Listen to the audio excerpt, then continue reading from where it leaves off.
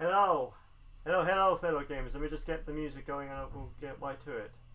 Bit later than I anticipated, but you know, it is what it is.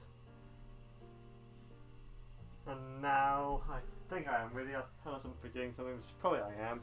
But hey ho, there we go. That's in the right place. There we go.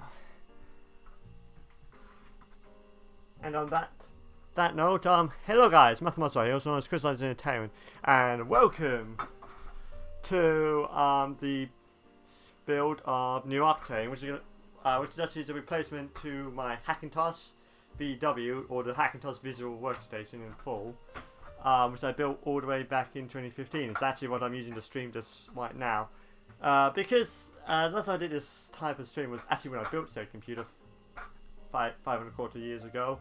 But because of that, I can't just have like a webcam over there and one over here like I did last time. So, you know, we're gonna have to make do what we got, as well as the lack of space in my desktop being able to use this desk. And also, apologies for the delay. I was not prepared as much as I thought I was, and it clearly shows. But hey ho, there we go.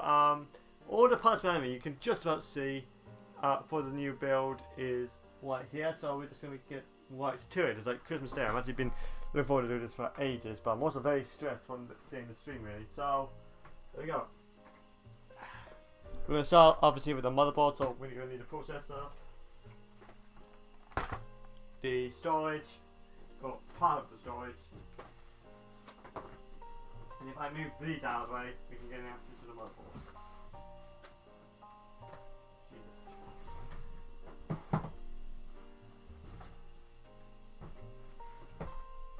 The rest of the parts will come back to momentarily. So, let's start off with a little bit of an introduction of some of the components I chose as we build it. So, first off is the motherboard. So we just move this over to the side. We got a Gigabyte Aorus X570 Elite, or you know, I think it's the Gigabyte X570 Aorus Elite, but hey ho. Normally I don't really go with these type of boards, but I normally go with the Intel side, the H platform or the B platform on the AMD side because it's cheaper. But there's a few things that drew me to this particular board. One was the price; it was very agreeable. Wasn't considering, and next was some of the features it has, particularly one. But you know, it's got the usual features you would expect for this type of board. PCI 4.0 support. It has support second gen all the way through 5th gen Ryzen. So I think I have a 2700X as well, which I'm still trying to sell. But I could go on that going with that, probably would have been just fine. But of course, the main thing that got my attention, the reason why it drew me to this, if I can open this, there we go.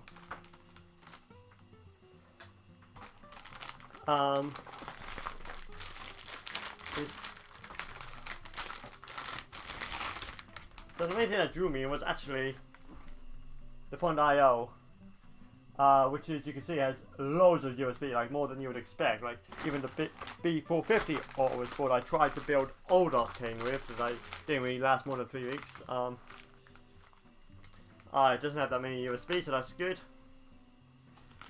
So yeah, let's actually have a look at other parts. You can see this RAM can support up to, I think, 3200 MHz DDR4. So you can see the slots are here. There's the like tons of stuff, like two. This is 16x. I'm not sure if that's 16x or 8x. We got one M.2 here for storage, another M.2 here, which is one we'll be using. It goes all the VRMs for power delivery up to the CPU. So you know, very nice. Also, it's got some cooling for the chipset, which is what it's going to need. So it's got stuff I won't need. I'm not going to overclock it because stability is the name of the game here. Also, I have not really cut corners like my first attempt at building Octane, which is like behind the parts. It's like parts behind the parts sort of thing. It's like a warehouse in here. But you know, this time I have taken cut corners, but not in the same way I did last time. So hopefully it'll last longer than 3 weeks. CPU now, and obviously I went with the Ryzen 7 3700X processor, 8 core 16 threads. The stuff like this has I really like. Good price performance, loads of L3 cache sort of thing. I think it's like 14 megabytes, 36. The base clock is really nice, and I'm again not going to overclock it, so it's really good. And it's overall just a very good ship. So yeah, let's have. I'm probably going to move this lower, so that's about as far as I can get it. So you know, but here you can see it. So there we go. So and thanks to this, even though taking the AM4 platform is coming to the end of life, this motherboard means I can, there's loads of future proof. I don't need like a separate socket if I want to go like higher end. So if I want someone to upgrade this to like the Ryzen 9 5950X 16 core 32 threads, I can without having to do a complete rebuild. It's that kind of expandability that really draws me to this platform that just didn't exist when I built the Hackintosh. Also, I wanted to run Mac OS at the time, but that's not so much what I want to do now. So, there we go. So, that's how I open the pins. That goes like so. So that unlocks it.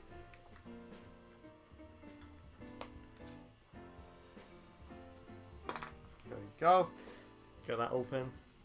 Now this actually has actual pins. It's not like Intel's ones. You can actually see. I can actually see the actual socket. So the where's the triangle?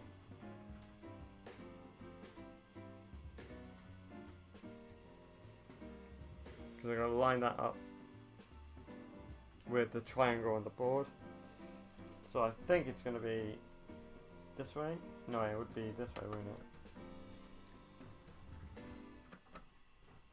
It went in.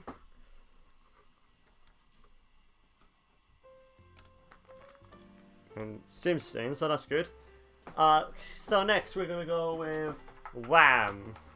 And for the RAM, it's I obviously went something a little bit better than I did on my first attempt, which was 16 gigabytes.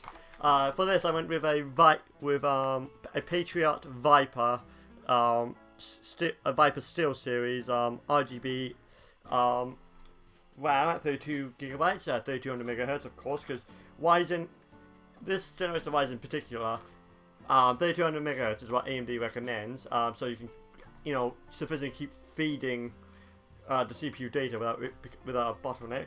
32 gigabytes I chose over because when I tried 16 over a year ago when I tried to build the first Octane, it just had bottlenecks. It was just a bottleneck, not bottleneck, but I found like even doubling my memory from 8 to 16 gigabytes in old Octane still was enough. So I went with 32 gigabytes. I could go on the non-RGB series because this is at the end of the day a workstation. But quite frankly, the non-RGB versions were too expensive compared to its RGB brethren. So here we are.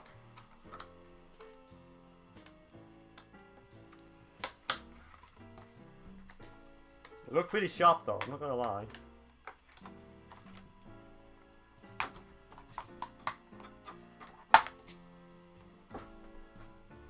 So, let's see, that would be this way. Okay. Now, I'm not sure if this supports quad channel, but it does have at the very towards 2 lots of dual channel. So we're just gonna go. So we're also gonna go in slots 1 and 3.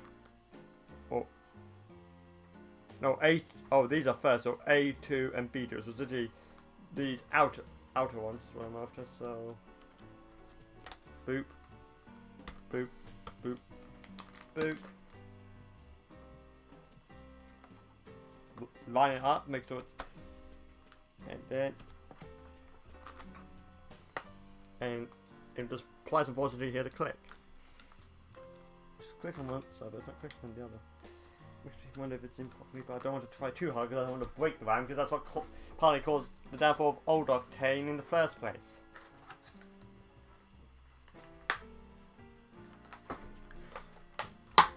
There we go. So second verse, same as the first.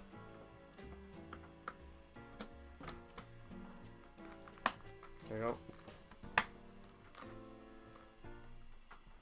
and that's like RAM fitted. Next up, we're going to move on to storage, just because of how big the CPU cooler is, because we're not using the weight cooler, because that was again one of the custom measures I did last time, and I ultimately paid the price for it. So we actually have gone with an aftermarket solution for that one. But we're not going to worry about it now. Now we're just going to move on to storage.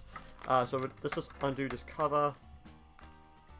This is not the right screwdriver for it. My hair's getting in the way. Overtime, always a bad time for all parties involved. So let's try one of these. It's probably going to be this one.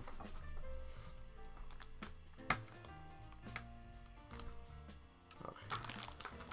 Hold on, I'm just going to see if I can move this so you can actually see better what I'm doing. Oh, no, that goes now.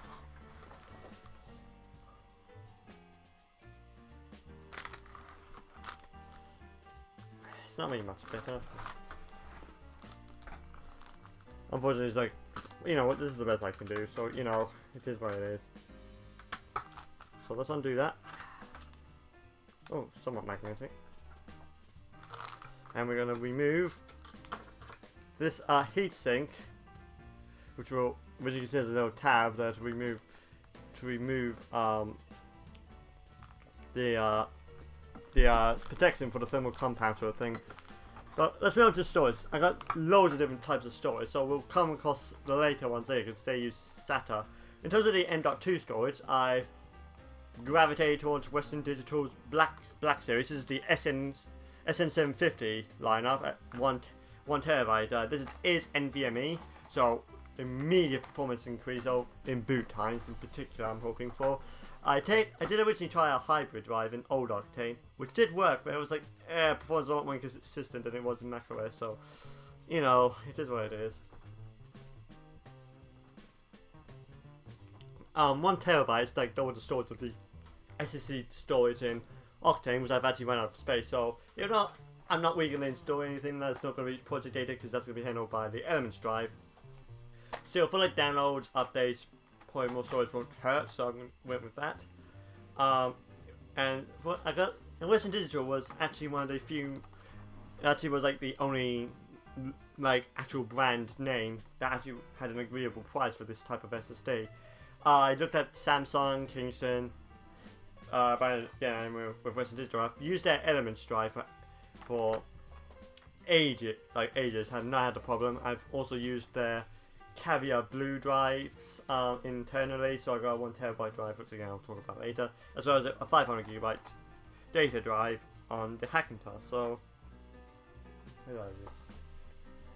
So, at the end of the day, it was quite foolish for me not to go with Western Digital, because I feel it will be reliable enough for what I want it for, even if it is like not easy to use. It's going to be set up with Linux.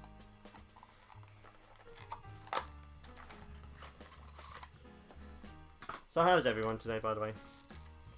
I was a bit stressed trying to get this done, but there we go. Wow, look, it's tiny. It's hard to think. This little thing right here holds 1 terabyte of storage. Technically, probably 960 gigabytes, but hey, like 1 terabyte is mind-boggling. And this is actually the second time I've actually installed M.2 storage. The first time was actually with a PCI, a Ryzen 6 build, no, Ryzen 5 1600 build I did called Hologrid.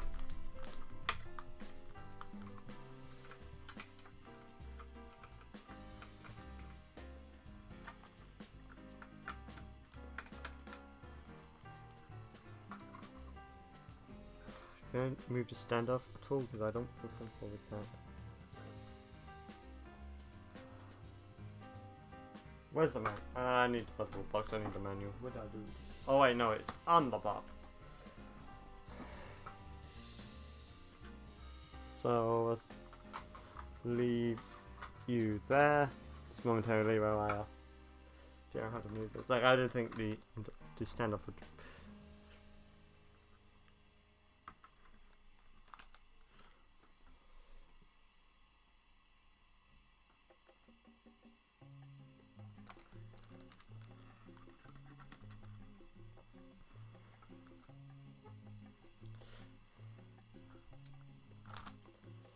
Okay, so let's move this to one side while I get the manual.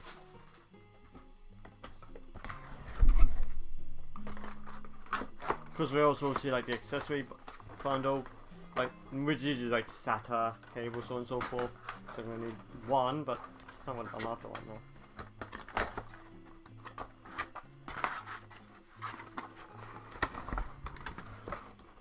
Oh, so that's weird, but hey.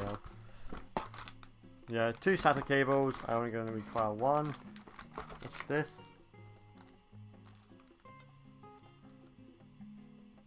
Don't know what this is. User manual. Alright, that's insulating items. Let's try both. Both way won't hurt.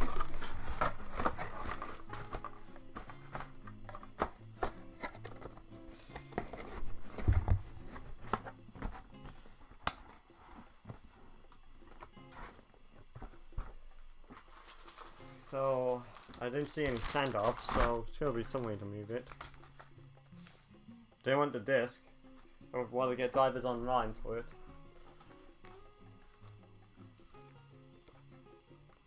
BIOS setup, no.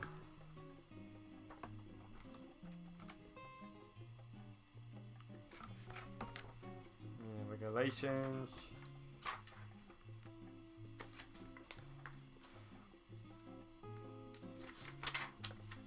Storing the CPU. Something I've already done. Storing the memory, already figured that out. Ports, terminal connectors.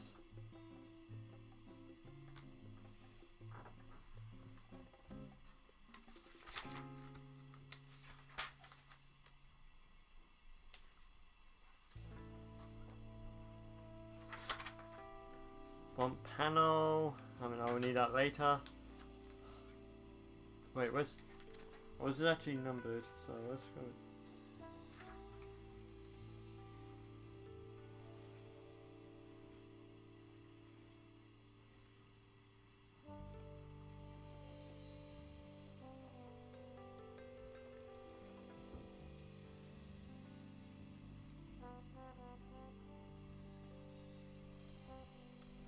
Oh, it actually does come up. I didn't see it.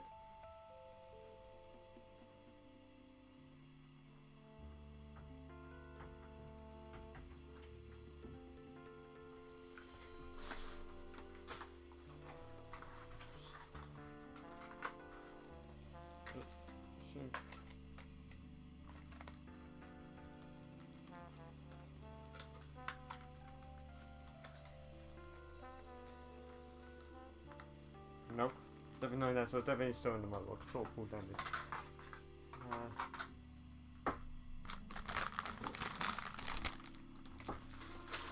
So let's find those standoffs then, because I haven't seen it.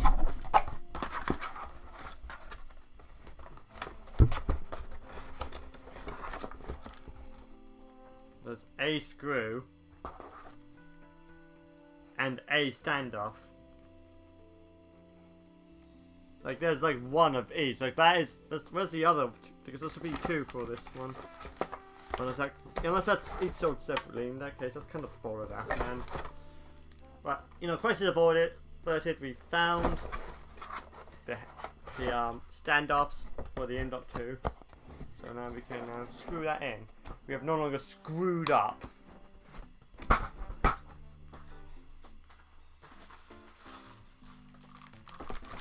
It's like, jeez, like we're 13 minutes in, we've already had a massive unforeseen problem.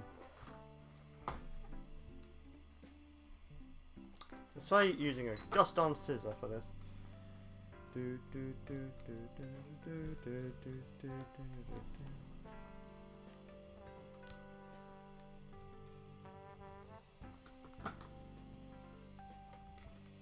No, it was like here. It was like the middle one right here, if I recall correctly. So.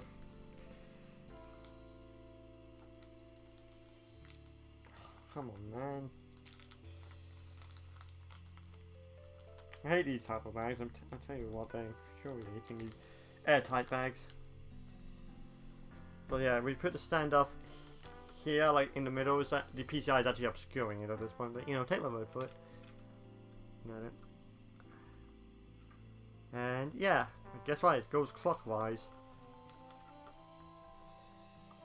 So now, if I try, it should be in the right place.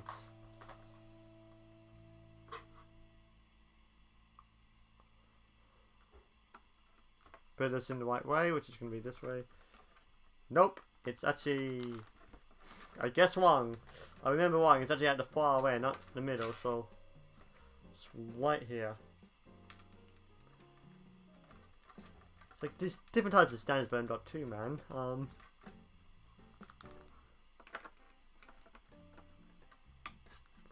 There we go.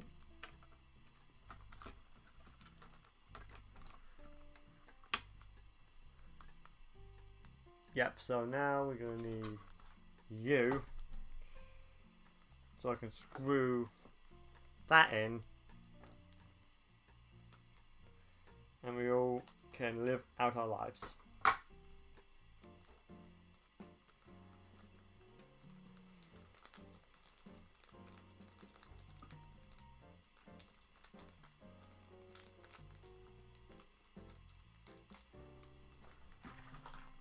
So, boy, this is going to be interesting.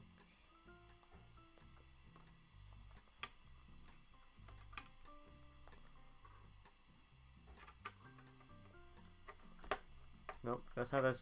There we go, yep. And then we just screw that down. And that's the M.2 fitted.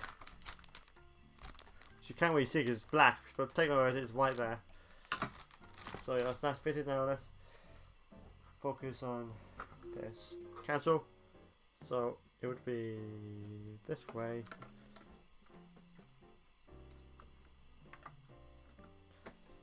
So go like that onto that. Sure. So we'll take this cover off now and do it for real.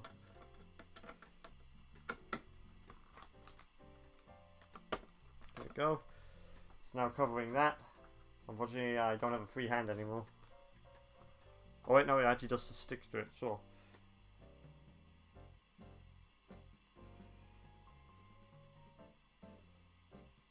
So there we go. That's now on.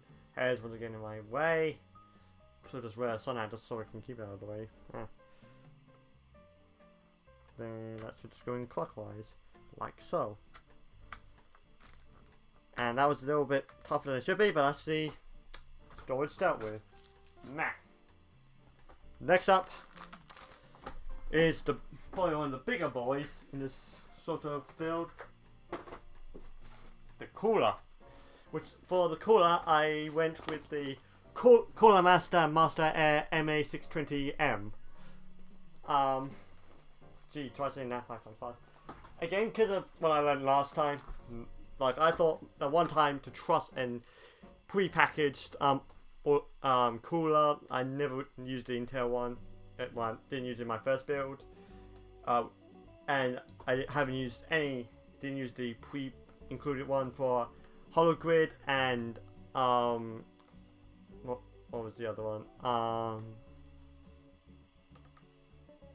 Gee, that's the third build. Hologrid was the third build.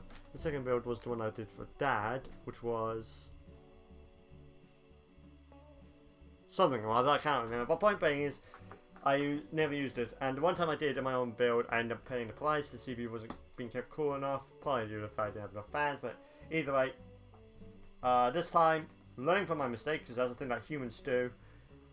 And I've gone with this. This is actually, it's like a descendant.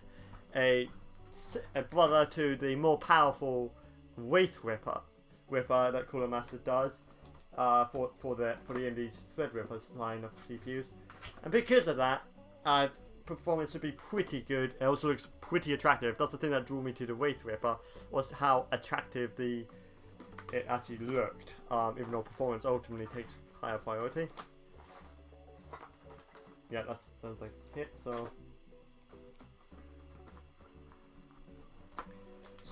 So yeah, it looks good, it performs well,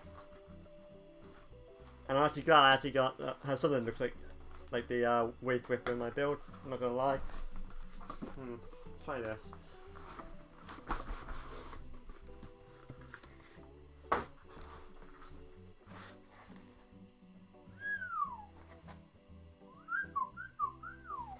That's a good looker.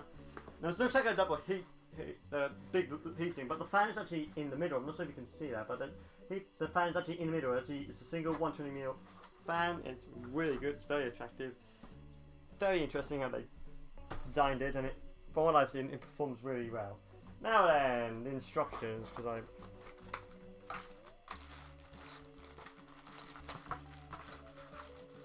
I was like setup power. Sure. Yeah, that looks like for the RGB. So that was controlled by NVIDIA's control, not NVIDIA, PMI's control power, obviously not. Manual! Okay, so what do we need? Okay, Intel and AMD.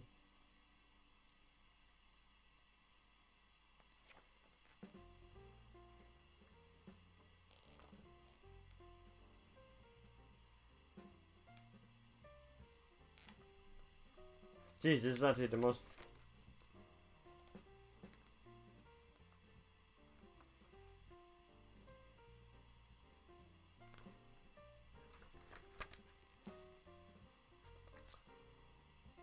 Oh, that's a brilliant idea. But in terms of that, so that actually could go up there. That makes my life so much easier compared to the Noctua fan I had to install after the water cooler died in the Hackintosh. But yeah, it looks like first get rid of the default backplate seems to be it. So let's not dilly dally. Find the screwdriver that I need. Oh, there's the scissors. No, that's not the scissors. Fact. Oh, no, there it is. So let's remove the default mount, which is actually for their wave series of coolers, which obviously we're not going to use, so it need not apply. Gonna do this in a hexadecimal shape. So what I'm doing is basically it's like unscrewing it, bam, bam, bam, bam, to relieve even stress on the motherboard, so I don't cause like it to, not bend it one way or another, cause damage to the motherboard, which ultimately is what I'm trying to avoid. Nope. Okay, I was hoping to not remove it all the way. But I might have to. Okay, wow, these are really long screws.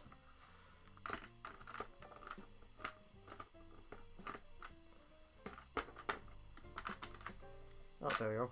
So that's one. Oh, pointy first, that's not going to do any good. Dang it. There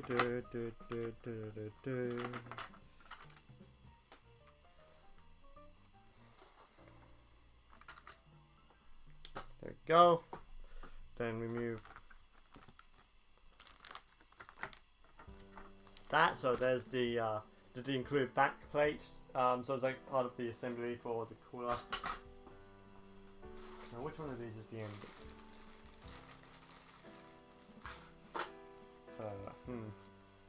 Jeez, this is the most universal looking mount I think I've ever seen in my life. Considering this is my 5th build, that's probably not saying much. So Intel is the thinner one, the larger one is AMD. Oh, see, baloney. So then I'm guessing they would go here.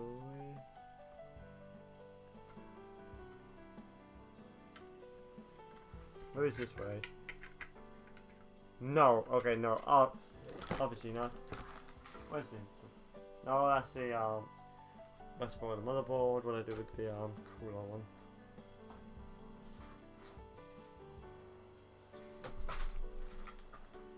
Backside. Yep. Oh, there it is. Right by my phone. Like, I have to make sure this is installed correctly.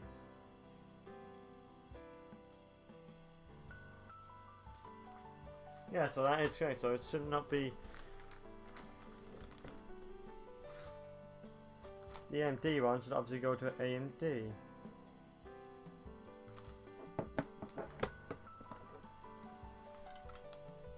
Which it does, I think.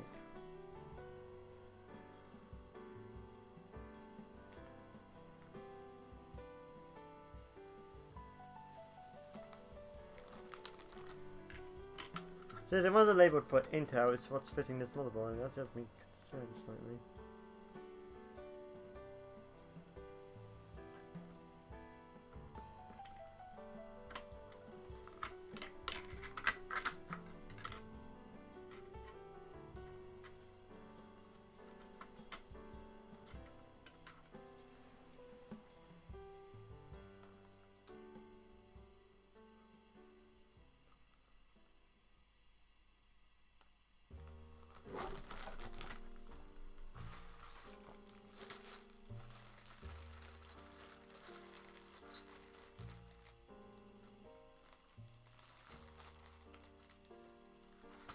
It also comes with a thermal paste you need to apply yourself. It's not pre-applied, but I'm not going to use that.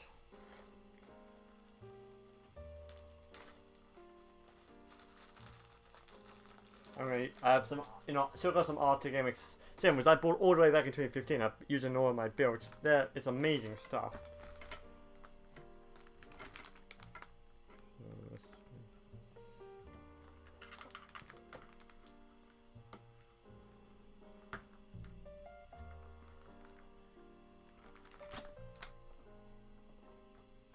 That's it. Say which side it needs.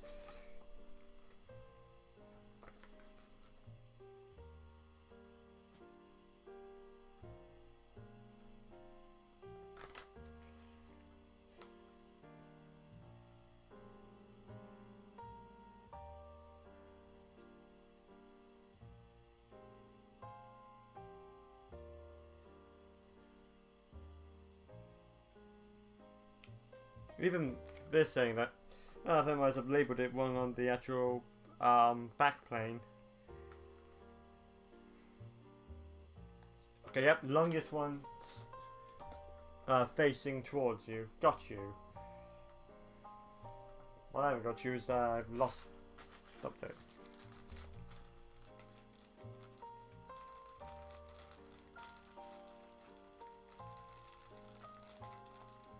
Nope.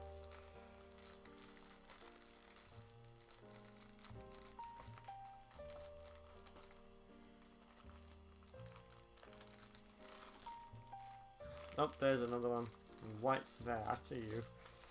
Why can't I put this into like separate packaging? Would really make my life so much easier. Got you. So now we can just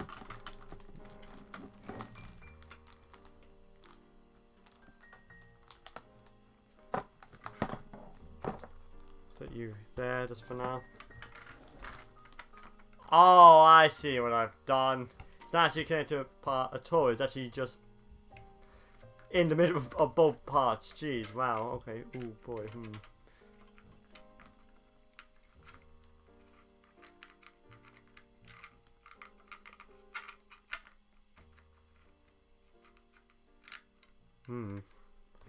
Something seems amiss about this.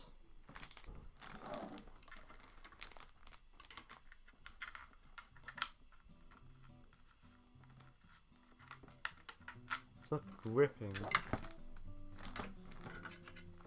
Am I missing a step?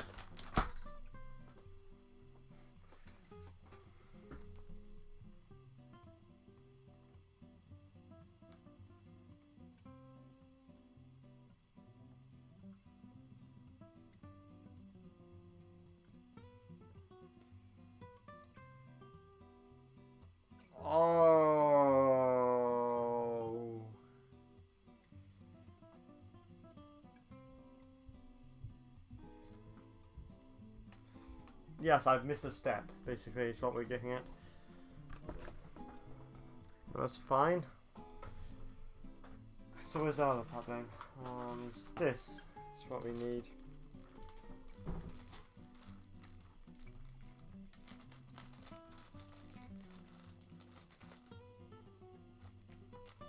These are like made of plastic. They're not like metal like the including ones. So.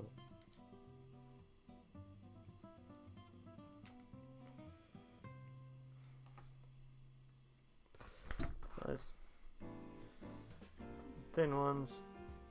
That goes in there.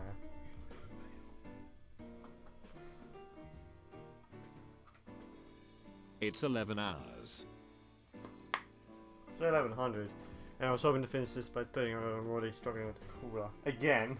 I was hoping to avoid this problem this time around. I thought I had learned last time I would spend 5 hours doing the cooler, but I think that's becoming a very realistic possibility at this point. So that would just goes under this like so, perhaps.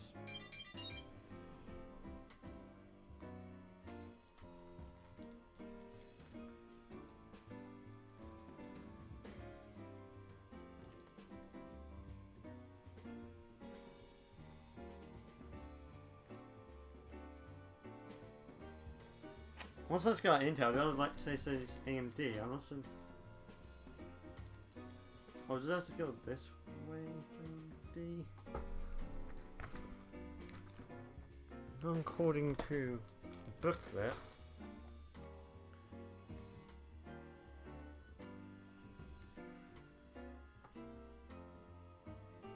Actually, no, it does for it. See, it's actually got patterns. Oh, that's just a stupid design. So that has to go this way.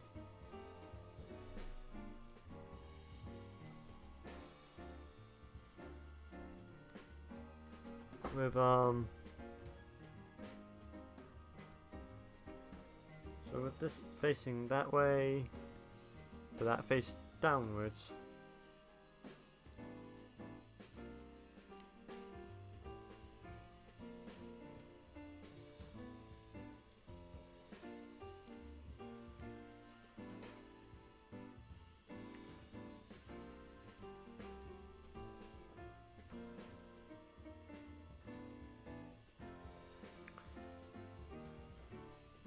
No, specifically to cut this way.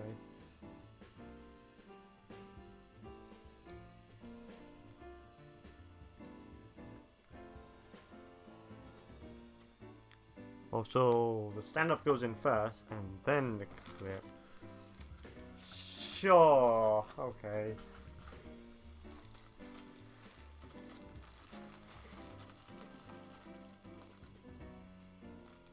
So I'll say this quickly. This goes in, but it won't fit.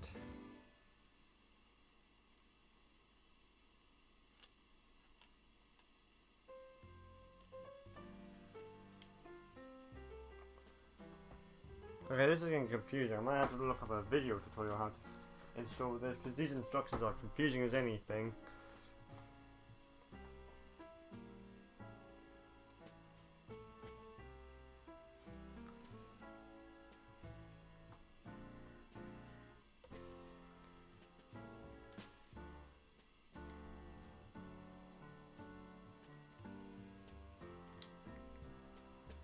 Ah, frack.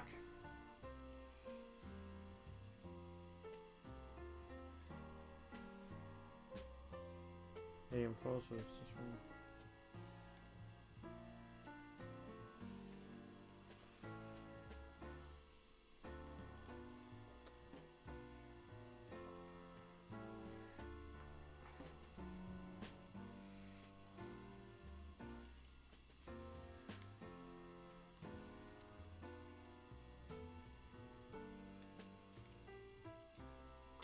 Yeah, that's it. I'm getting a. I'm gonna get up a tutorial.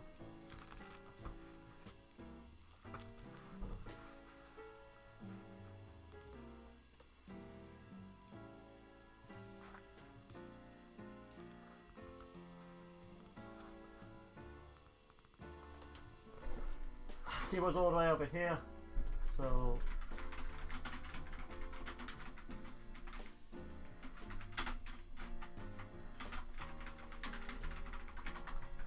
installation, there we go.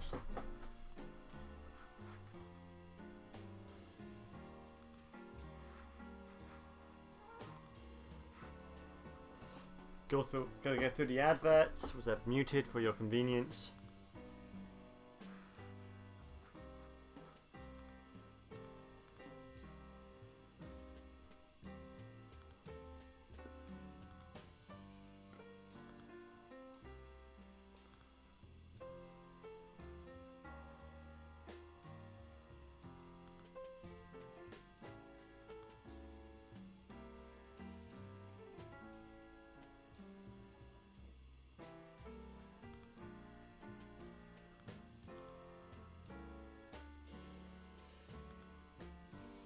Okay, yep, that seems...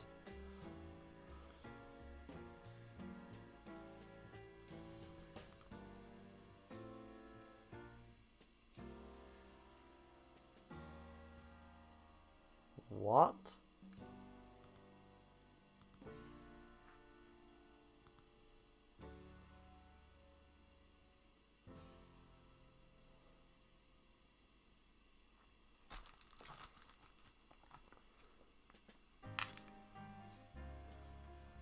Sorry, what?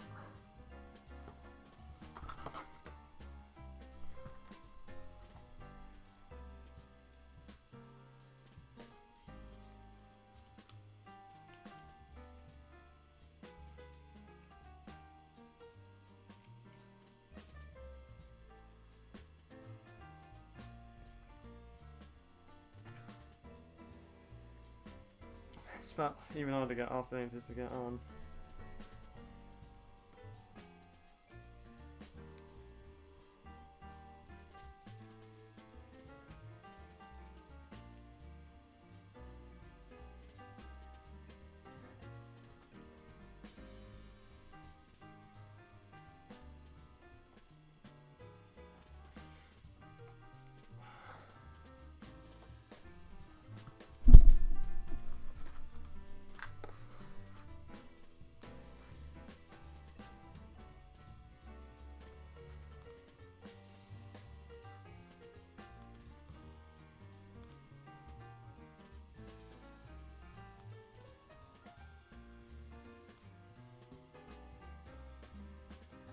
So, so it's this one. The instructions are long.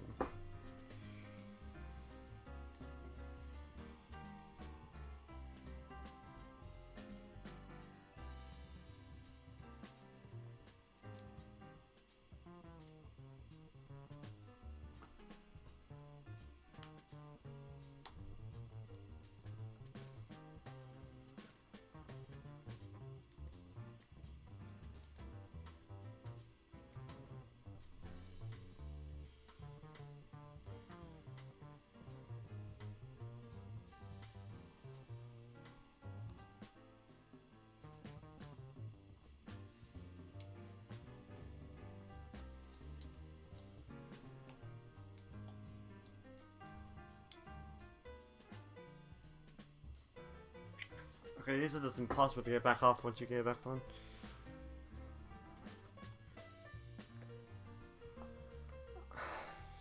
Last time it wasn't even the back thing that gave me problems, it was actually in front of the cover. There we go.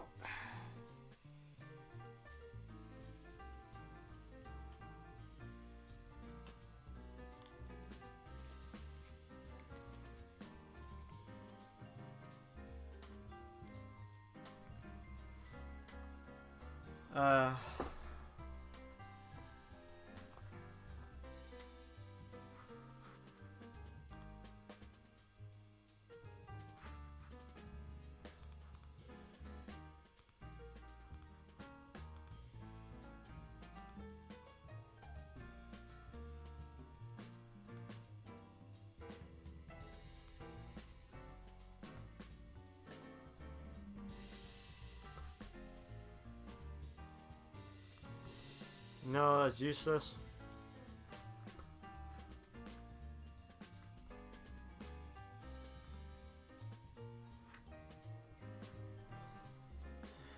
because actually it's this part that's confusing me, is getting the backplane ready. It's all plastics, but anything and facing.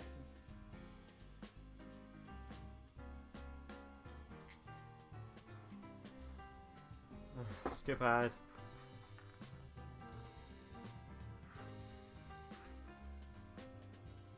Control.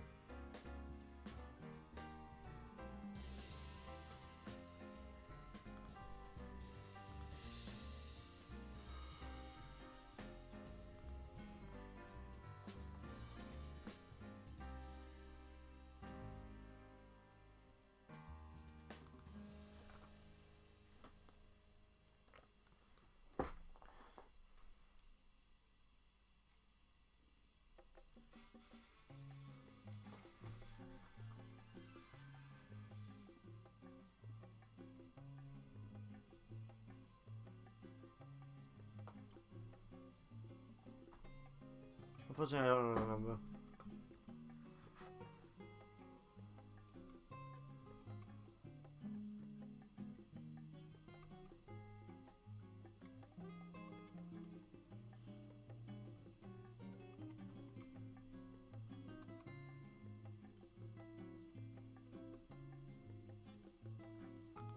Oh, okay. Okay, I'm using the wrong screws. Okay, yeah, that would do it. That would definitely do it.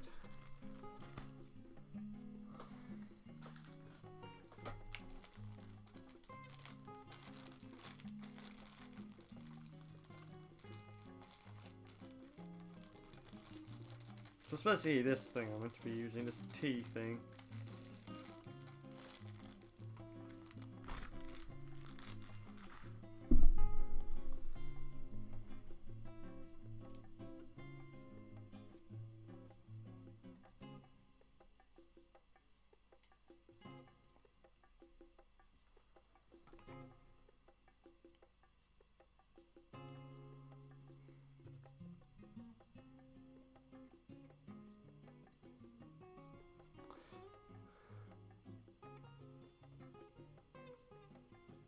If they put telephone again, then we'll have to do a BRB sort of thing.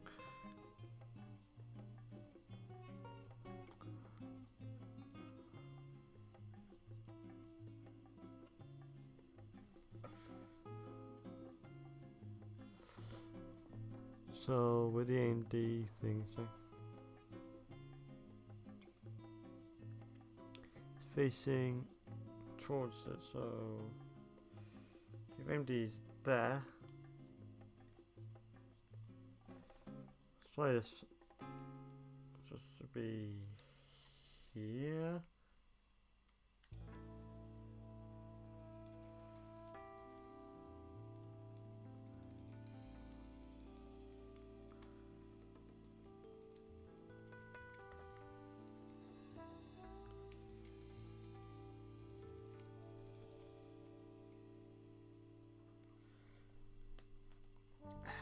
There we go. So again, on speed force.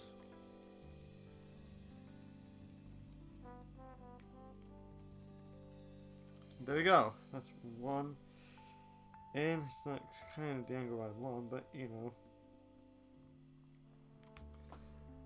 So it's one down, 3 to go. And this is now I'm making some progress now that I understand the part I'm supposed to be using.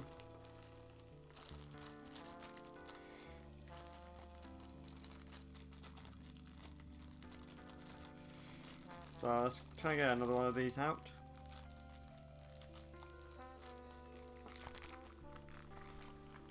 And along with one of those other clips, which is over here.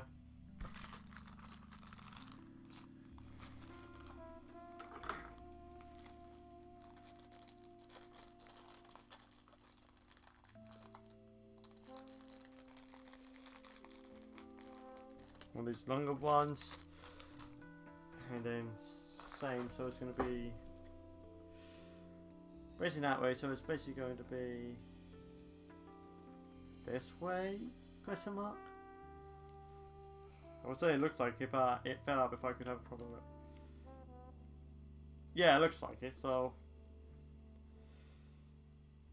apply some force now.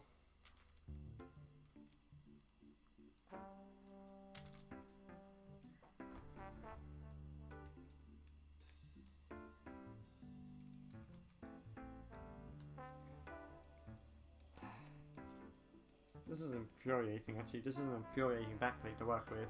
Not gonna lie, infuriating backplate.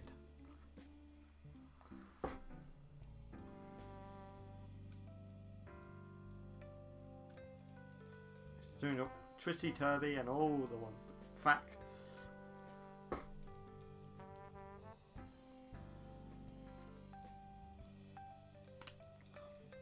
Come on, man. There we go, that's in.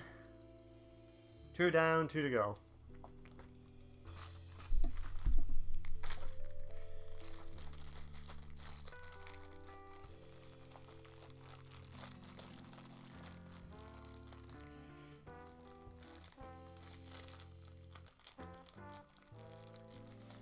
There you go. One of those, gonna need another one of those clips.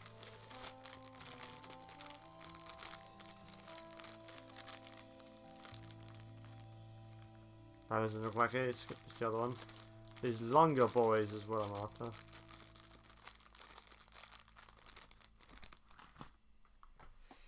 Now light up the screw and boopty boopty boop. I think it'll be this way. So it's facing that way.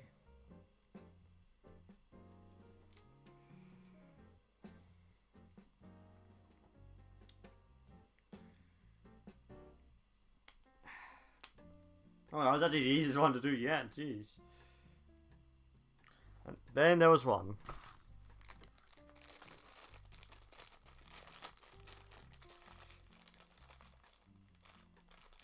So, find one of these clips.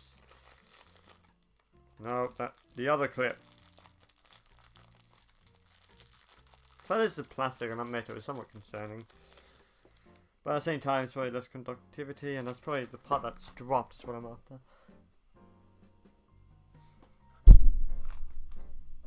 Nope. Oh, they were the same.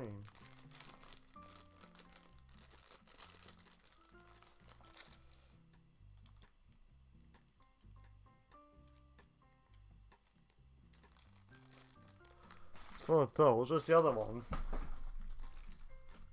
Not gonna be this.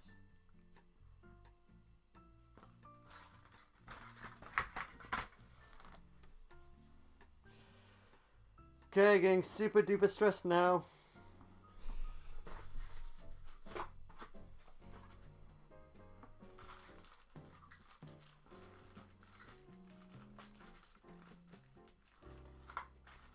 So like one more of these screws, but I need the clip.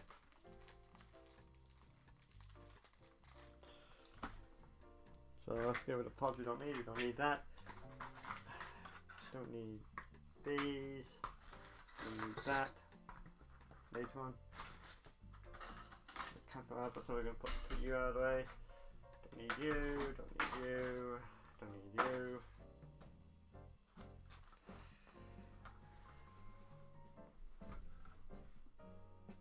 I'm also getting stressed now.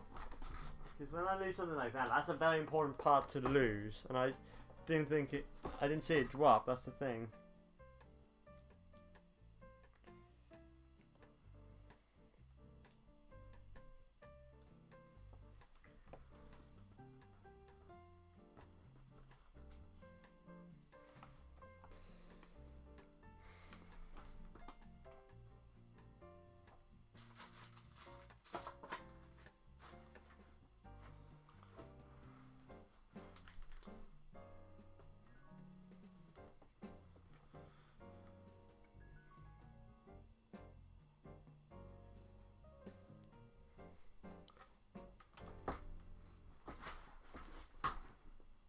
Nope. Where the devil did it go? There it is. Found it. Hiding underneath my this little tablecloth thing. So, you know, crisis averted. Narrowly averted, but averted nonetheless. Oh, actually gave me a bit of a heart attack there because I actually genuinely panicked that I had lost this clip, which is a very important clip. But incredibly finicky as well.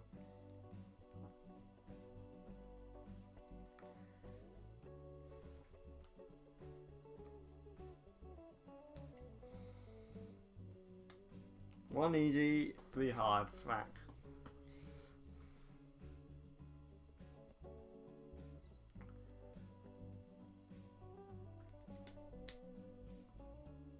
There we go. So hopefully now, when I put this backplate in, it fits. There we go. Well, that's probably the hardest part done.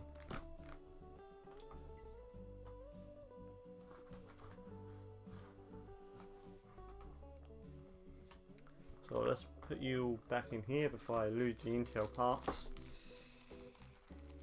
What's to say the Wintel? Remember when Wintel used to be a term? Like Intel and Windows. Like, even though it's taking before my time, I remember that. So it was an interesting term. That was for certain. Okay, so.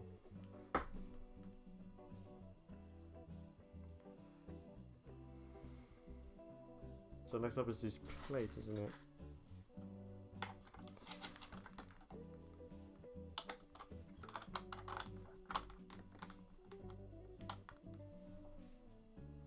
That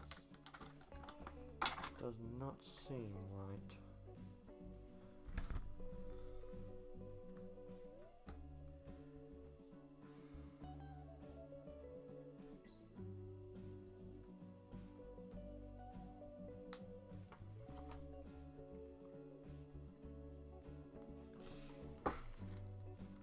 I think I'm gonna have to screw these in first, right?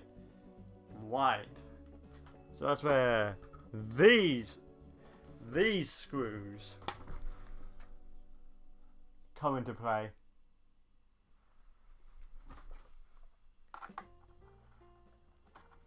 There you go, that seems a lot better. Immediate improvement.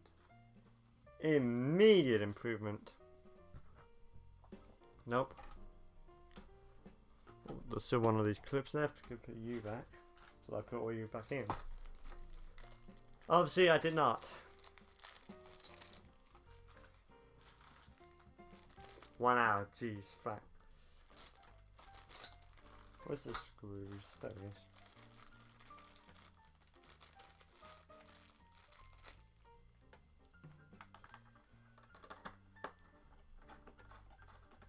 Again, doing it in a diagonal shape, as you can see. Like, to make sure I don't, so I can apply even pressure across the motherboard.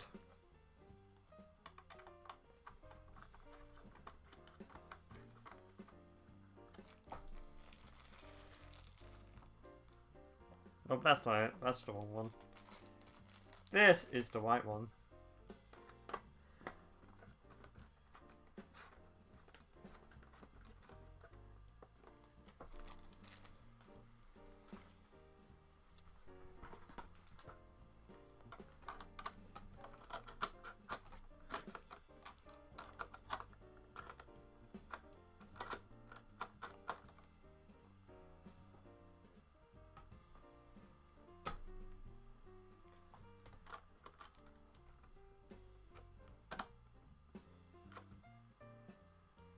That does not seem right.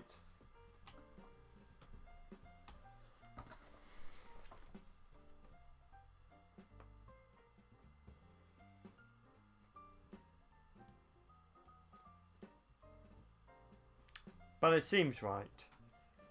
If this is to be believed. So yeah, no, this is the right one, so...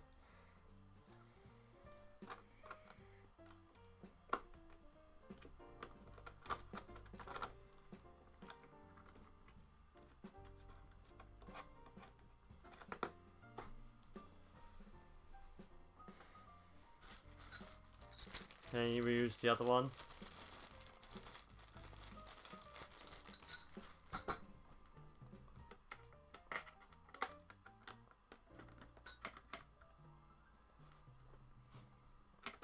And we'll do it from the other side now.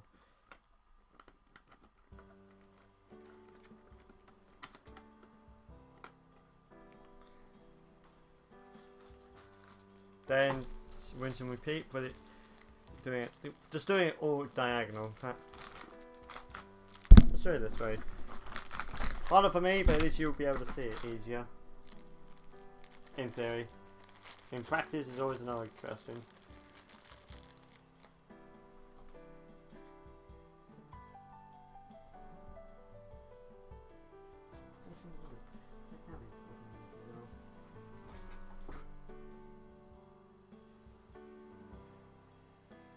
Doesn't feel like 40 minutes, doesn't feel like that.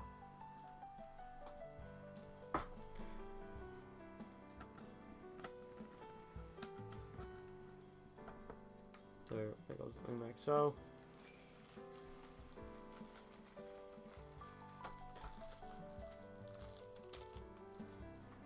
And finally, we're something like these.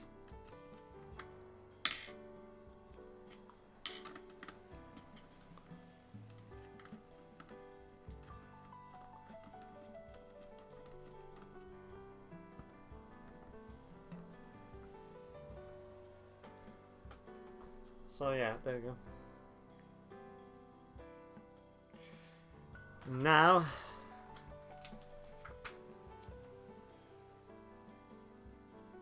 it's time to install the actual cooler itself.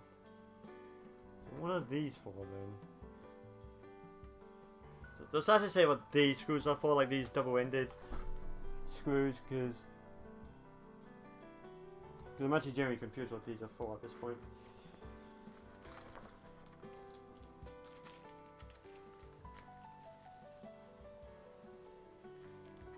Oh, are they like for internal ones? Possibly.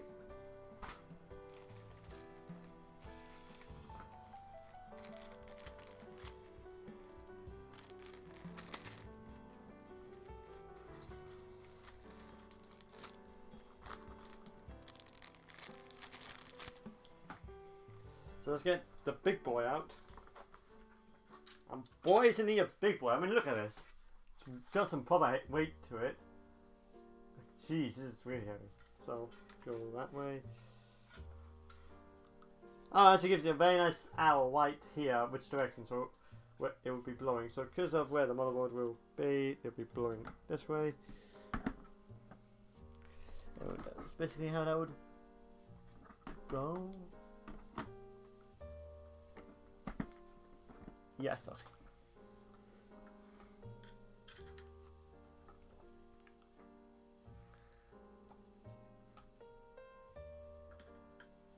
So, okay, so now it's time to apply the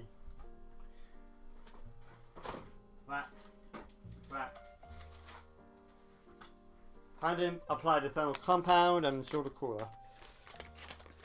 Here we go.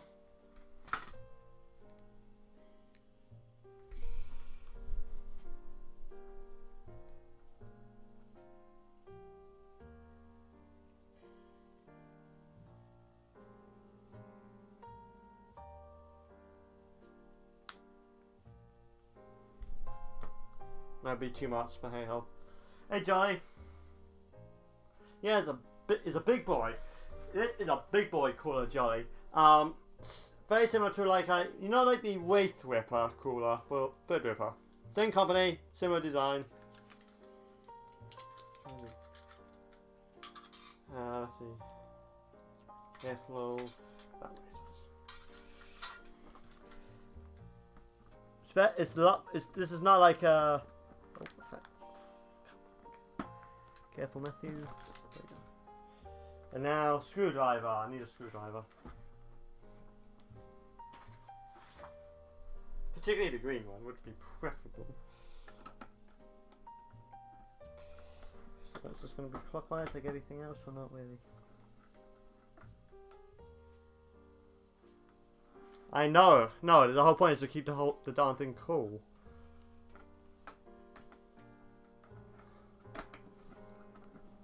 I don't think this is quite cool. I'm not even supposed to script. I'm not sure if this is gripping or what.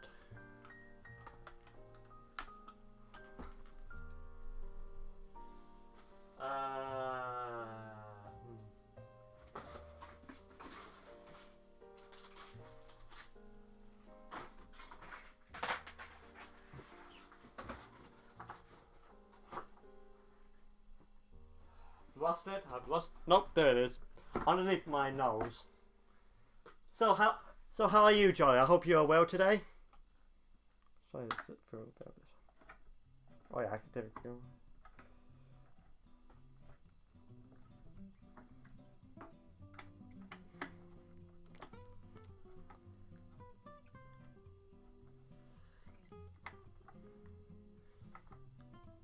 Okay, yeah, that feels like that's almost in.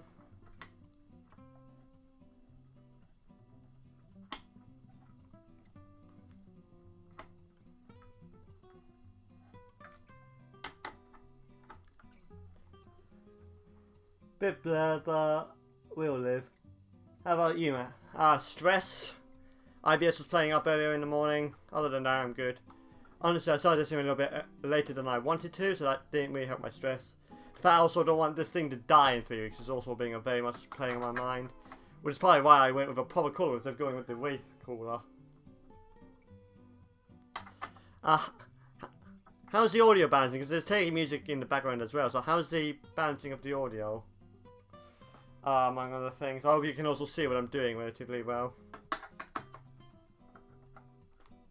Oh yeah, that's pretty much in now. Yeah, that's, there we go, that's in. Do it on the other side now. Perfect fine, man. Well, that's good to hear. Because, you know, I can't hear it on my end because reasons. Ugh, let's take this off. I'm actually getting hot. But yeah, that's the cooler fitted. One of the RGB and the fan header. So CPU up and CPU fan.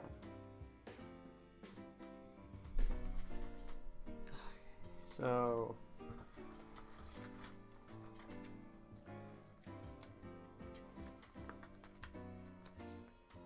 I think that's not it, isn't it? What it says. Yet screw, 15, boot. LJ 1360, 620, 11. Jeez, this is very much.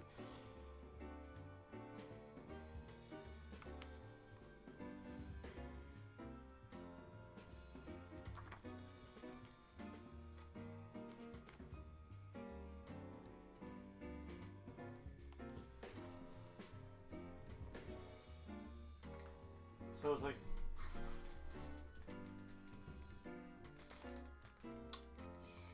Sure. This is gonna be interesting. Boop.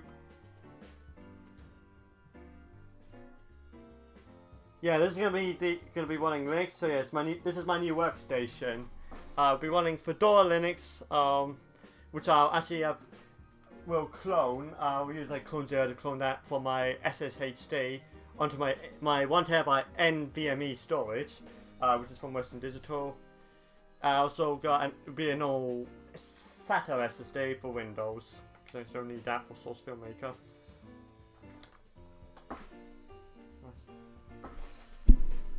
So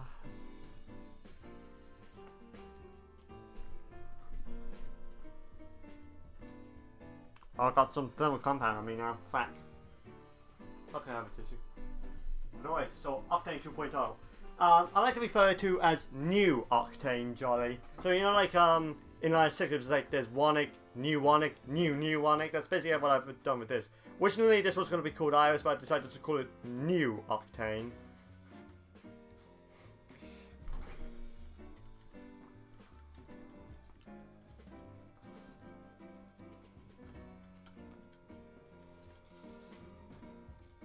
So there you go. So this RGB, we'll have to go into a separate thing.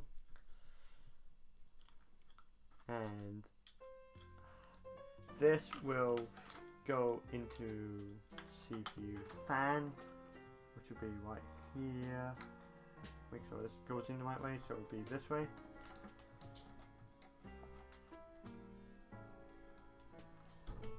Try not to fall force it in.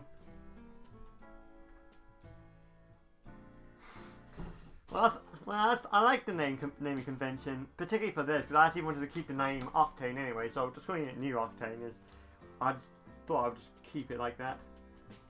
Careful, Matthew. Careful. Nope. Well, so much for being careful. Okay, so...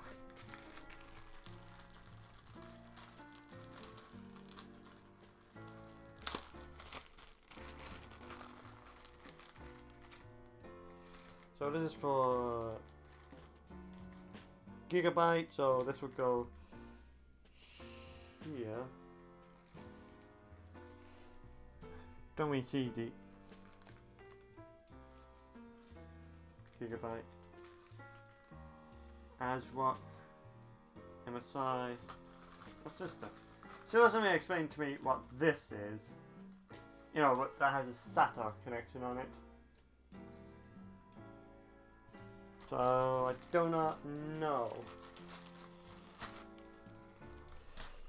But the ports for this looks very similar to what's on this one already. So gonna need some lights.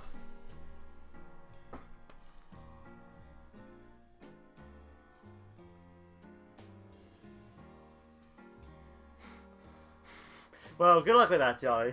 Best of luck with that. I hope you enjoy your time. CP. So that's those are fan headers.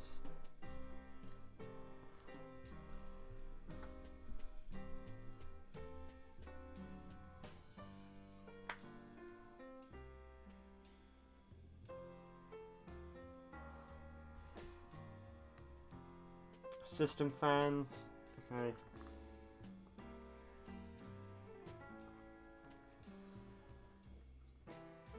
See, CPU opt. I don't know what CPU opt is.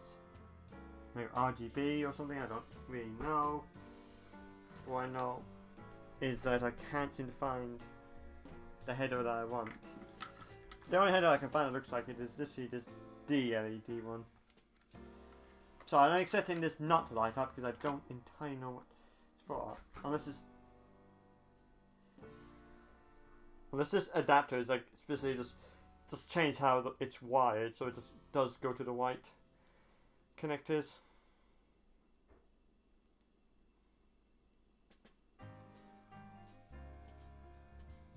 Easier said than done. That's a mood. That's a mood. That's a big mood. That's probably why I get so much into financial trouble. It's easier said than done not to spend money on toys and equipment. I mean, that's how I ended up in this mess right now. Then again, Dad made a very compelling argument, and it's what led me to a long series of terrible financial decisions. So I would go in like so.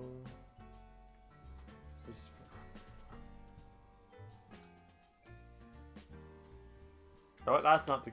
No, this is the wrong one. I was scared this is the wrong one. Okay, where's the other one?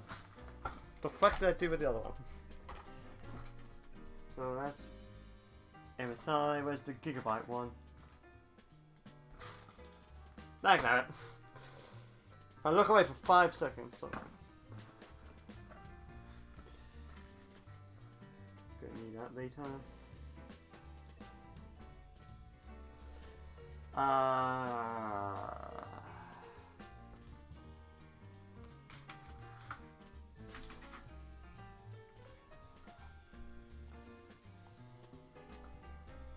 You and I can both be the incarnation of terrible financial decisions at times. I know why. Why are you calling me out like that? I mean, I can call myself out like that, Joey.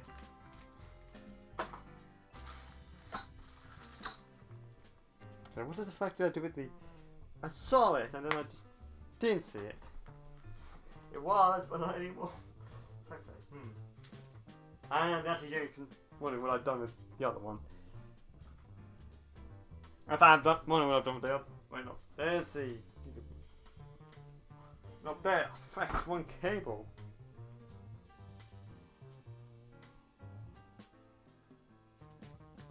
What the fuck? Is advertised to be?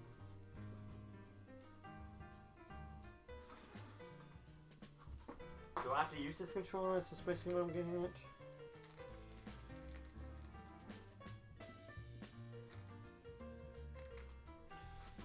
Because I don't see any ports on the motherboard that looks like this. So, you know, this is interesting.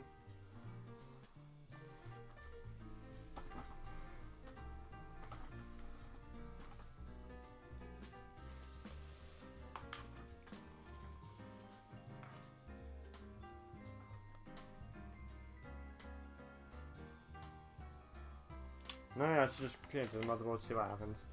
Don't know what else to do because, you know. Goes in, but I don't think that's where it's supposed to go.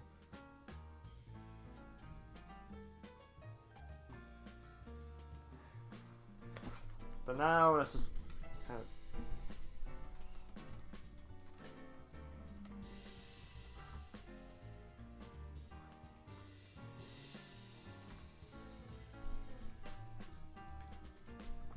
So we're just going to do that, just basically just to nail that down a little bit. Okay, so that's done. CPU, RAM, cooler has been fitted. We'll worry about the stickers later. You might have to remind me on that, Tom. But for now, we can now move on to the case. The mess I'm going to have to clean up after this is going to be extreme. I'll tell you what.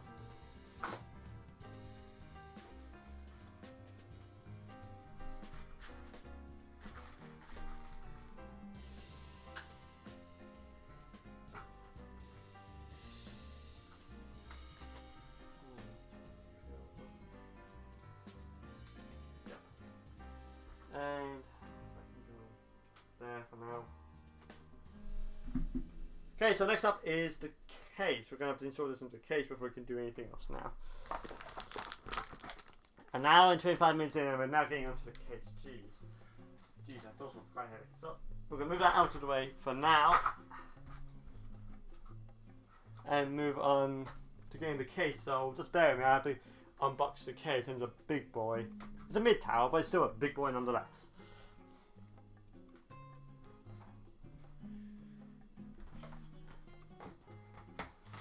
Okay, we're going to need these, and just a few nanos. Move these out of the way.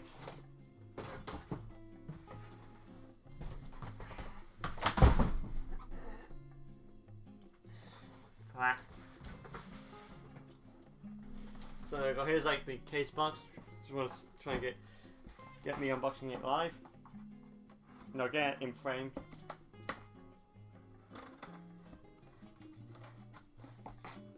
It's not even the best scissors I'm using, but hey ho.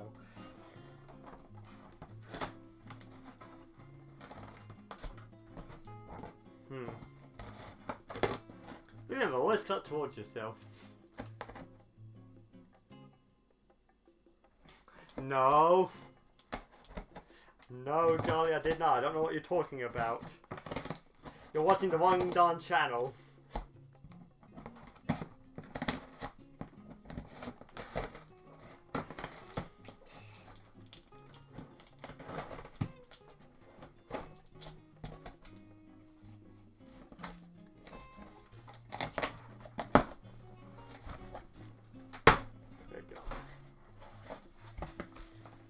Then you have to turn this around now to get out. Oh, yep, that's still there. Almost trip over that.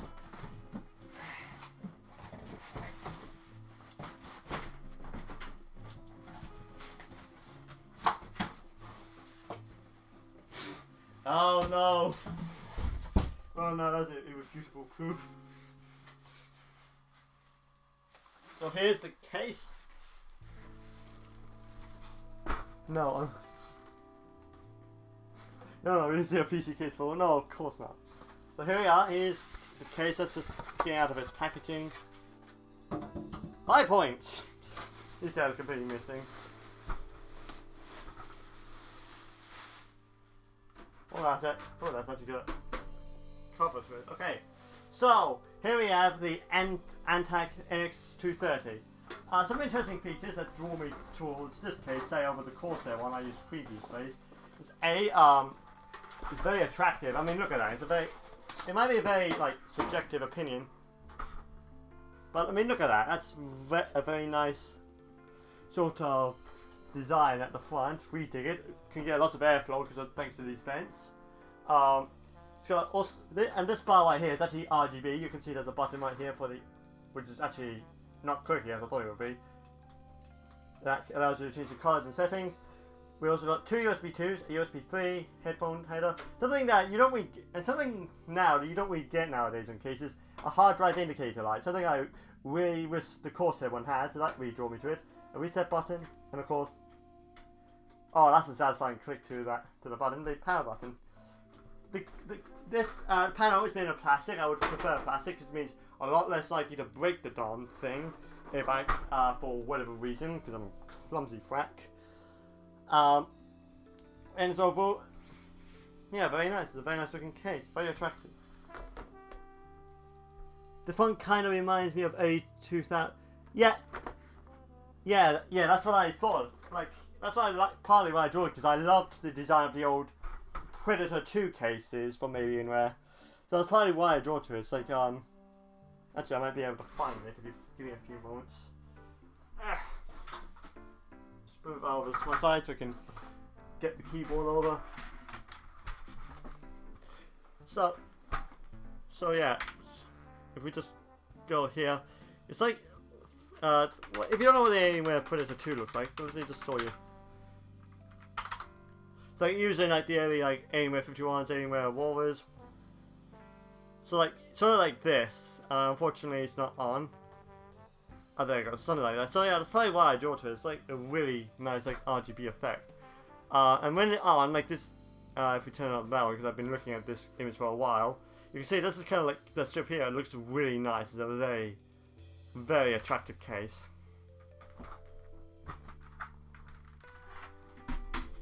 Anyway, I have some really nice looking cases, but actual function they're awful. Well, you say that, but the new War 51s, the R9s to R11s, again, really attractive case. Like the R11s have this RGB inside. It makes it look like a warp reactor from on an NX class starship.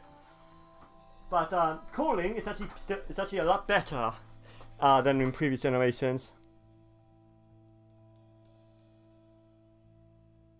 Yeah, that's what I know. Say it's a really cool like style. It's a very subtle effect, which I kind of dig.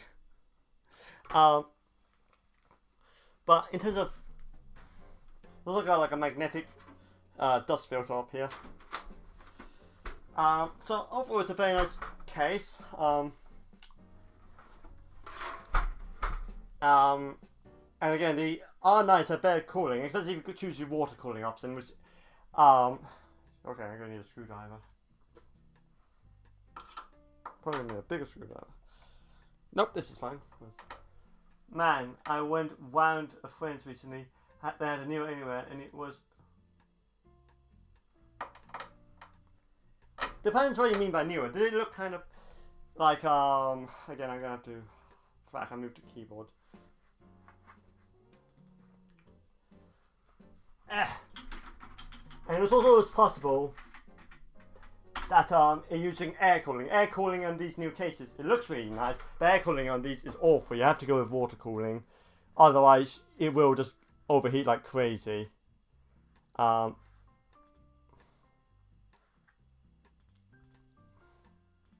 that's not what I wanted.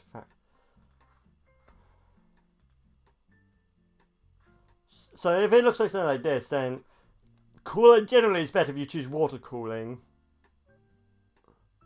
But then, okay, yeah, so it will look like this then. Again, water cooling, you can get like 50 degrees out of it, so that's still pretty respectable. If it's air cooling, which is like the lower end options to have, it's awful. And you should upgrade it. Because you can actually, you don't have to use Alienware's air cooler for that. You can literally just use like a Corsair H60 and you would be able to water cool it. And generally, like everyone like I've seen just says just go with the water cooling option, or at least change the water cooling. So basically, what I'm saying is don't choose the air cooler. The air cooler is a bad idea for all parties involved, and Alienware knows this.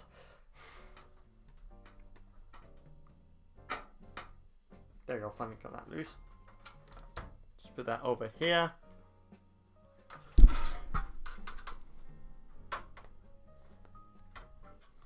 Just to tell your friend that they should upgrade the water cooling, because you can actually do it yourself. That is literally it's all serviceable by yourself. You can actually use like off the stock parts, like a Corsair H60, and it's actually using like an Intel mounting bracket for whatever reason in the Alienware's such Dell's Infinite Wisdom. So yeah, no, the more you know. Just tell them to get a water cooler. You'll find that it will drastically help with cooling. But there's even tips about installing a second cooling fan that further help with cooling. I mean, cooling wise, still not bad. It's better than previous generations if you use water cooling, but it's still not the best.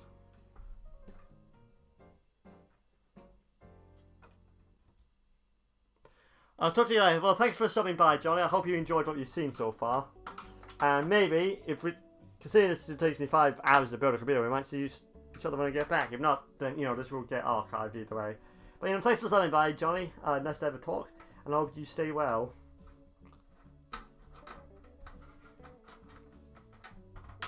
There we go.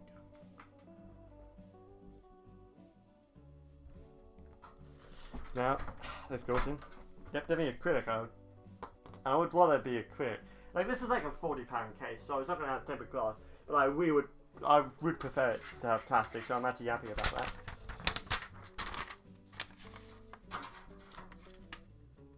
Warranty on a very thin piece of paper. Brilliant, fantastic. Absolute quality.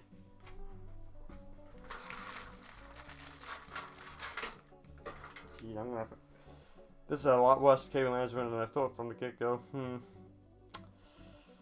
Okay, so first off though, before we worry about any of that, is the fact that this only has one back rear fan, and from experience last year, one fan ain't gonna cut it with a Ryzen system. So, with that in mind, should I put? What the fuck did I put those? Oh, no, there. With that in mind, I've chose these 120mm. Well, not to a what was it? NFP, not to a NFMP 12 fans. These are not the usual like cream and brown sort of colour. So as you can see, it's like one of the new designs. It's less grey, not terribly offensive to the eye. So yeah, that's good. That's good. So we're gonna have 2 of those, 2 in the front, the default fan in the back. Hopefully that'll give enough air through to keep the entire system cool.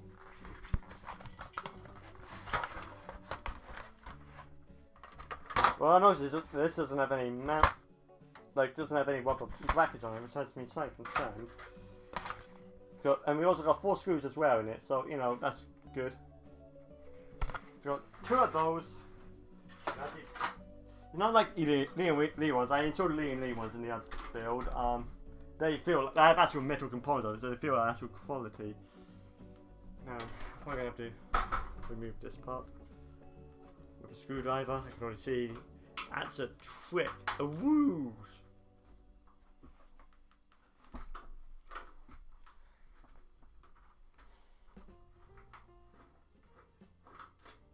So boot.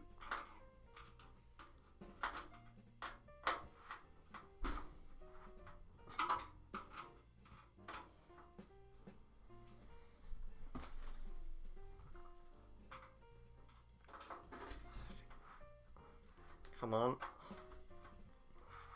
I enjoy getting this off right now. I'm going to be honest with you. I'm going to be 100. So push these off, and then we can install these fans.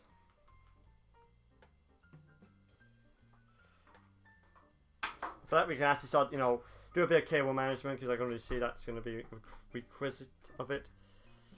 And then we can... And then we can actually then install the motherboard finally. Oh, that is more plastic.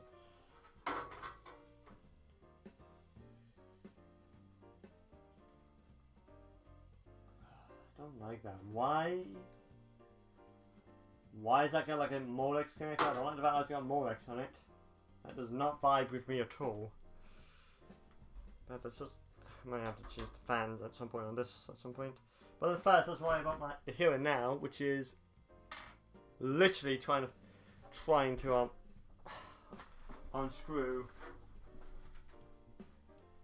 this this one screw that seems to be particularly stubborn.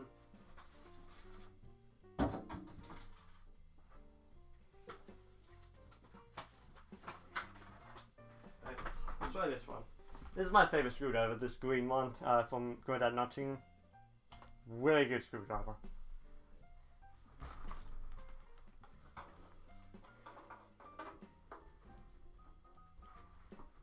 Nope. Let's make that tighter. There you go. I said I made it tighter, that might have something to do with it. There you go. So now,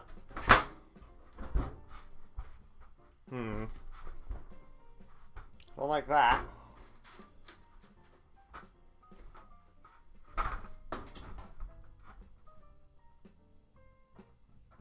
Don't want to break it, but why isn't this? Gee, that's very iffy. Very iffy. So, let's see.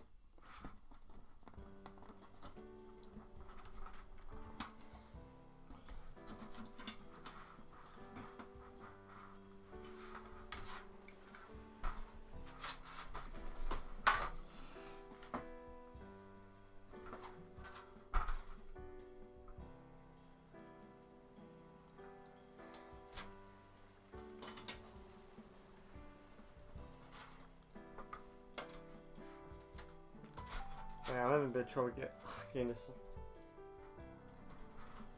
Am I actually supposed to? I don't think I think it's going to be on the inside, isn't it? I mean, let's try. I do something by trying, not certain. That's good. I don't think it's a. No, there's no colour. So I'm not actually. Don't think that you're meant to get the front off like you need to on the knocked. No, on the Corsair case.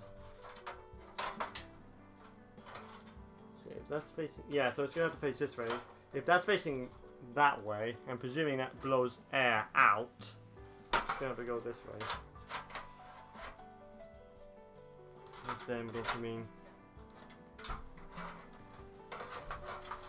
See if we can get it up here, so like, sort of thing. Up here, then we go probably to. This is a fan one, which would be over here, and obviously on the stove.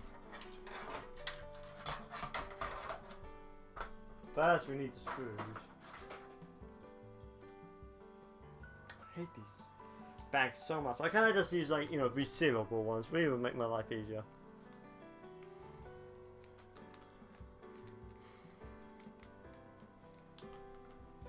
Scissors. There it is.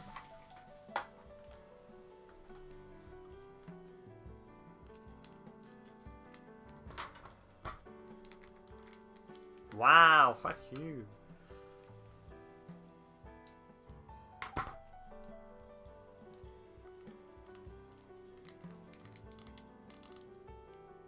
There you go.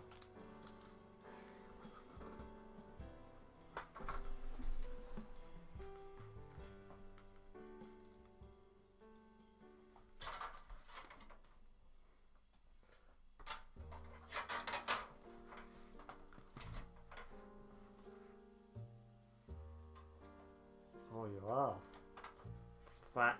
I can already see. That's not going to work because it need. At the very least, it needs to go. I need to cover open so I can screw it on the other side, so it will mount. So I'll just figure out how to get this off then. So it's these. Why can't I?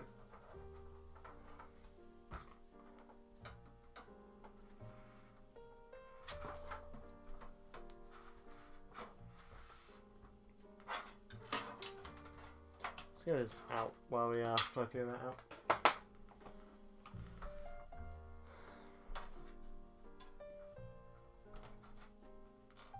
I might have to get Dad to help with this because I'm not entirely sure what to do.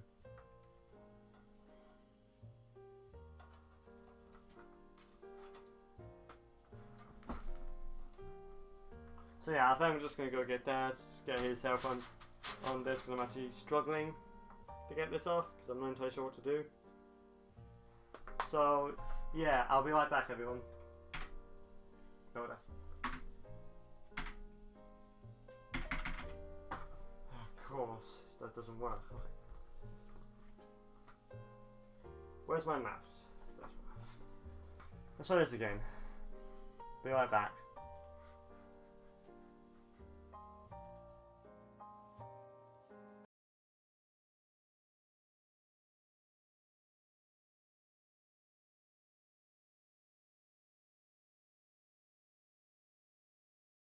It's 12 hours.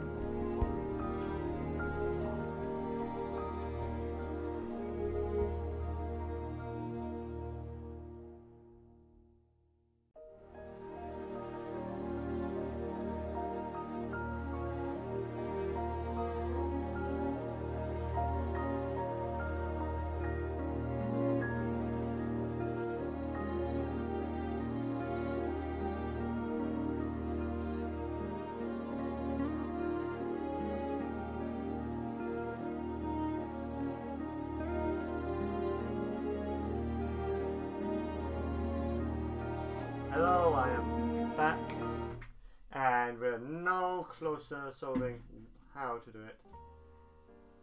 And I've been trying for like half an hour, so that's like a half an hour BRB while we're trying to sort that out. So I'm going to click how to go on YouTube and just see if you can do it. If not, then I've wasted money on fans, and it means that we're going to have a very massive issue when it comes to cooling again, which is something I wanted to avoid.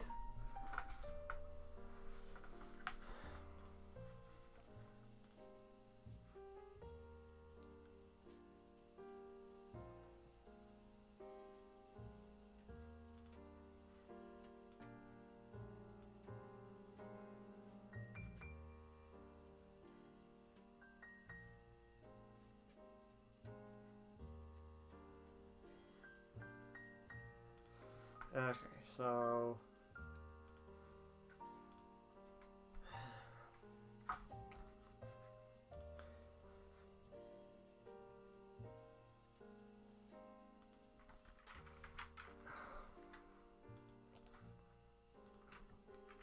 Antec MX 230, how to remove front.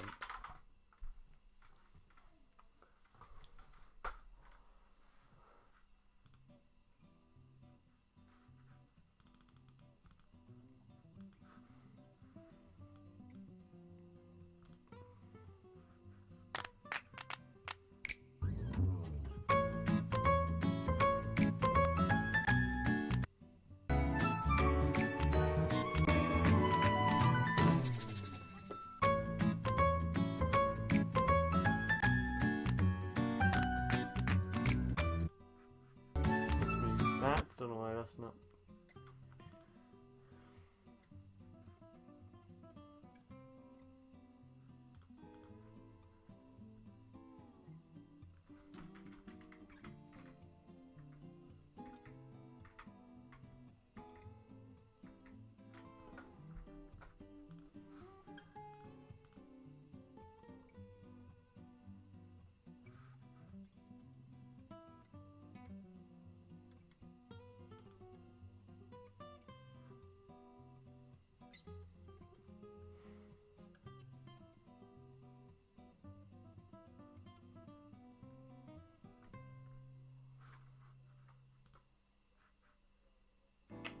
Plier, that's not how. Why is only a plier?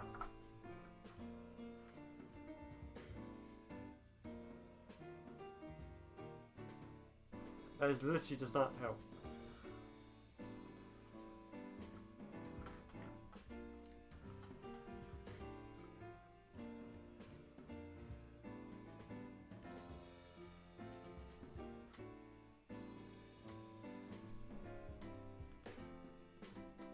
Okay, I'm still looking at how to do this.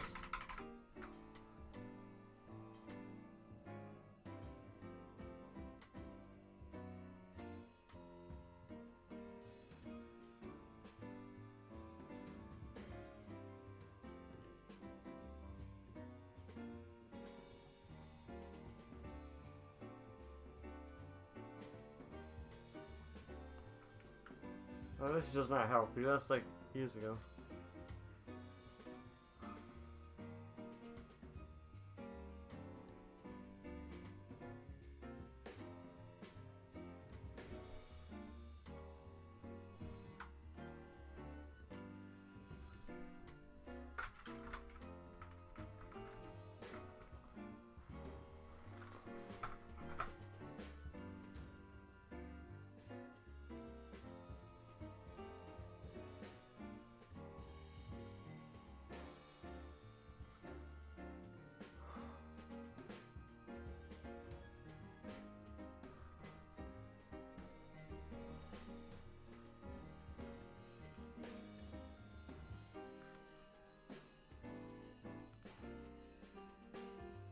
Yeah, that's not even the case I have.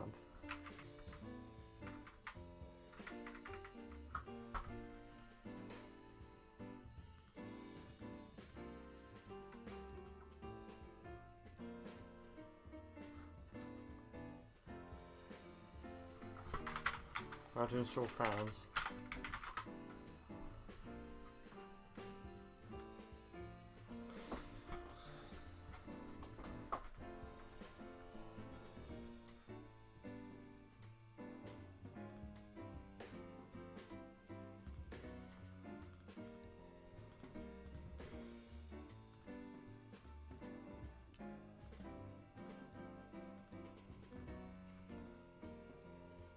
That's literally useless.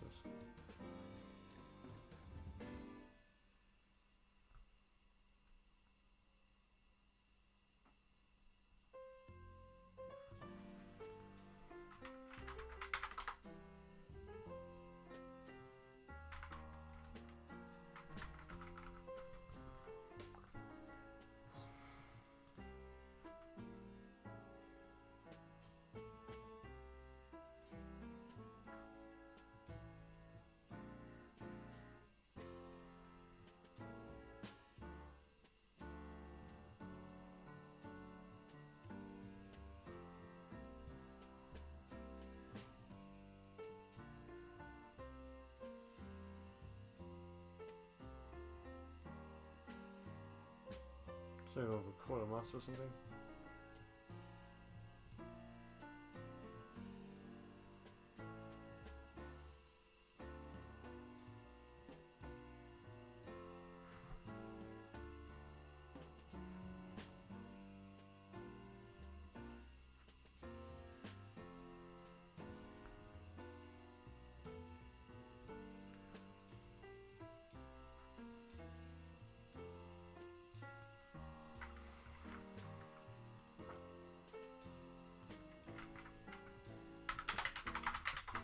Manual, can you give me a manual at all?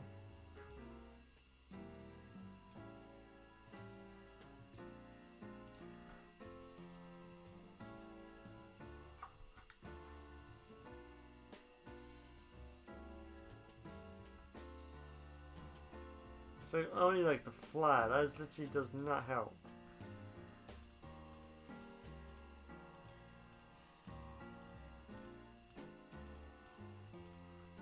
On this one, I'm having doubts the CPU core is going to fit. So. But no, there's literally nothing about it. So, cool, Danny, so... why is there nothing about this? That's the thing, that's the...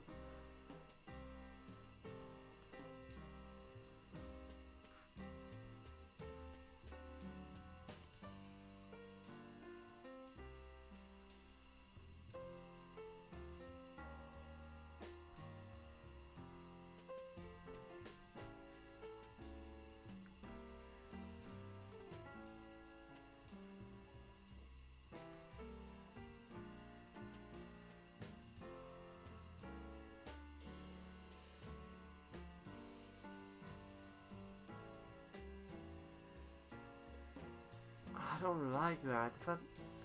No. Okay, goed is.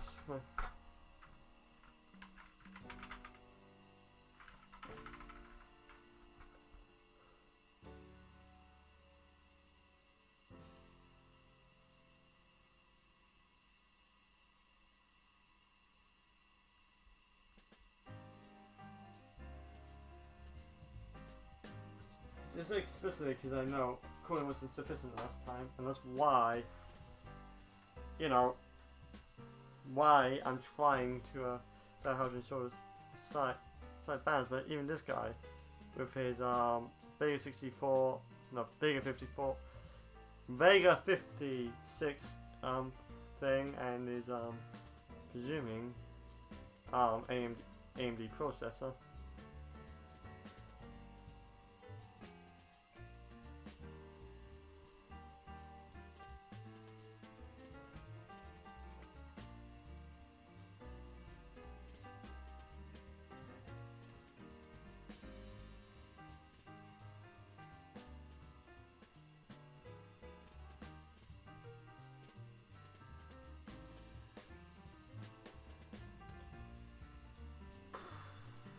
Sure, that's not entirely right. But it's advertised by fans in the front. That's the thing. It's advertised on their website. Like, if we actually go like to it, because I think it's still open, you can see. I'll make sure it is. Yeah. Oh wow, it's actually got some cropping, I think. But anyway, you can see that way up front, up to like 2 100mm, 3 120mm in the front. Therefore, there's going to be a way to do it.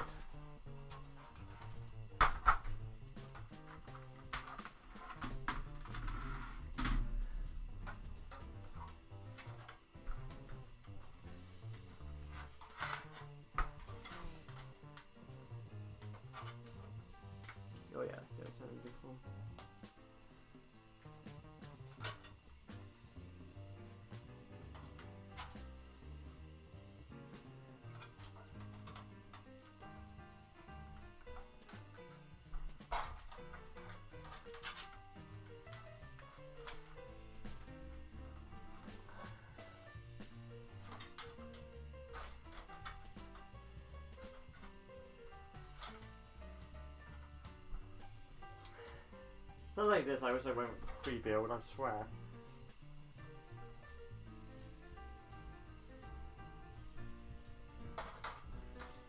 Because I swear I did see something moving, it was not.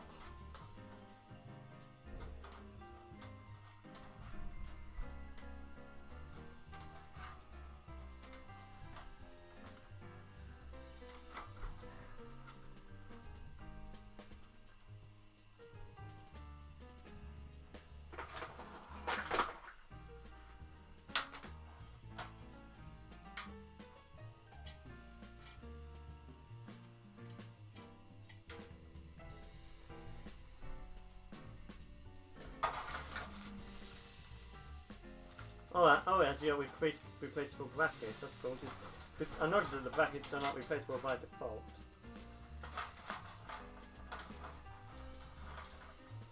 Hoping that there's some sort of long screws or something they're missing.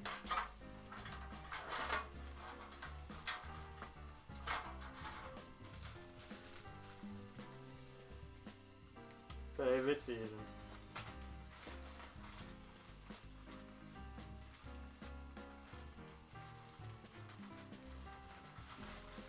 Okay, keep 2 of those out for me to put into the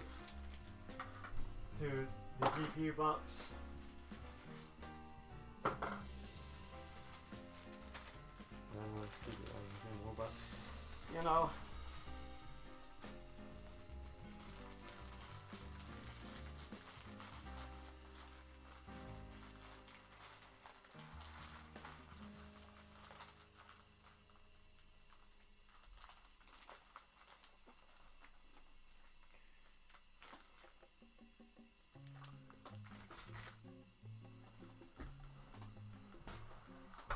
I was actually hoping there would be some sort of thing in here to help me. Oh wait, there's some long screws there. But I need 8 of them. As someone tells me, you won't have 8. So let's get. That's not even the screw I want for now.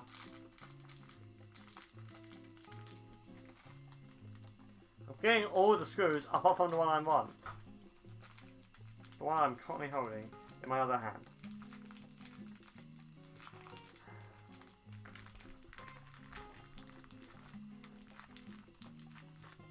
There we go, that's 1. That's 2. And that seems to be about it. I don't see any more.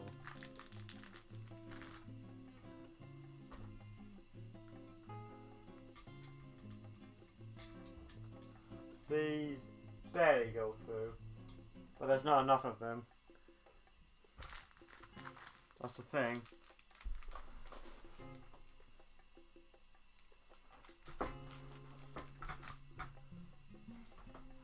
I mean, if I had 2 on each side, then I would be satisfied. But considering I can't, but I don't even know if it will fit. Let's try it. You know, let's just try it, see what happens.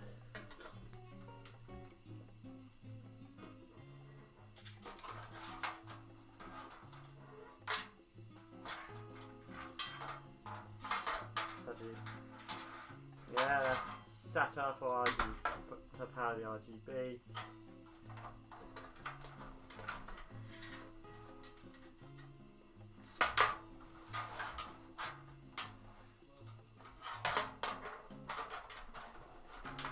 So USB 3, USB 2.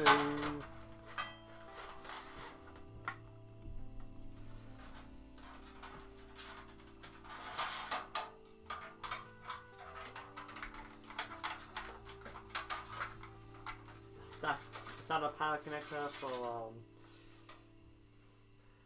for the RGB at the front.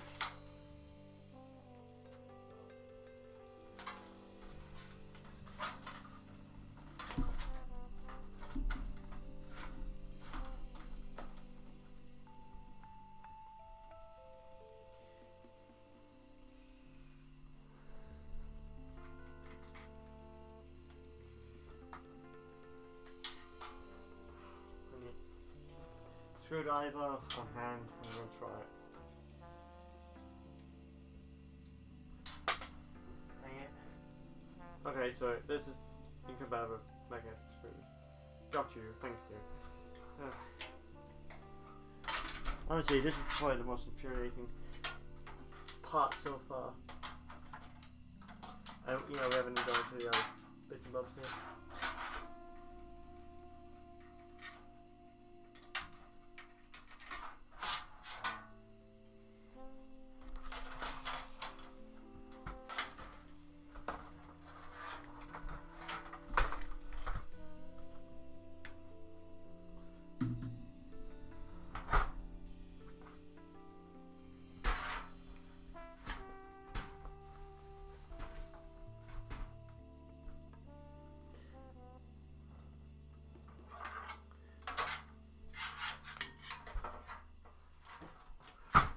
Dang it.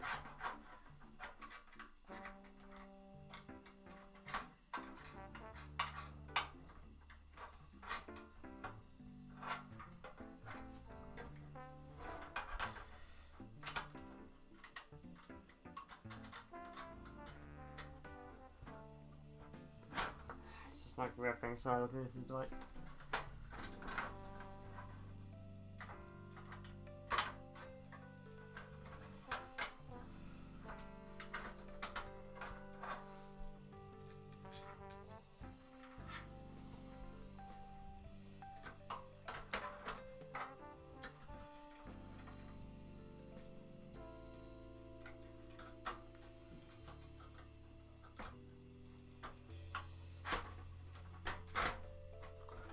Nothing grip at all. This is like the only two parts I think it could be for.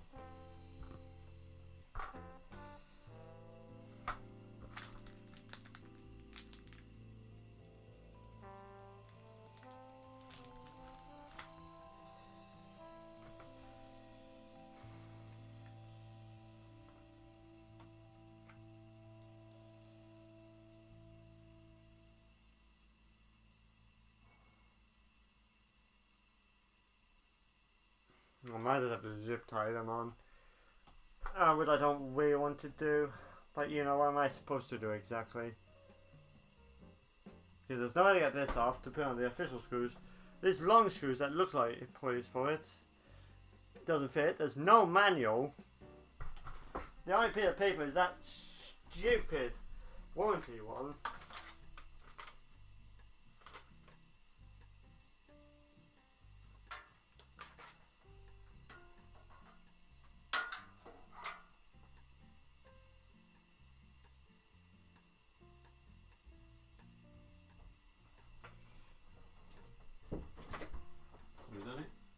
No, I thought I found some screws in the case that would do it, but it just still doesn't grip. These are longer than the supplied ones. Well, I just watched a video where he just seemed to grip it at the top. I have yet to find a video to show how you do it, because I have looked. Well, let's just see if there is anything at the top. There's no, you haven't got any buttons, have you? There's a button there, which I thought was for the RGB. Yeah, that's, who knows, but you seem to push it from here and then outwards.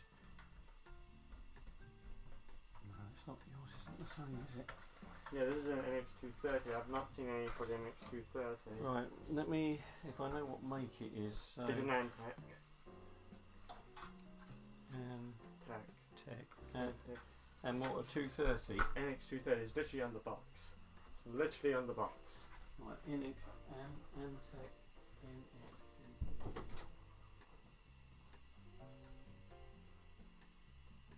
I'm gonna say if he's found it, would have done better than me.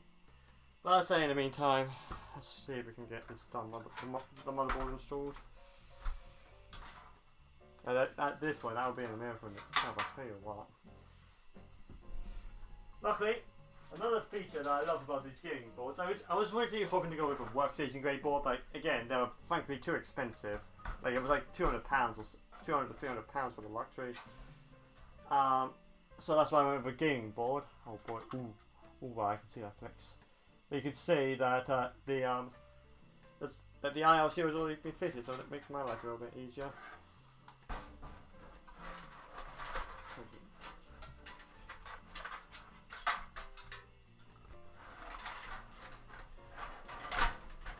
Okay, let's take this off now. Like, don't tell me I won't be able to later.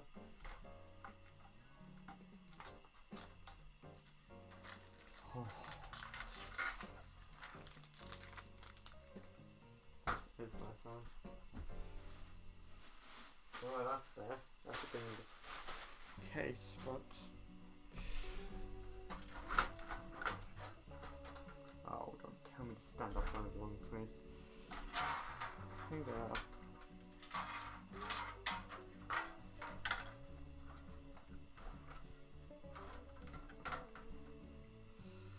I think that the stand-ups are indeed in the wrong place. I can see.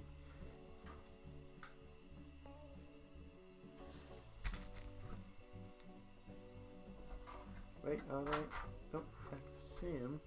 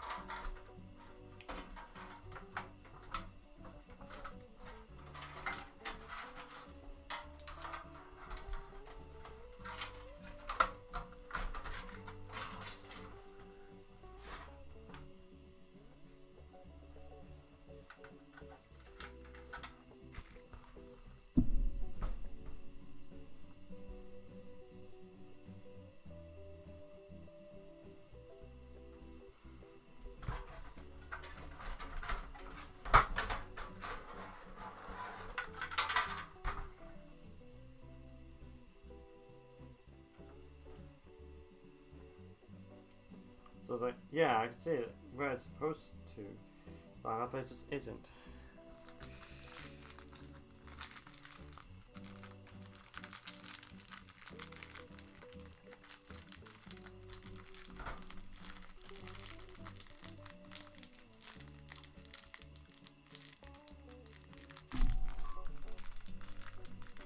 Feels 6 months now.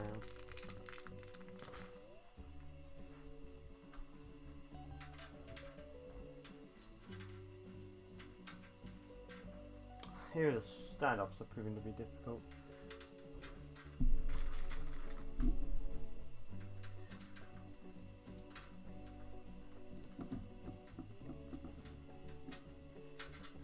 My hands are too slippy. I think that's probably the issue.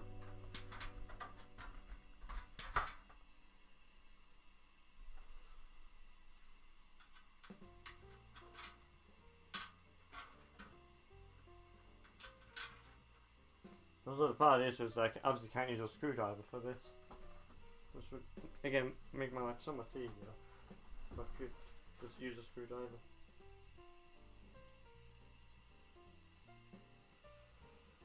So it's not going to work if there's no thread. You know, like you know what the screwdriver is expecting for a screw. It's a thread, but it's an inner thread sort of thing.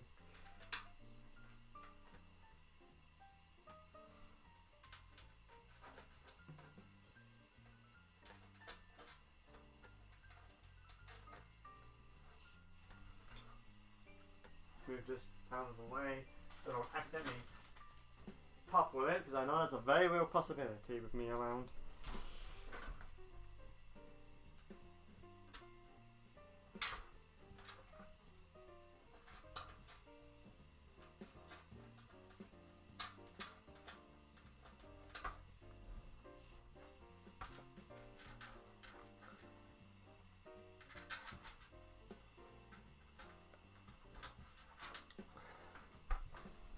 I mean, that's one for like mini I, not like a micro ATX. Which probably would be good enough for what I'm after.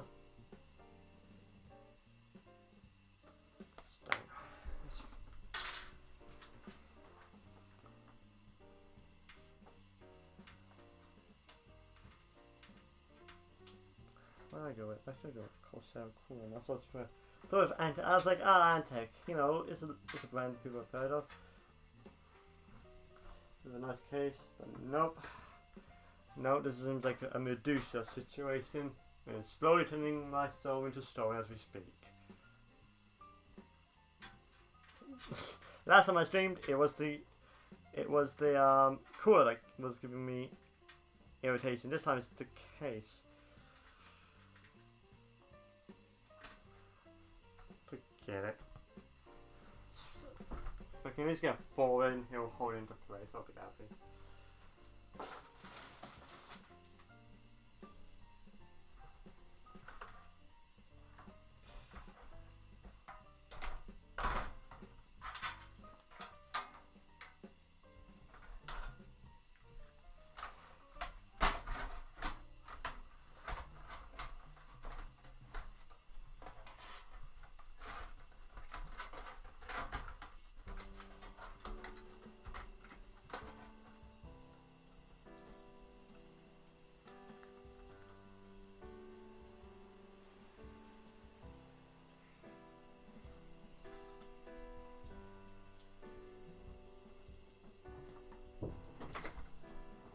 Found an NX P182 Yeah. where he's removing it, and although it's from 12 years ago, they may be using the same sort of pins.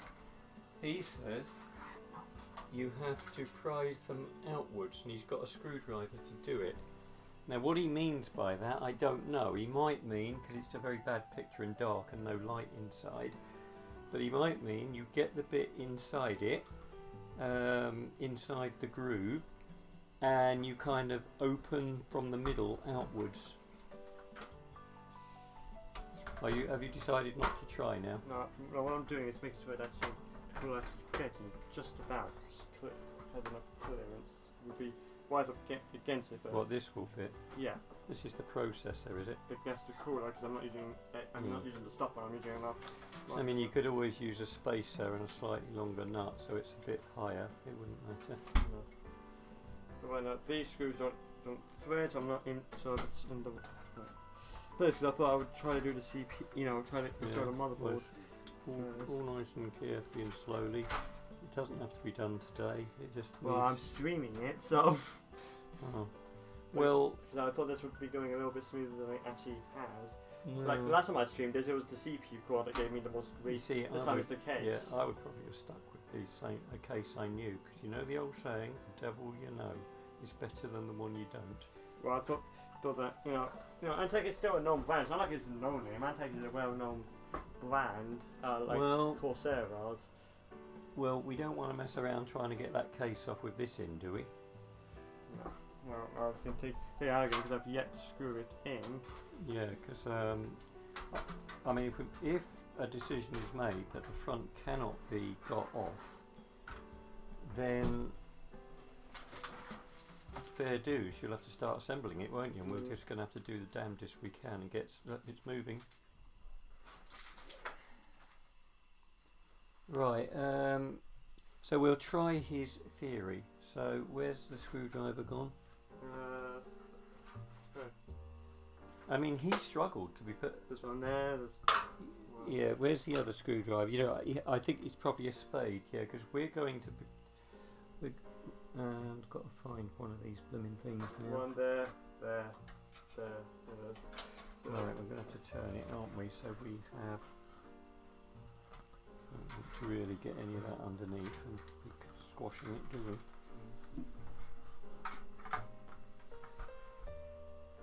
Right, well, like I say, he really struggled. He was struggling, and I could see he worked in the industry. He had his mate there. Well, if he seemed to be suggesting, he said you prise them outwards, which would be to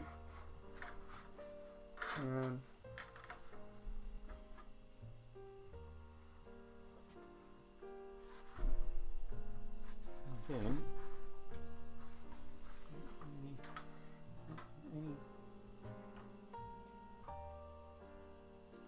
That is one, isn't it? This top one here. Yeah, he said you work them outwards.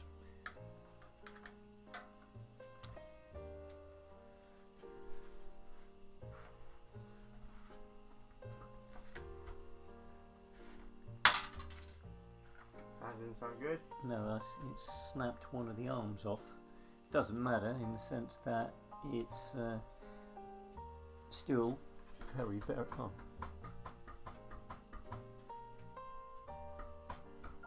Well, that proves that it can come out. It's just a lousy design. Like I say, he struggled because now we've only got one of these. It's got. Where are we? Yeah, it's only got one of these holding it rather than two.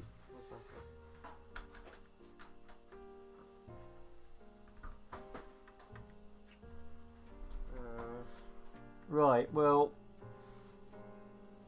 to get it off, you do have to prise them outwards, and there is a risk, as you just saw. If you prise them too far, they blooming break off. So, you know, where we're pressing them inwards, that's not how they work. No. They work by. I'll try using my fingers. Well, he was using a screwdriver.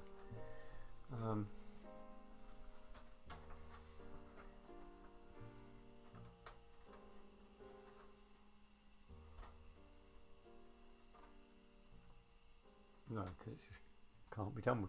It cannot be done. What about the narrow pliers? Because they're cone shaped. If we push the cone inside, maybe that will. No, it's not wide enough, is it? What about the cutter ones? Because I'm thinking they're wider. I'm not going to open them. I'm just going to push this in and see if it'll flatten the cone, the inside. I'll try the narrow ones first, because let's start off with one, you know, see if it works, and if it doesn't, then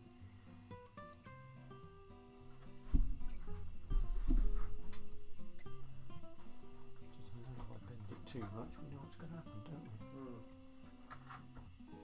I felt movement.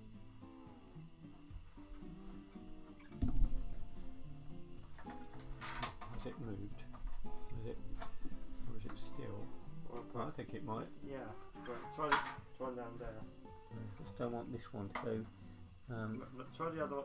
Like, there's another one here. Yeah, it's definitely moving. Look. So that is how you do it. So even though it's an older model, well, where's the other one? There. So I'm not careful. This is gonna. Perhaps we could put something in it. You know, one of these zip ties. Perhaps. No, it's not thick enough. Maybe.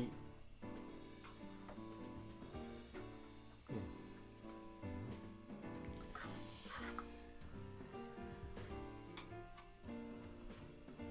Well, it's a surprising design. You'd think pushing it out would make it tighter. Yes, that's what I thought.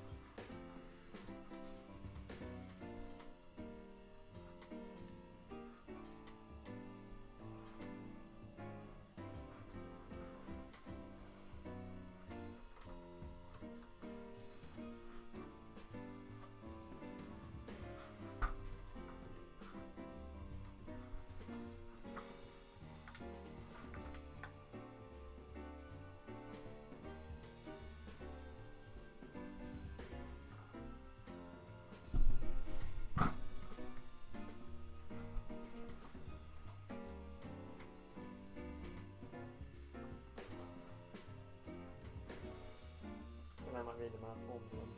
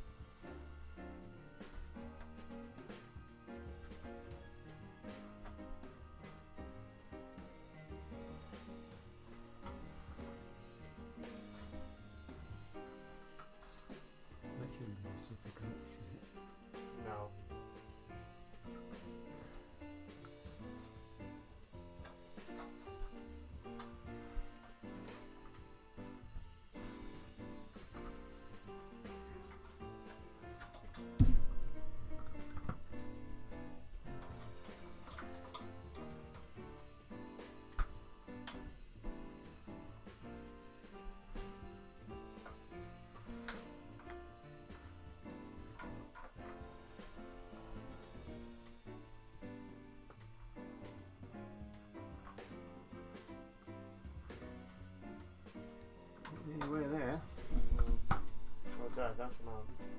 Fold one now.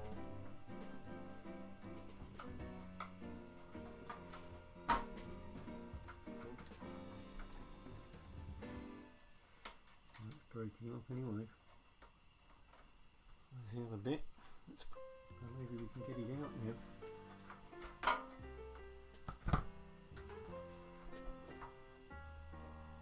You can see it bending actually. I wonder if it, I think it might actually be out.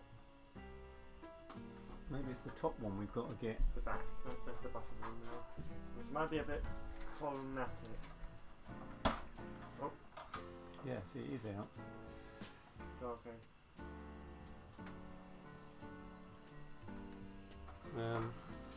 Careful not to push it back in again. Yep. So I don't know how it. I know how. There's like well, where is the other one? It'll be down here. Then it's forward. And I'll be up on the other side. So it's probably like literally like right here. Oh, you think it's under there? Yeah, it's like by where the thing is. I can see it there. I assume. Yeah, there's the hole for it.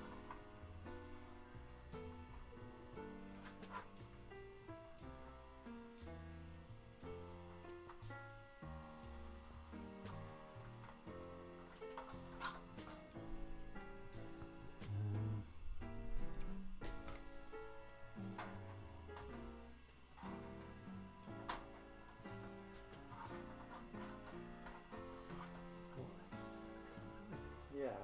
Oh, there's one. That's one half done. Hang on a minute. I wonder if I pushed the wrong hole. Well, it's you probably.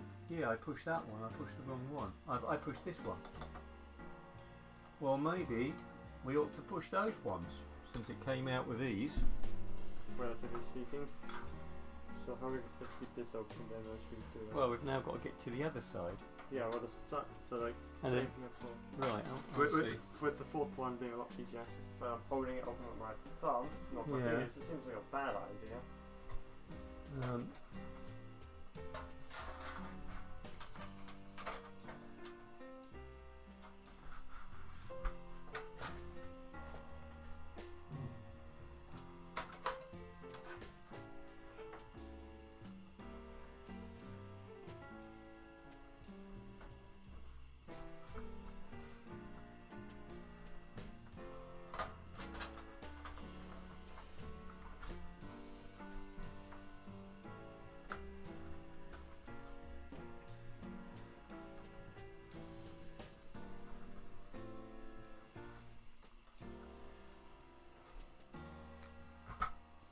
Hot work, isn't it?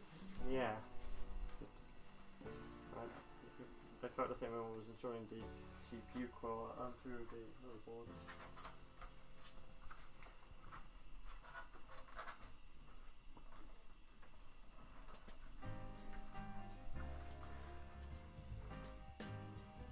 Sorry, you're in the light, so that doesn't help either. But, oh yeah, that's a bit better. Well, that's.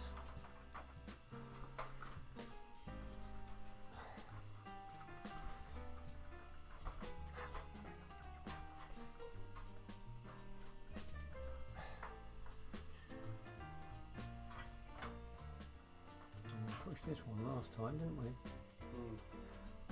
Oh. Well, you push those. You push the small ones, the small round ones, the inside. When he says prize those, he must mean the little ones. So we've been actually pushing the wrong ones. Ah. It's the little circular ones. That's stupid. Well, don't forget it, because we've learnt something. Right. Well, it's on live stream anyway, so it's not. Oh, the only other thing it said on the P182, and it obviously isn't. There was an earthing wire which you had to unscrew first before this would come off, but this has come straight off, hasn't it? Yeah, well, it's a different design. Different design. And the only cable is a SATA power cable to power the lighting one. Well, yeah, that's going to make my life so much easier. Thank you. Actually, Johnny has helped. Well, we have, like I say, you push the small little barrels, not the ones with the gap. Mm-hmm. And that is why we have struggled so much. We've been pushing the wrong ones. Mm-hmm.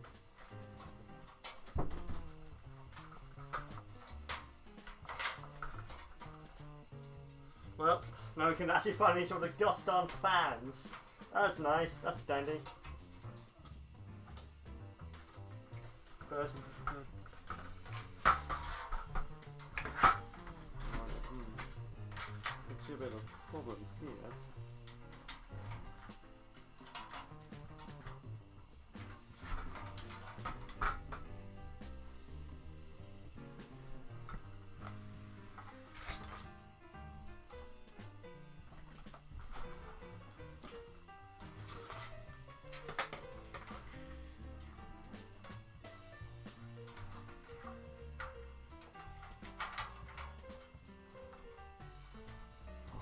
Oh,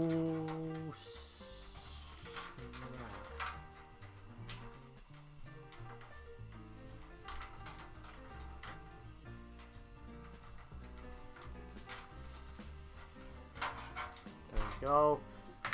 Now we can remove this cover. We can actually now show the gust on fans. Such a stupid design.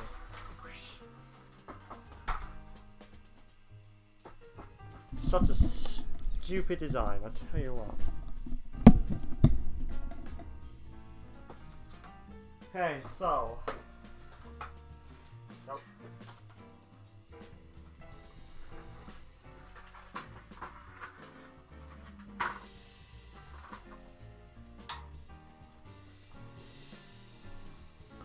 You just notice what the long screws are for then.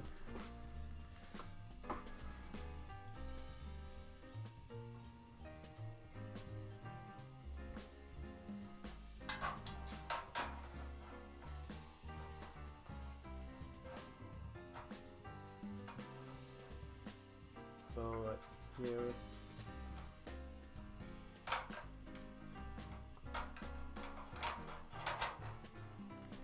Just one. What do I do with the unscrews? Oh no, it's gonna be anywhere now. You think I'm exaggerating? No, it could literally be anywhere. Where is he? Up there it is. Found it. It's 13 hours.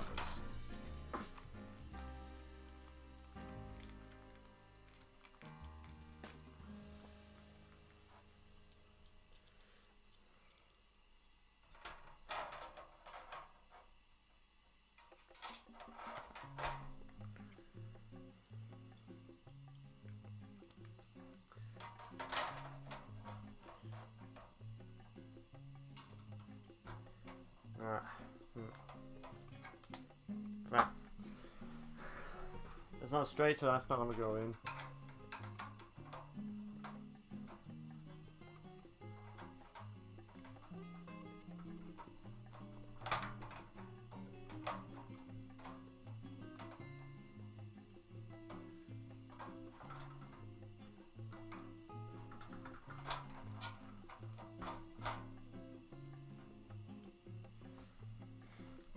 Things are just dropping off right now. I'm going to have to clean that up as soon as I finish this fan install, because I've been waiting too long to get this part done. Just so you can have a better view of what I'm doing.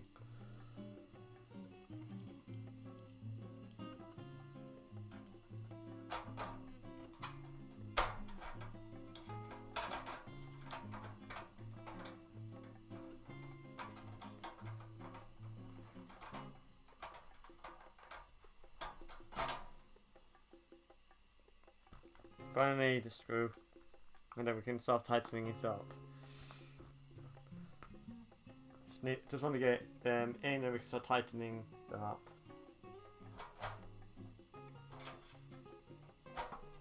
Right.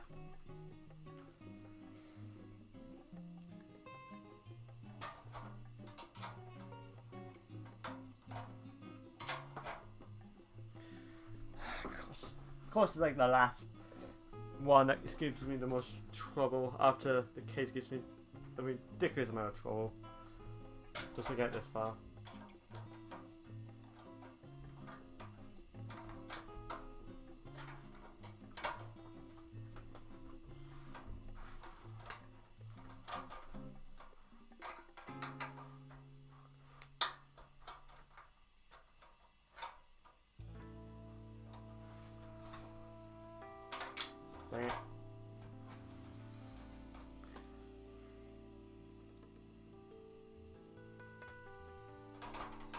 You know, all this could have been avoided if they actually included a just on manual with the cases, or the very least have some online.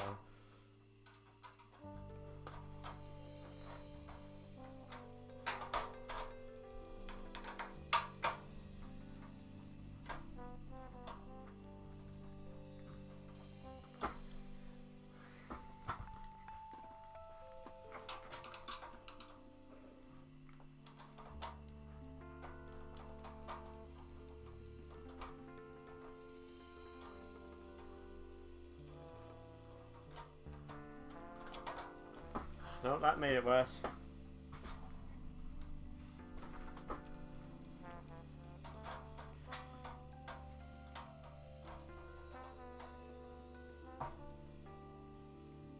Yeah, that's correct.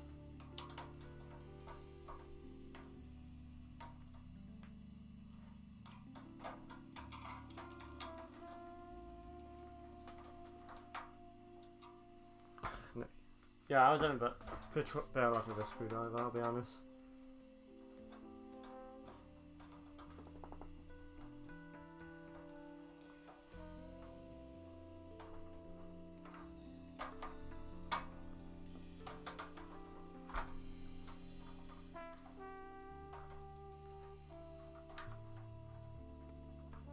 There you go. One in, 3 more to go, plus another fan on top of that.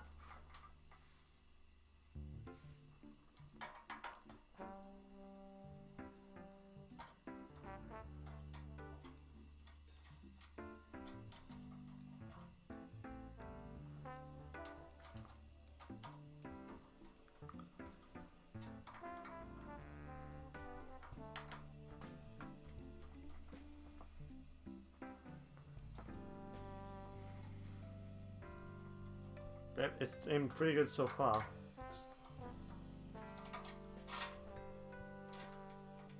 Oh, that I thought that screw was about to fall and it just didn't, so that's good.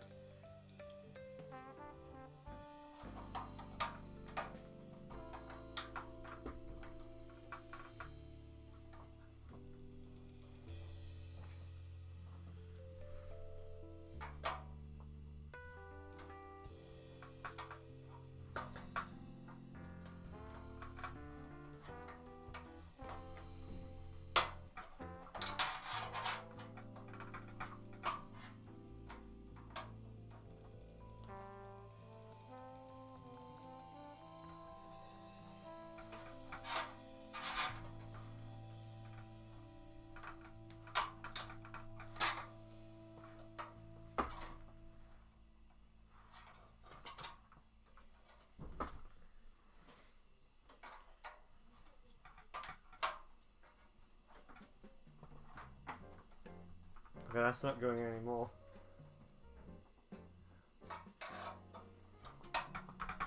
But the fan's not going to go anywhere. So, you know, that's good enough. You probably won't be able to tell once this is on. I'm going to strip it if I'm not careful. And then we have basically have a useless screw at that point because, you know, strip screws are sad screws. Right.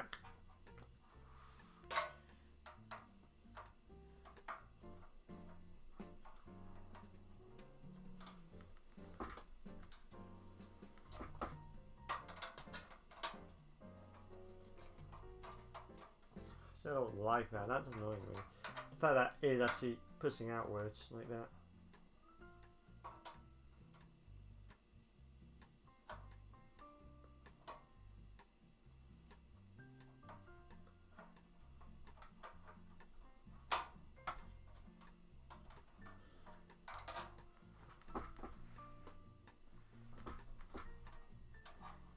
Seems straight out. It's not what it has been. But it is going in to the end of the case, and that's that. Gonna have to clean up all these screws after this. Finally, let's go with the other fan because I have two. That was only half the battle.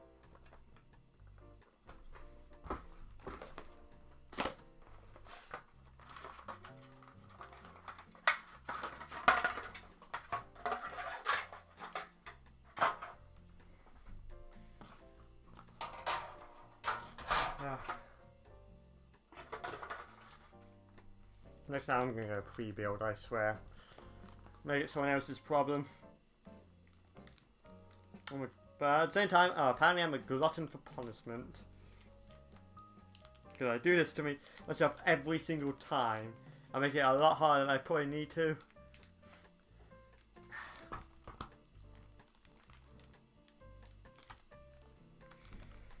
Okay, so... Frack. I've lost one screw because they all just came flying out, so that's cool, that's handy. Probably somewhere underneath the case. So, yeah. This way. No. So you can see what I'm doing.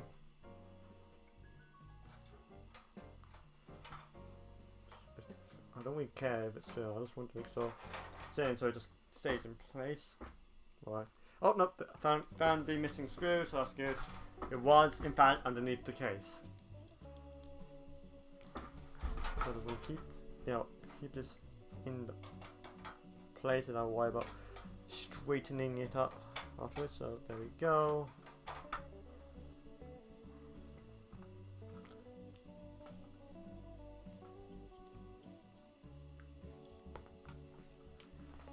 Which should really help with the airflow.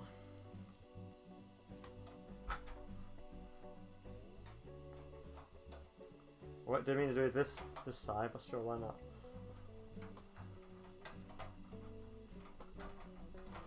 And then finally, this one. And then we can get on to make sure these screws are straight enough.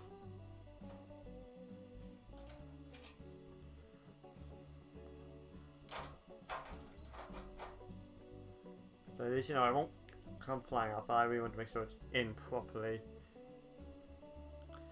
Noise is not a massive concern for me, but I feel that the vibrations will compromise on the reliability of the fans. Again, reliability is the name of the game here. Just, you know, just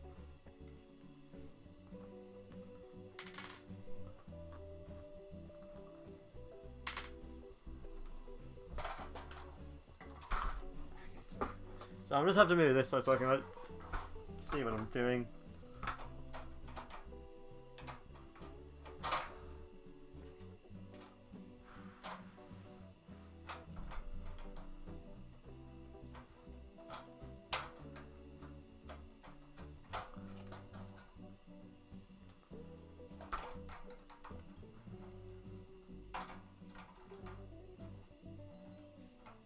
And there's Daniel.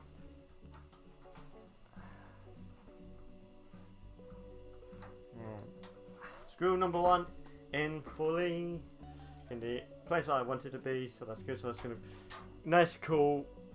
We'll bring air through the top pulsing where the GPU and CPU are, so that's good.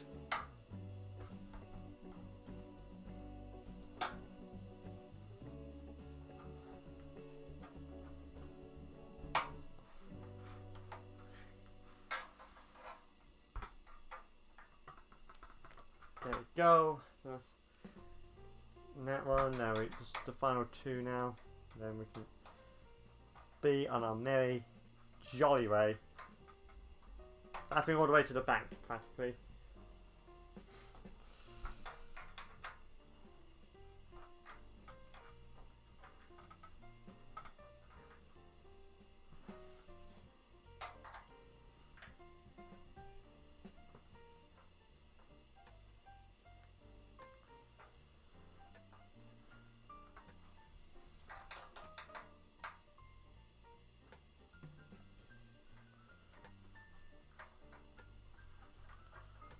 There you go. That's all of the fans in now. That's good. I'm not going to put on the front cover yet because I want to make sure this is actually blowing that way and not blowing that way, which I think is a very real possibility. I'm going to be real with you. So, yeah.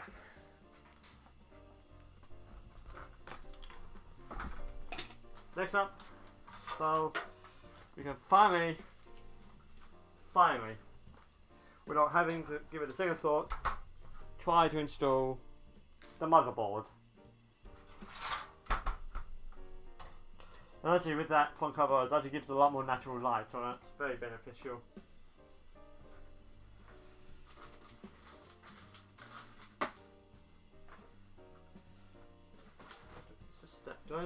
Yep, the stand up is still out.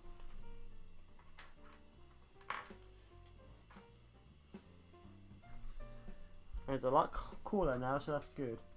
Probably means I can. Nope. No, it does not. But about to say that, hopefully will mean I can have a bit of luck. Right.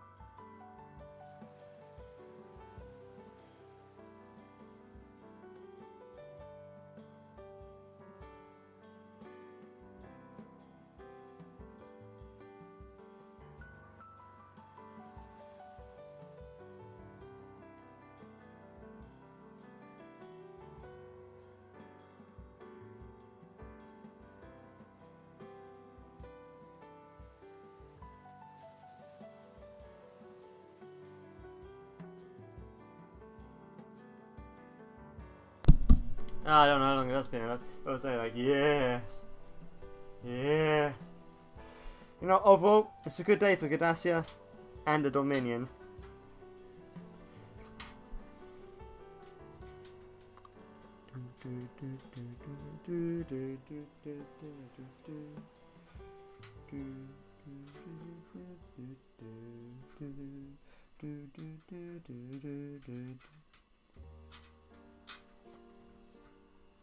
Let's check, is the music still going? It is fantastic. Don't say the fact that this is being a pain in the butt. Nope, fine.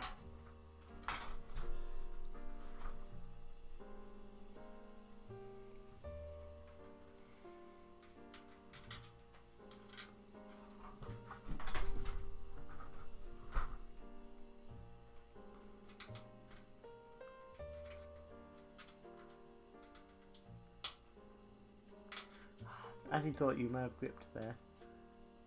Yep, there you go, finally.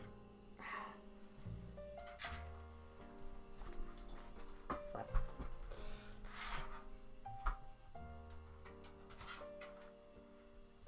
it's not straight, which is no good.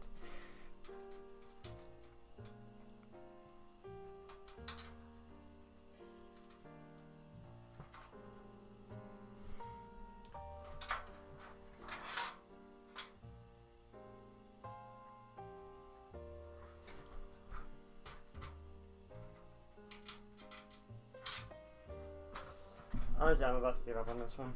Because I got the two main ones. I went just up here and up down there. So I consider those like the two main ones. This mod is trying to go, you know, trying to go for a home run, and it just ain't working.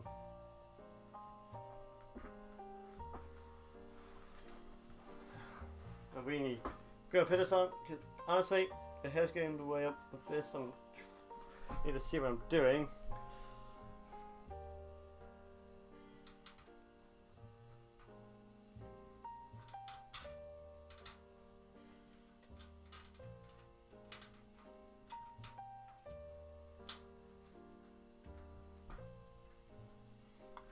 I can see quite visually that is not going in.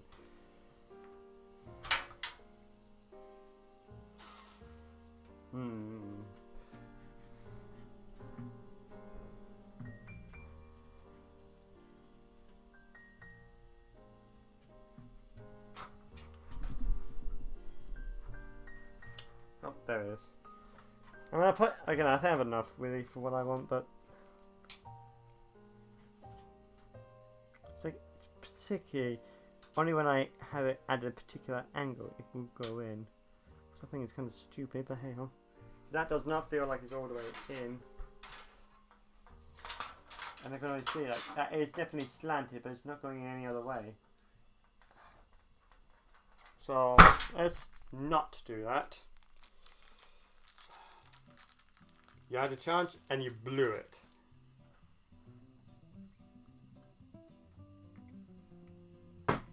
Okay, so considering I got the mini setups I want, let's try it. It just means I won't be able to do in one hole, which I think will be sufficient. It's acceptable.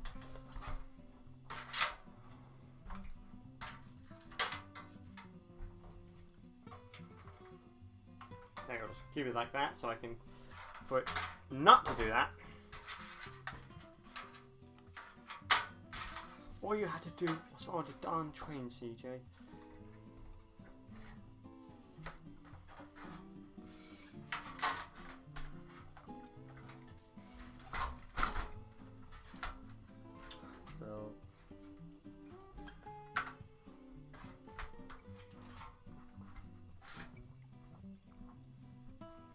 So first up, question of the hour is, what screw will fit it?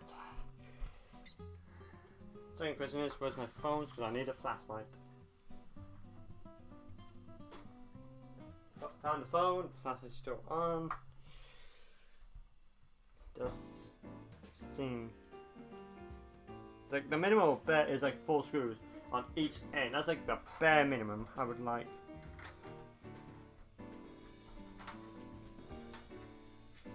But those are not the screws, apparently.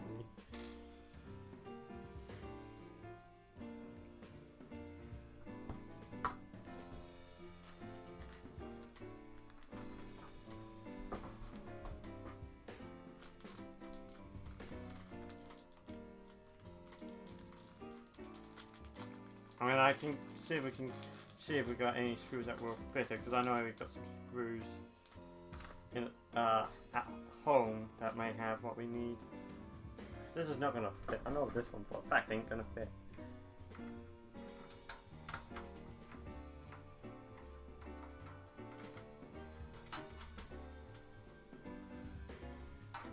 What has it? Just... Yeah, that's about what I was expecting to happen.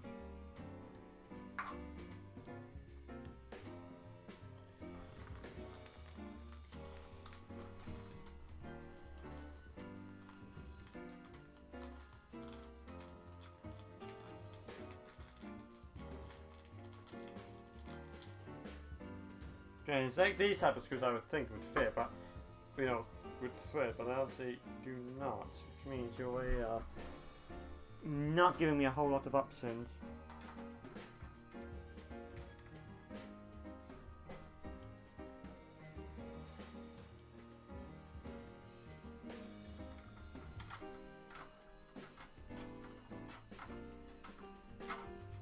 No. It is in the right place, right? If I move this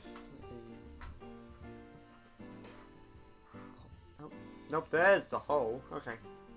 Which means all of it's slightly misaligned.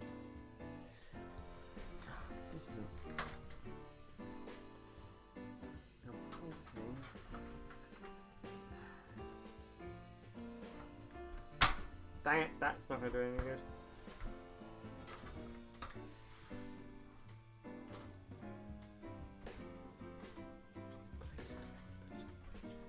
Not threading, is it? But yeah, it's threaded. And it's not a particularly great screw job, but you know, it's threaded, so there we go.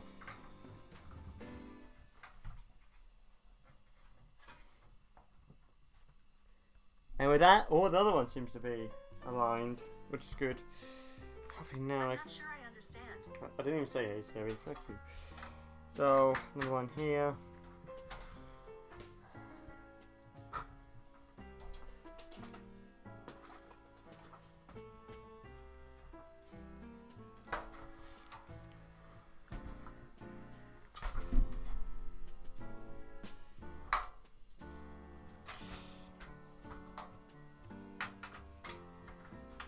I was looking for my... Oh, there it is. That's the one I'm looking for.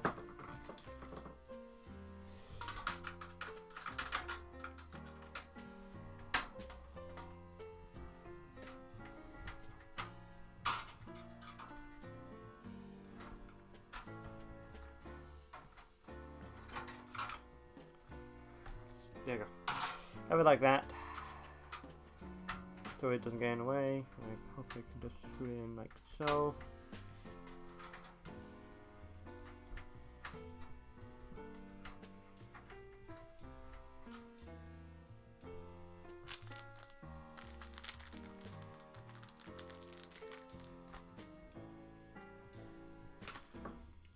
So start with the the main 4, and then we'll deal with the last 2 after that.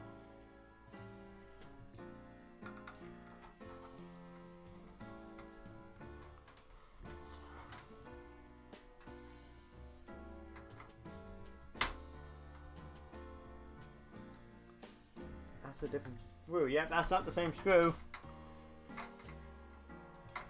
You screwed up.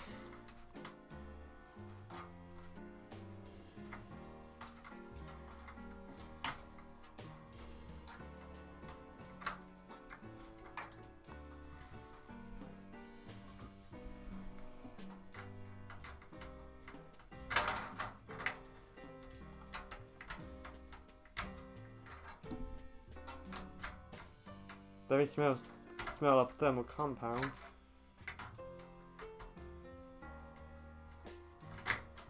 Careful, Matthew. You're gonna damage something if you're not careful. Wow, that's a lot of USB 3 headers. Jeez.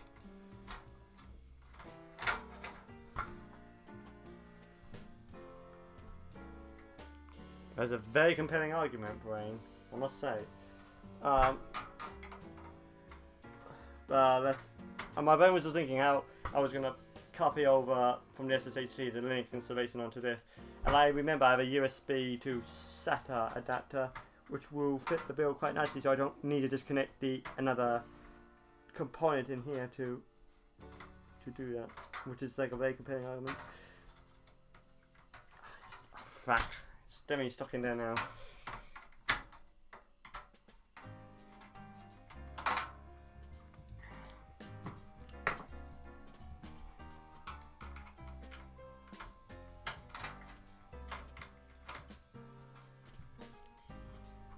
Why aren't you going out?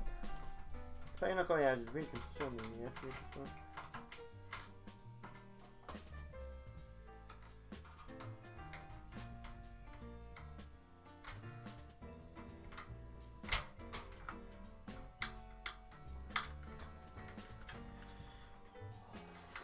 Fuck, it's actually stuck in there.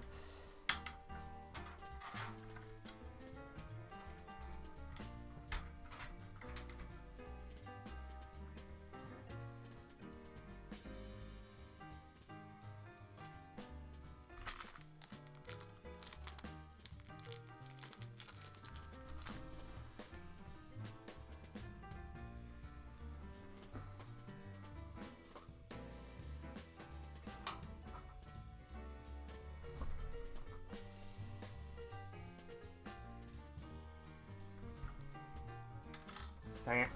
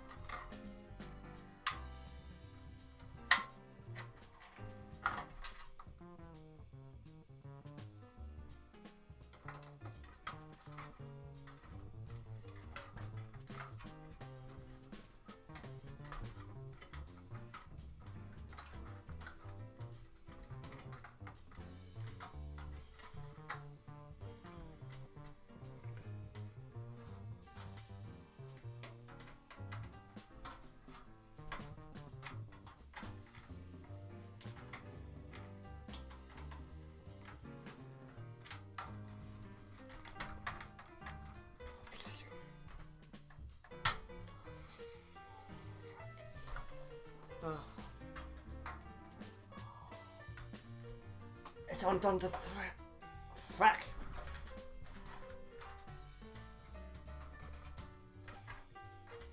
We have a very big problem where it actually has undone the thread.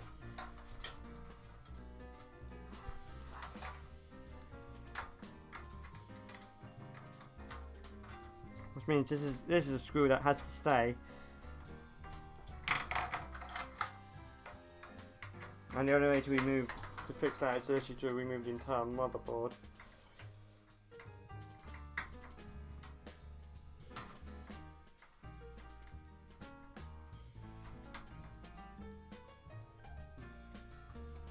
So that's now back in, but that ain't gonna come out, basically, without it undoing the standoff. Which I think is such a stupid thing, but hey ho.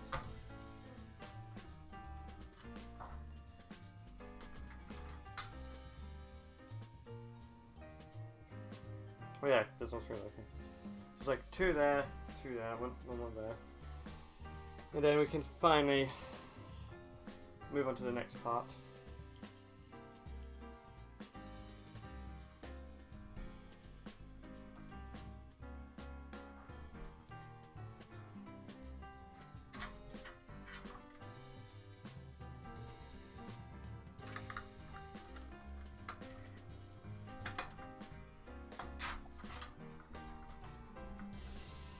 There you go. In. Not very straight, but it is in.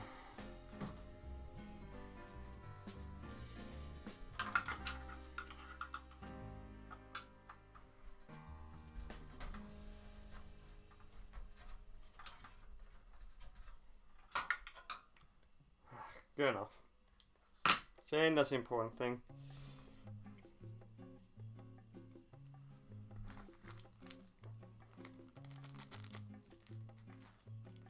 So with that, we can move on then to fit the GPU. So let's get these out.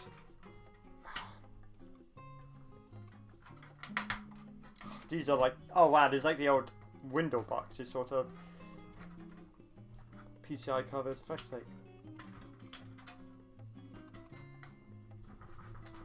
But a lot more flimsy. There you go. Well, that's not going to be used again. That's probably why they supply those replacement covers. They can go for recycling. So that's all ready now. So, with that in mind, my GPU of choice for this build is the Gigabyte Mini ITX version of the NVIDIA GeForce GTX 1660 Ti. Now I'm going to be real with you. For this card in particular, I paid way too much for. This was like way overpriced, and I didn't really, and under no circumstances did I really want to pay as much for this card. This is a refurbished unit that cost me £400. Just for reference, the MSRP for this card is $259. That's like nearly, that's like £200, you know, just under £200 over what its MSRP is, for a previous generation card. The latest generation card is a GeForce RTX 30 series card. So for me, the ideal choice would be for this build would have been a 3060 Ti, especially for the money I paid. But here we are with a silicon sorted scalpers, scalpers, not scalp. Basically, people have bought them up so no one else can. The demand is so high that there's not enough silicon being made, and so previous gen cards are costing a ridiculous amount because this is not worth what I paid for it. But it does offer a sizable improvement over the 970 that I put into my System 7 5 and a bit years ago, which still has that GPU just purely because macOS doesn't support any newer version. Today it supports the 10 series, but the NVIDIA web drives don't work with like newer versions of macOS, so I never upgraded. Like other than like 10.12, the drivers don't work. So there we go. So again, way overpriced for this thing, and it's not, even if it's a refurbished unit, it's nowhere near worth paying like £200 over the MSRP. But here it's the card. It's got three display ports, one HDMI, and that's it. That's all you really need. No DVI, none of it. None of those parts. So all you have to do now is just literally 8 out of 10. So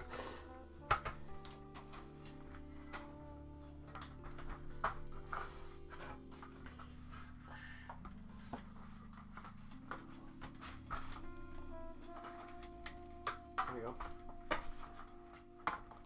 So now you can see a little bit better. Wow.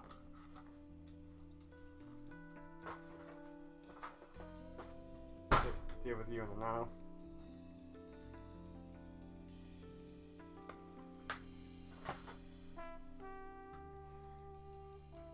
So there you go. Trying to make sure in frame. And now we can finally show this GPU in the two brackets we have created.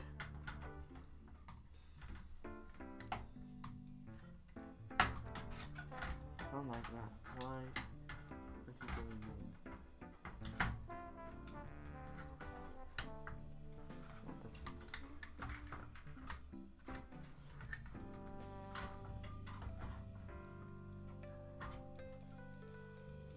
Oh, I put it into the one. That's why.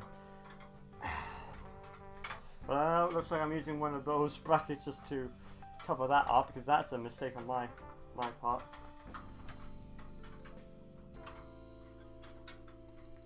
You know, I'm big enough to admit a mistake when I do one, and that was certainly what, a mistake. But now, I should now be able to line this up. Don't hear it click, that's the thing. But it seems to be in.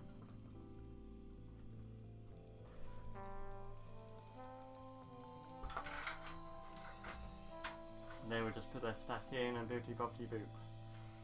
So screws! Because wide selection of screws, let's see which one will fit.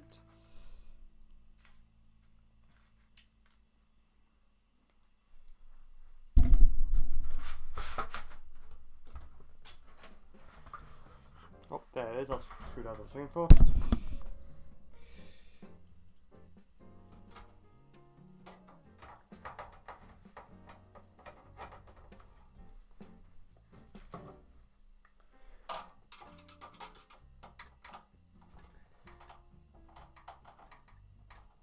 Yep, doesn't thread. Got you, fat.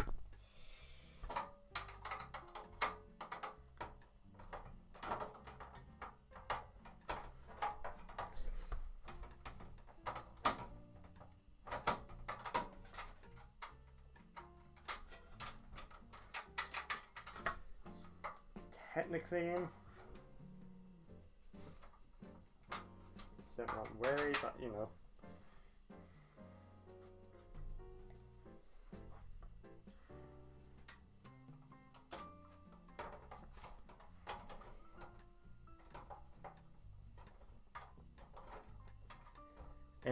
can just about access the other M.2 slot and wow, you weird. I'll show you.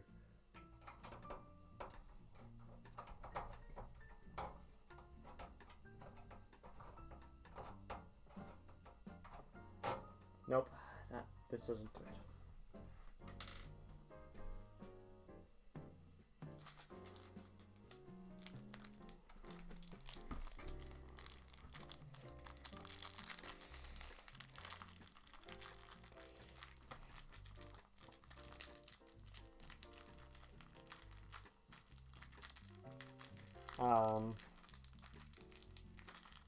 There we go.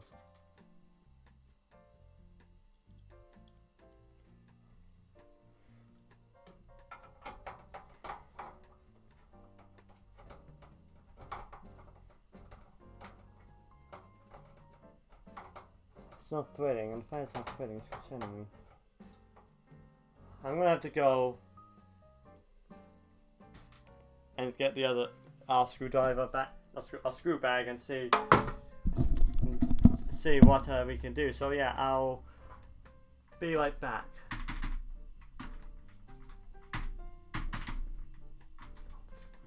It's like it's bounded to it. I see check the settings. I don't know why it isn't, but you know, be right back.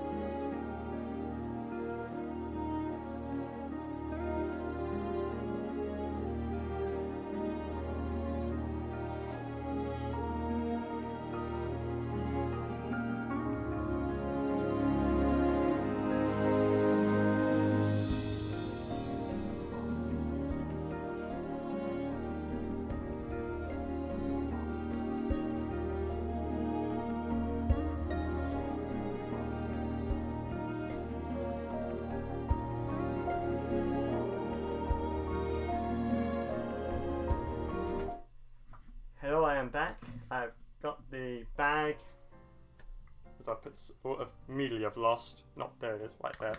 So hopefully these screws will fit and grip with the graphics card.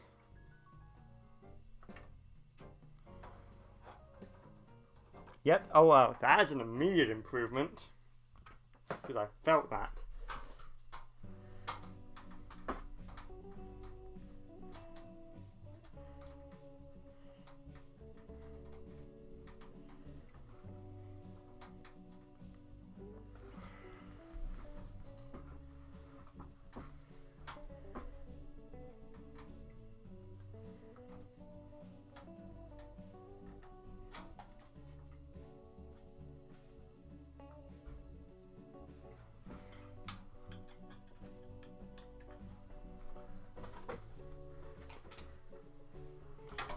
The thing about this, didn't I?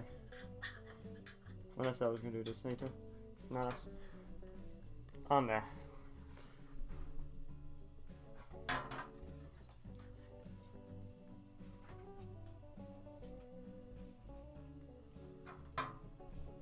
This one I got this in pretty well as well. Flat. Gonna have to take it out again so I can remove that sticker, because I imagine that's not going to go very well if I leave that on.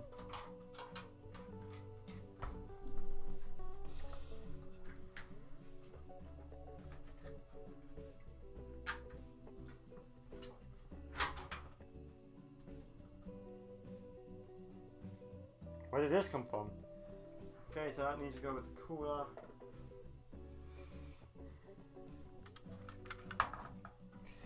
See, what I want to do is just peel this off.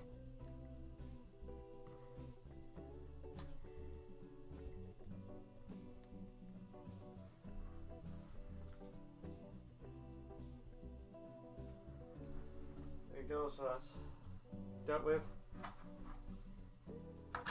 Try this again.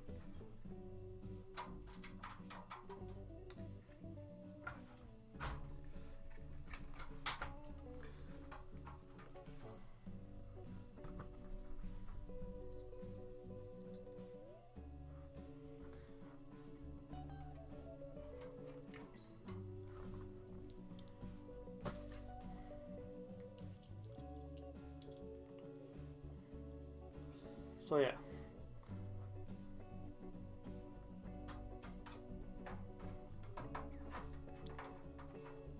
There we go. Now we can just screw this in. Okay. Factories is always another matter. There we go.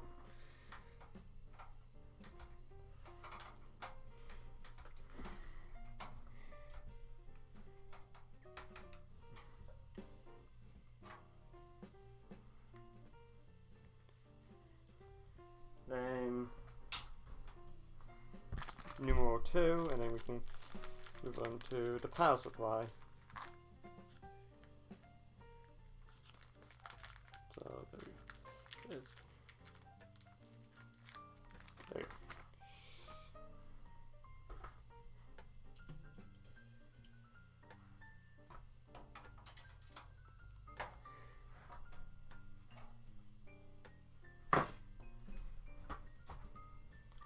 And there we go.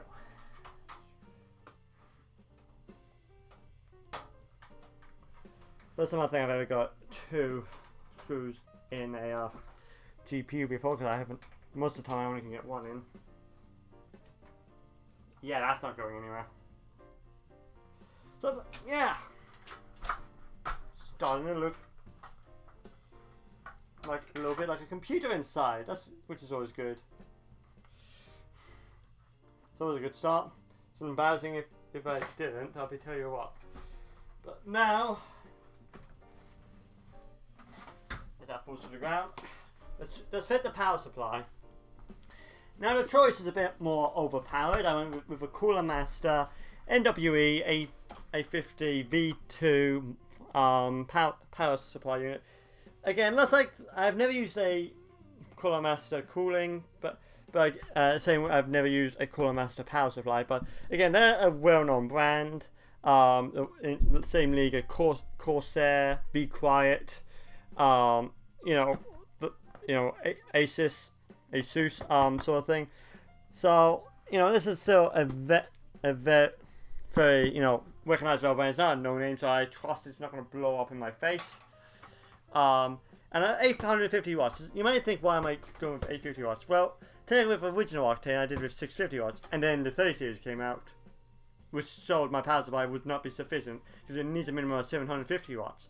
So that's a bit more of a future-proofing measure. So instead of just going with 750, I've gone with an 850 watt power supply to make sure it will provide enough power for both the CPU and future generations of NVIDIA GPUs. Because what can I say? I like CUDA. CUDA is a very nice thing to have when you're rendering. So yeah, also the fact that I couldn't get a 750 watt power supply. They tried, but this was like the cheap 750 watts is actually a lot more expensive than 850 watts. So take that for what you will. So we're just gonna momentarily move this to the side. Oh, preferably not whacking it on top of a box.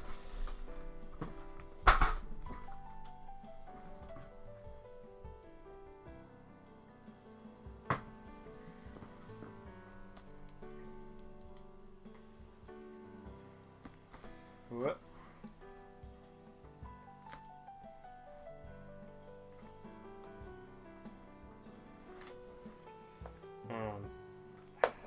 Whoop. There we go. So now we can just tear this off and listen to this sound.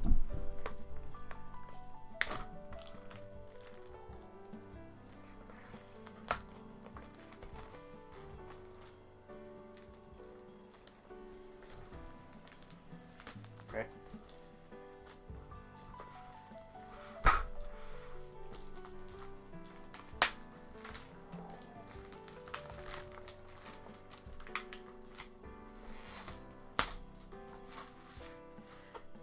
It must be Christmas.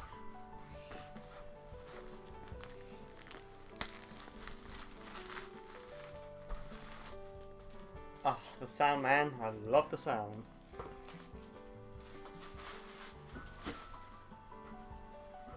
So, let's see what's inside.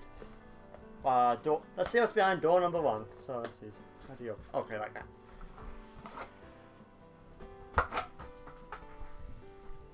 They really like this foam material, don't they? Because that's the same on the other power supply. So, of course, you get your regional kettle plug, which I've already got one that I've already unwrapped here, so don't need that. But, you know, it does come with one, just in case you don't. All of the cables you need for besides the modular power supply, some sort of soap things. I still don't know what it's for. A user's guide, and of course the power supply itself. And it's a big boy, I'll tell you what.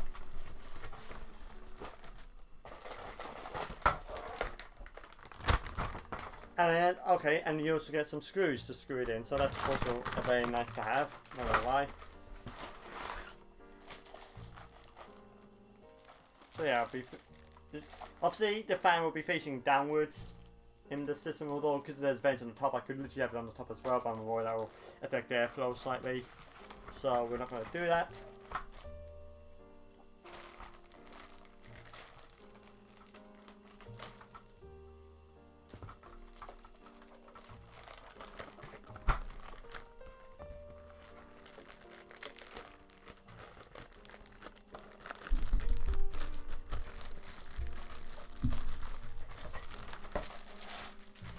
And you can see all the ports for you to connect for your system, because it's very modular. So move on to that then.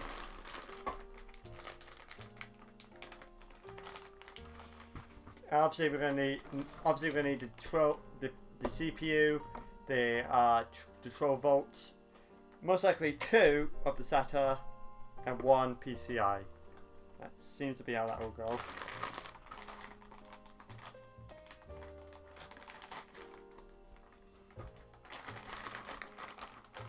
So this is PCIe. Right. So 1 PCI.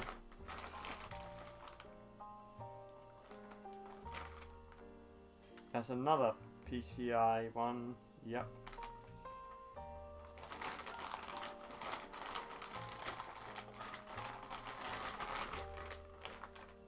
This is the CPU one. Yep, CPU.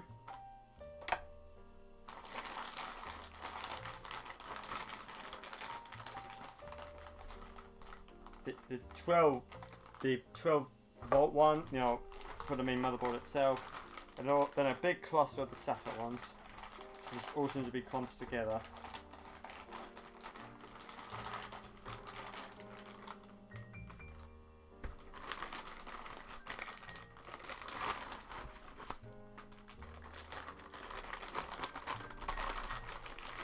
Oh yes, I forgot to mention, this power supply is 80 plus gold certified, so it's 80 plus gold efficient, so that's also nice to have.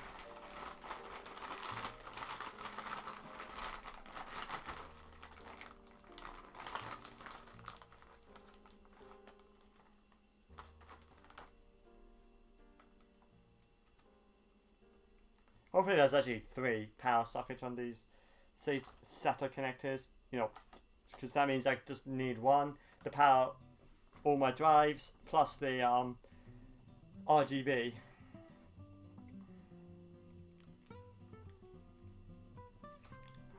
And it does. That means I only need 1, which is great, ideal. I literally don't want any of these off. If I can have 1 to power all of my SATA devices, then that is going to be the most ideal, and it seems to be that is how it's played out. So again, most ideal of situations.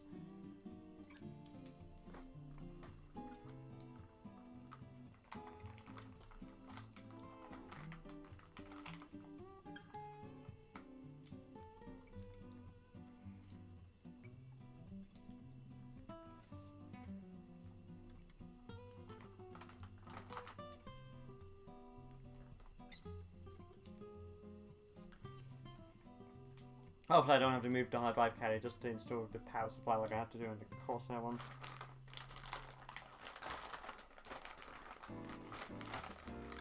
That goes in like so.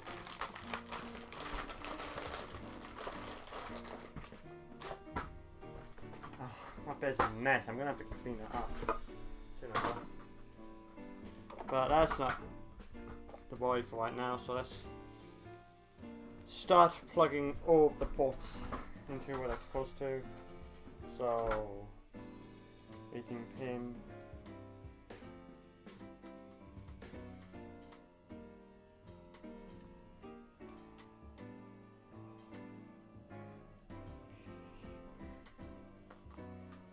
So I'm guessing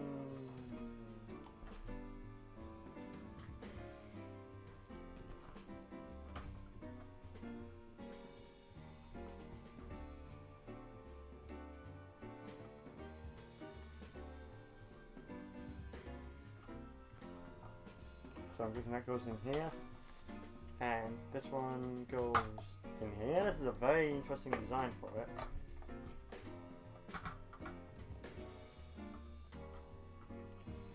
Then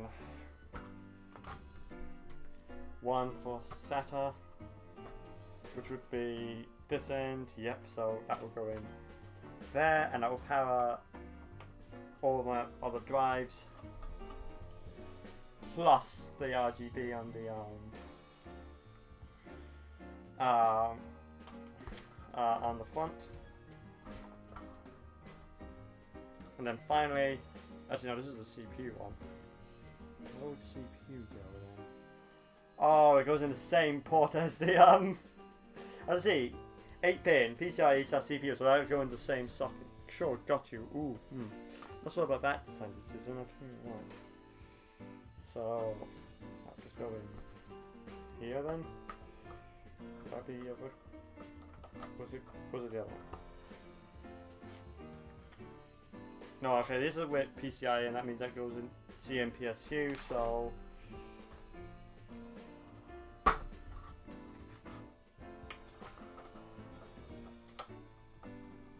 oh, it goes to the one. Oh, I'm putting in the one way, so you know, to be fair, that would do it. And then finally, wait, no, that's the PCI. Crap, that was not what I wanted. There we go. I want that to go in this one, and I want the CPU to be the first one to go in. Okay? Okay, cool.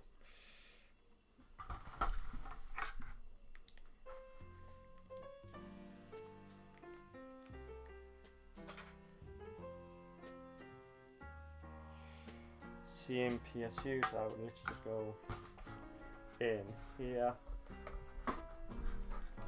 And that means I have all the cables connected, so I just have, it makes it a lot easier once the power supply is fitted. And talk about that, let's get the case back and fit this gigantic thing.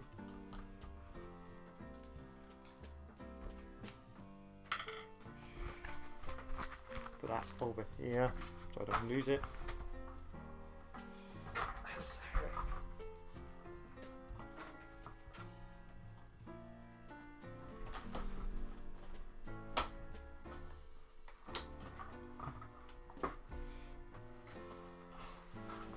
Even heavier.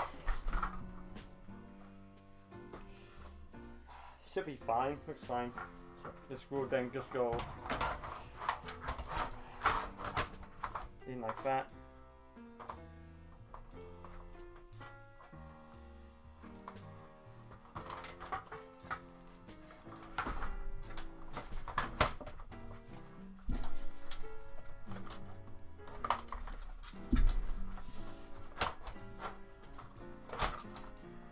There we go. Luckily you did not have to move the thing, so that's good. You can see, like, it's not screwed in right now, but you can see that there's actually a cutout for you to see the power supply, so that's pretty swell. But that's only half the barrel. The other half is actually screwing it in.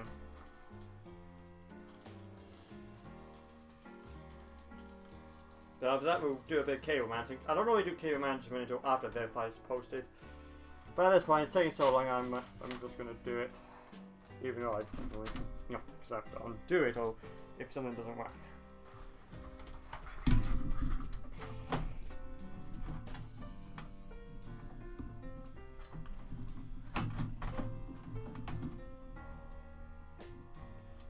So, let's do a view.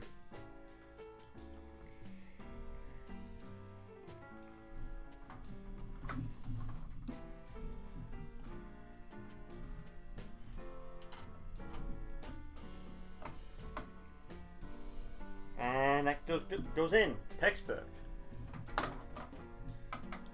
Yeah, that's surprisingly easy. Because there's only one. There's still 3 more to go, and a lot still can go on.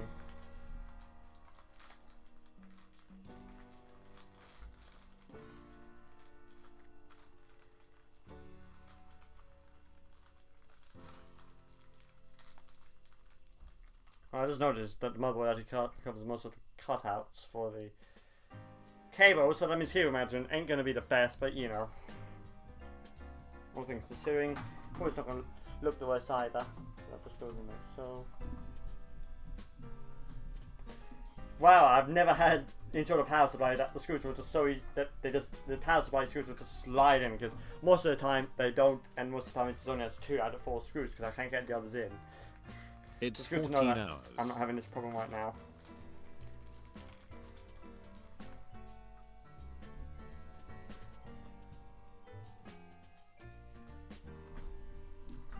I just noticed most of the DisplayPort things have gone missing. That's not a good sign.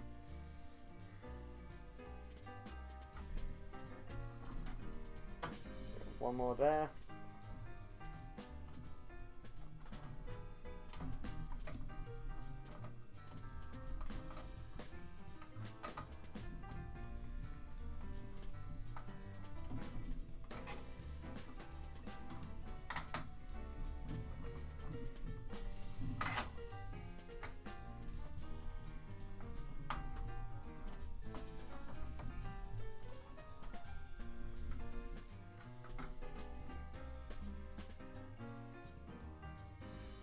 And finally, but certainly not least, screw numero 4.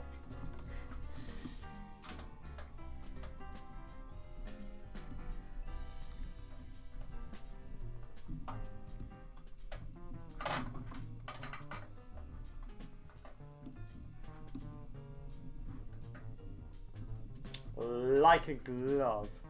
This one not so much, so let's just deal with that. That's not going all the way in.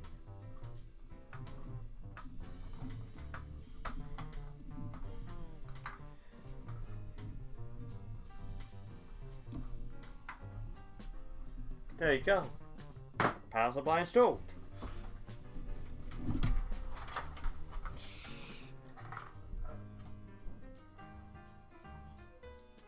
So, you know, let's start connecting the cables and start cable management. So, this is just going to be a straight one to that, so that's the. So, what's this for?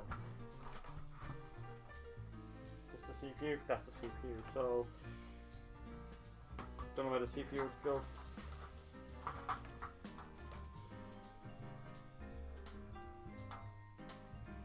It's PCIe, so that will have to go through there, but that's probably one of the more simple ones.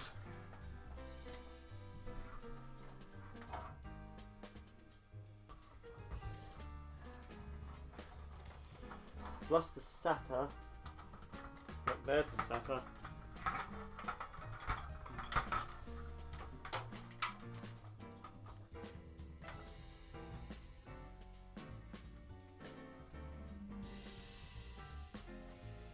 Okay, so before we worry about that, let's start connecting some of the power. So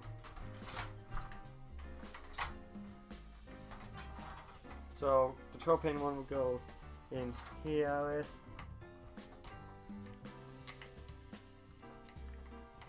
in the opposite direction.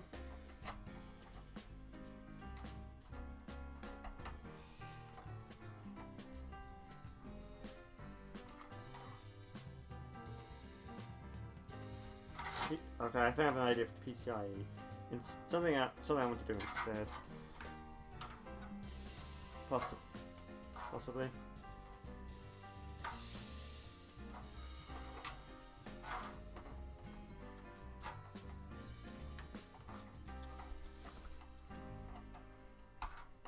There you go. That's the 12. You know, that's like the main motherboard power is connected.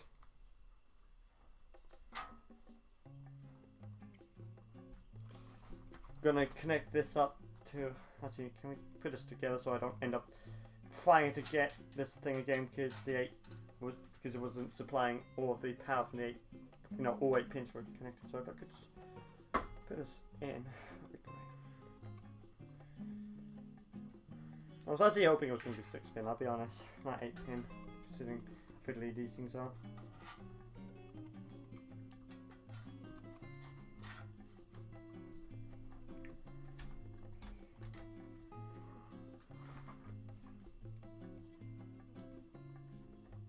Oh wow, that just came relatively easily. Why don't you ping this easy? You know, the one I actually want to use. Wait, nope. Because I want to say this one, and I would rather have this one being connected, but I might just have to deal with it. Yeah, you're just not having any of it.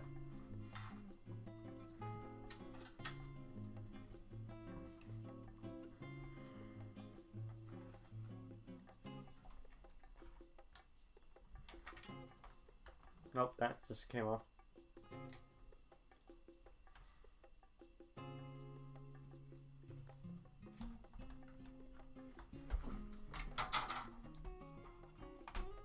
Okay.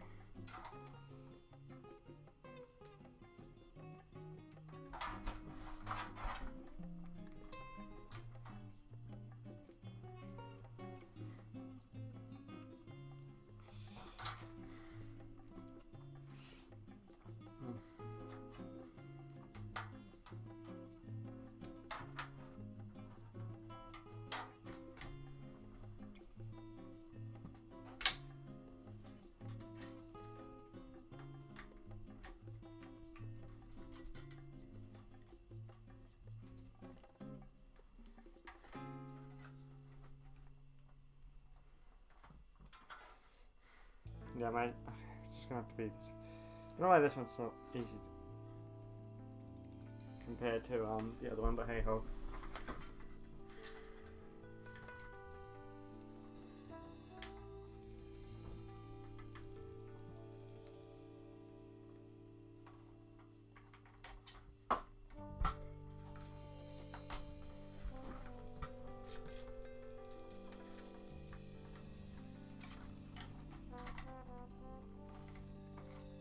Maybe it's because it has a mini ITX and this is an ATX case, means it's just not, things are just not lining up as they should.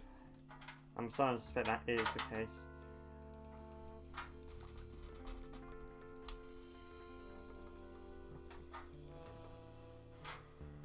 Yeah, it doesn't look as good because that's just flinging all over the place, but you know, it is what it is, I suppose.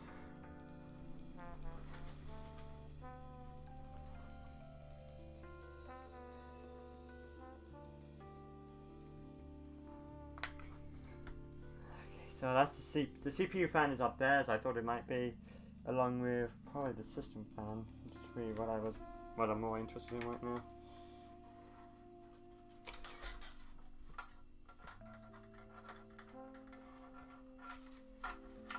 Put that through there.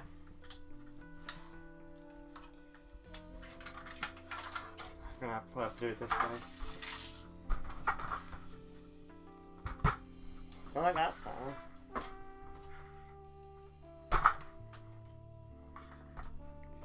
But I don't like that. Didn't like that sound at all, I'll be honest. No, that's not gonna help.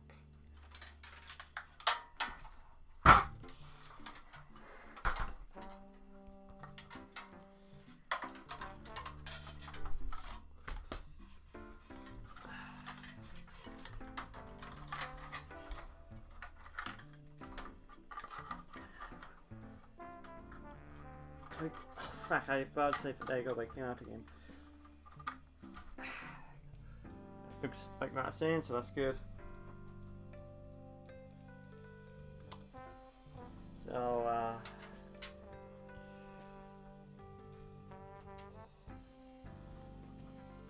so RGB, there's like a fan either there, so I might just have to.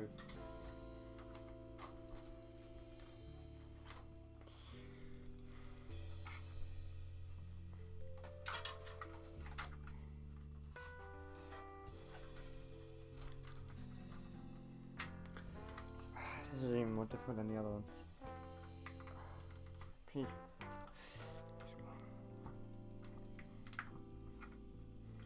Nope, it did not go in. I mean, there's another system fan there, but I want to...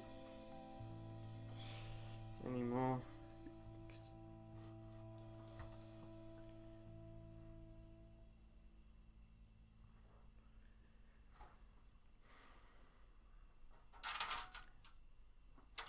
Type C.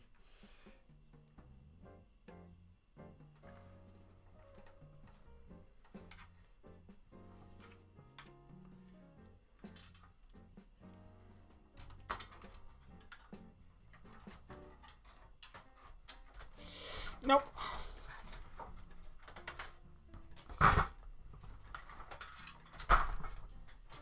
Why?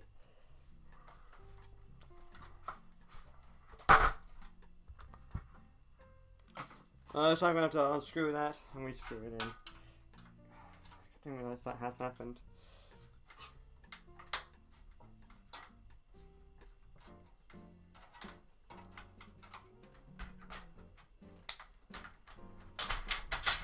There you go.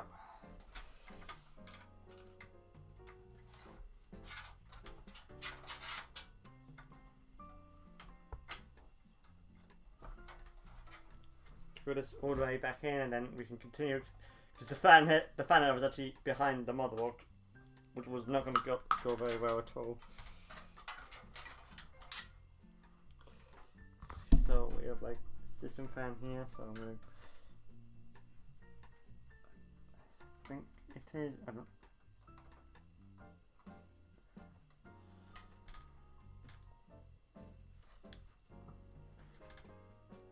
Oh no, it was like LEDs. Oh dear. I mean, considering this is an X series board, some of them must have more than 2 fan headers.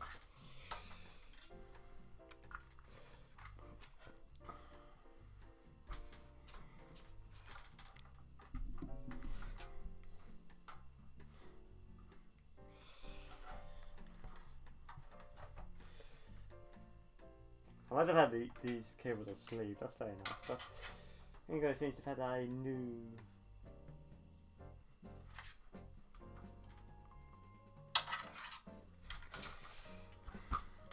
There's no fact that I do need the fan header, so let's turn this around for my sake more than yours.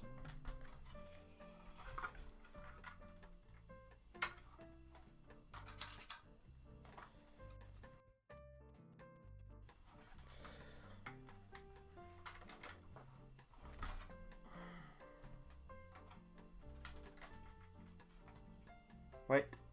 Oh, fuck, I've actually bend the pins. In fact, I really wish I could use a different fan header for this. I'm going to be real. Because it's actually in a very inconvenient spot considering the size of the cooler.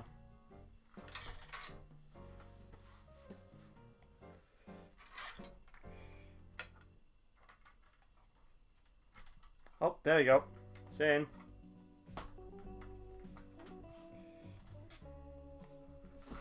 That leaves this cable now, which I don't entirely know where it will go, but you know, it's gonna have another one somewhere.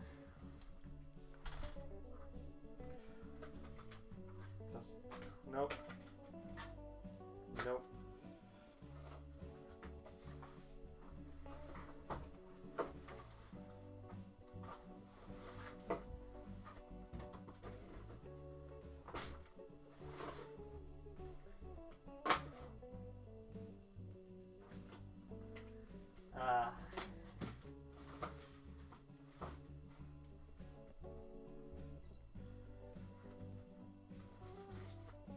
Well, I wasn't moving.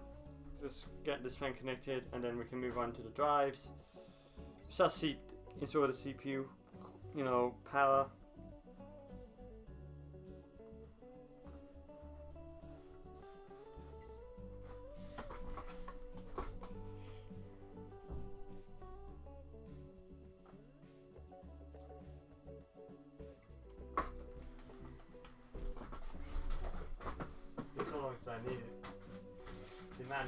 I think I've actually lost the manual. No.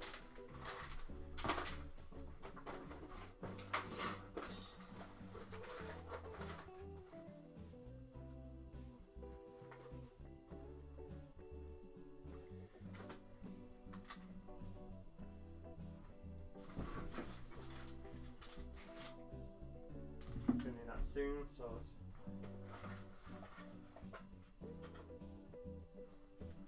gonna need that soon.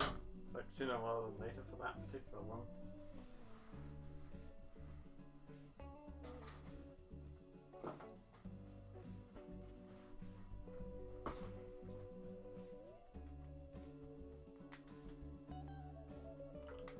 So that goes in there.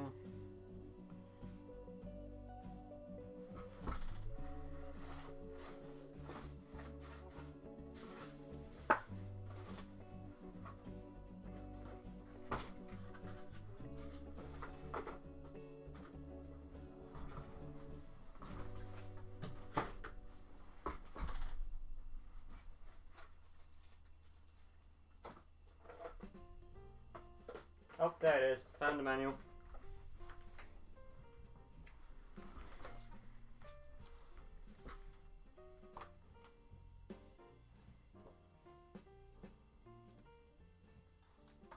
No, don't want the bias. I just need to know where the other fan headers are.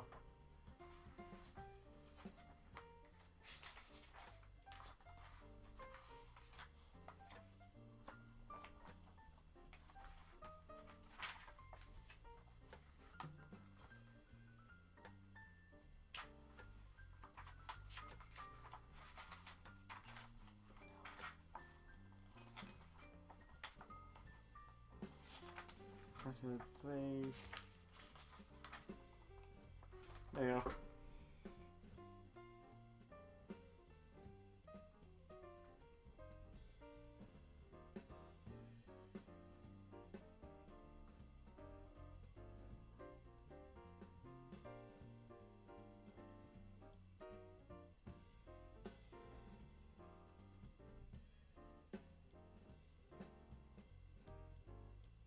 Well, you tell me that's a combination of system fan 1 and 2. That's such a stupid design. Why would you do that?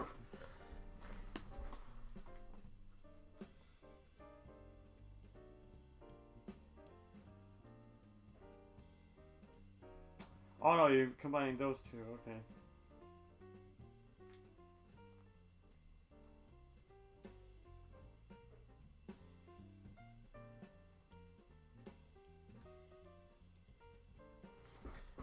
Oh, so that's where the LED for the CPU is meant to go. Okay, I'll put that in momentarily then.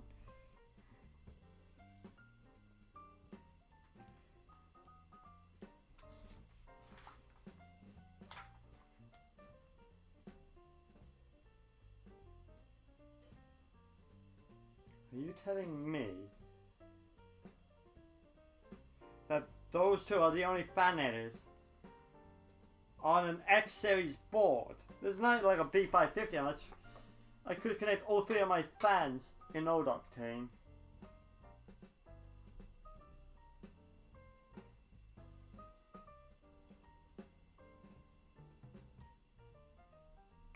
Oh, that's for you. Okay, that's not a place for that. We may have a problem.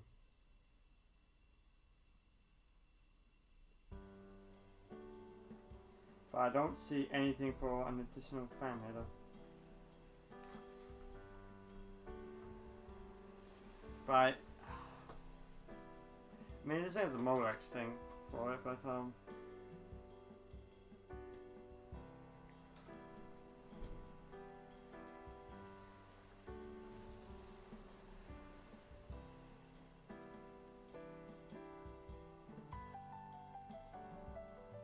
let's go with number 5. That's just so stupid.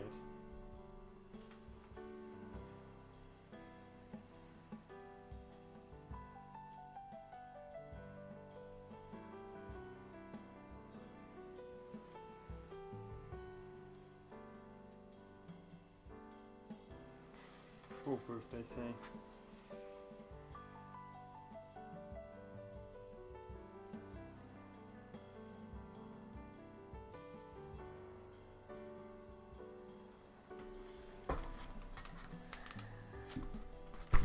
I mean, for RGB,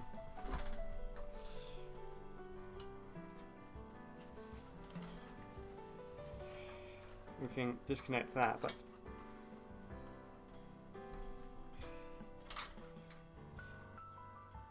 I think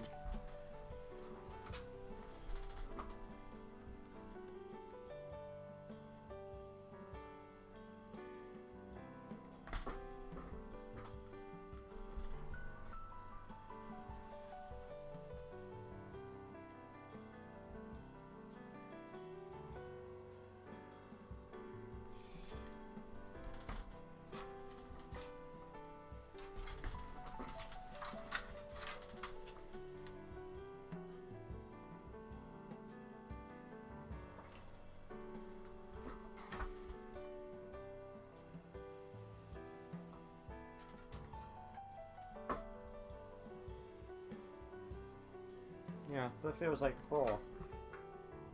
So, but this is only 3.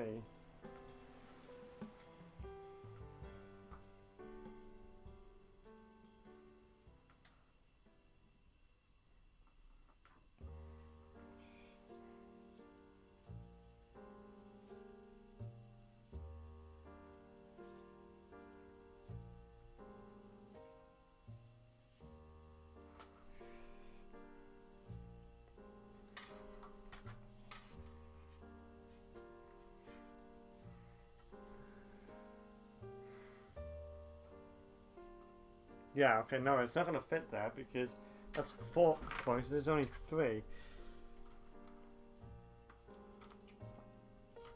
Which means it has to go into this RGB header here. Which, since it's the only like RGB outside of the WoW, I'm not going to be too upset. But no, it actually has to go there.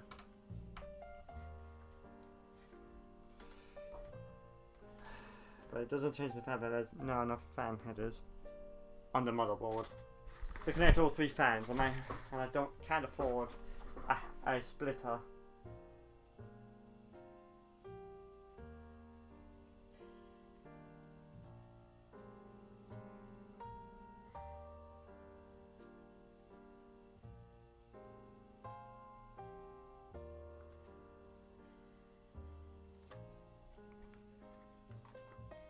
So after all that, you know, you only can install have one running.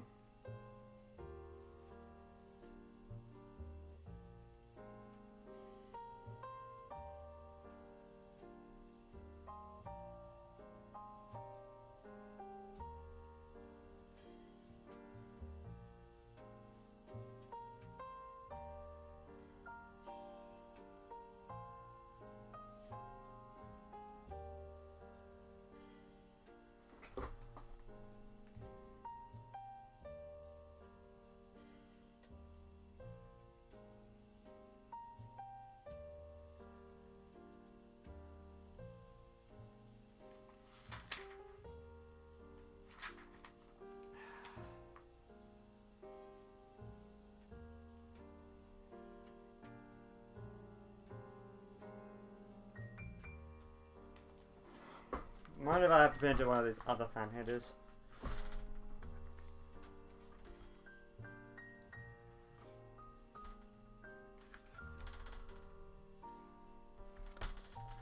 I mean, I'm probably going to blow it up. But let's try this, eh? You know what the heck? Let's go Hitler.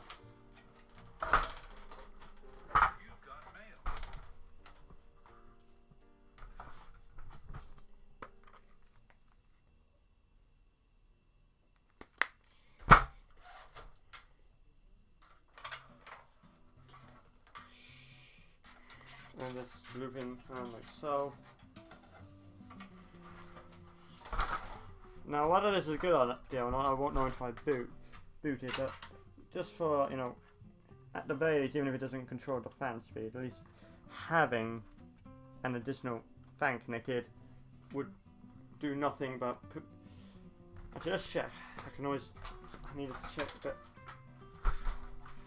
I'm going to need to consult the manual that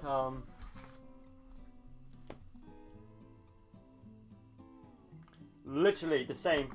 According to this, the connectors are literally the same, so it shouldn't do any damage. In theory, as always, in practice, it's a completely different kettle, a completely different beast. Where's CPU? I need CPU. Yep, that's. So, places in it. So, probably like that, I would imagine.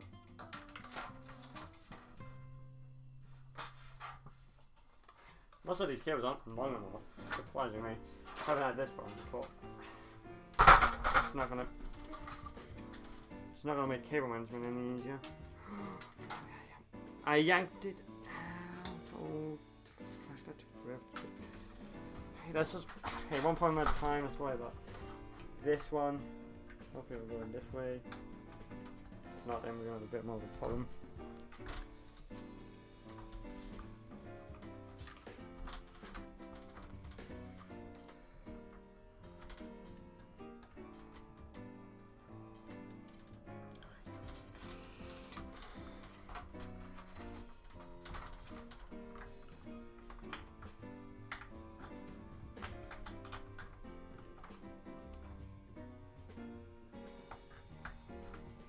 Okay, that apparently did go in.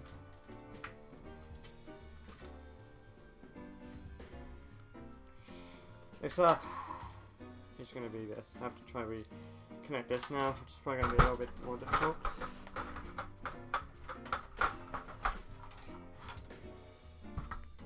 So.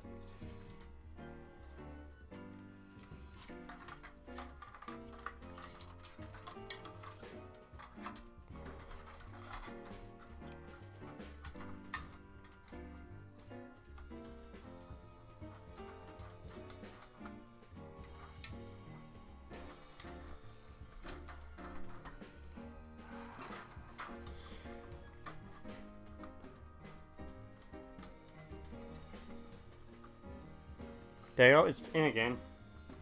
Now let's hopefully this one stays in. Okay, so that's all of that dealt with. So yeah, before I forget, let's move on to the other storage drives that I'm planning to use, because the M.2 it ain't going to be the only one. So additionally, originally from the original Octane build, making a comeback, because it does have data on it that I want to use, is this Western Digital blue drive, 1TB, 7200 RPM. Good drive, you know, good mass storage, not cheap. But that's better to say that 1TB drive is considerably cheaper than the M.2 drive. That's also the same capacity, so you know, always nice. And for my Windows installation, I am using this 120GB Kingston V3. Is it V3? Yeah. V300 series 120GB, which actually was started live in the Hackintosh VW before I tore that out, put into the new the old Octane. And at that point it died. I bought a 240GB drive, which is in it right now. And this drive is just going to become, you know, the drive for new Octane. Oh, don't tell me. It's just, I can only see there's a problem right now.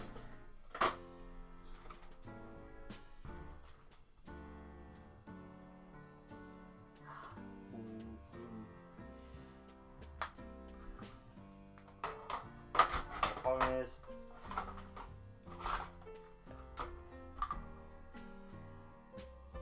okay. Problem is that it's not one of those like toolless inserts that I was hoping it would be. It's not grand, I'll be honest. I mean, I got screws. That's not entirely what I was hoping.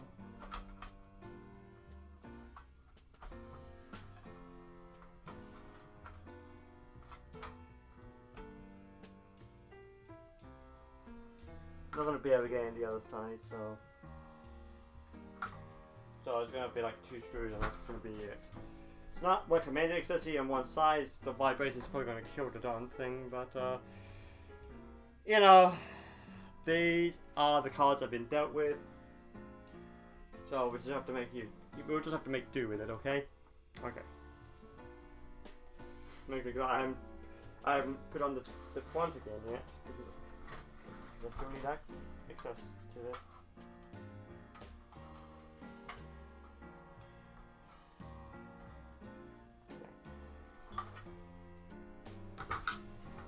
Okay.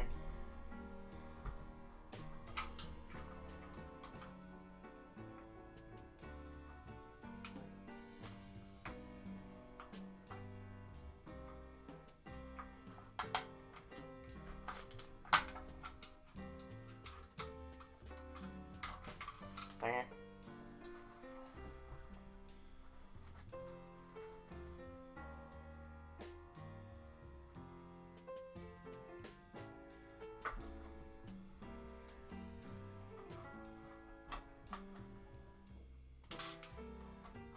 Gee, thanks.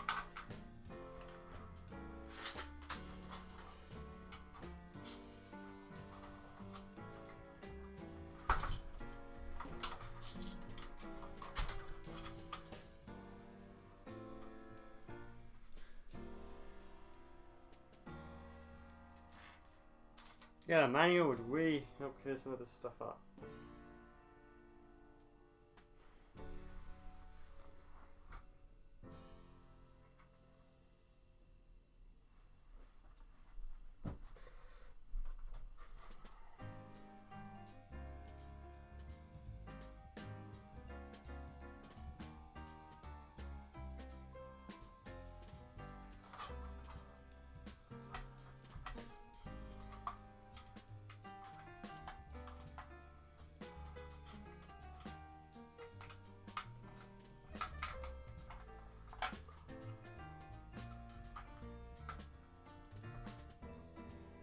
Oh, it was one of those other ones I was went to was when I was trying to fit the motherboard.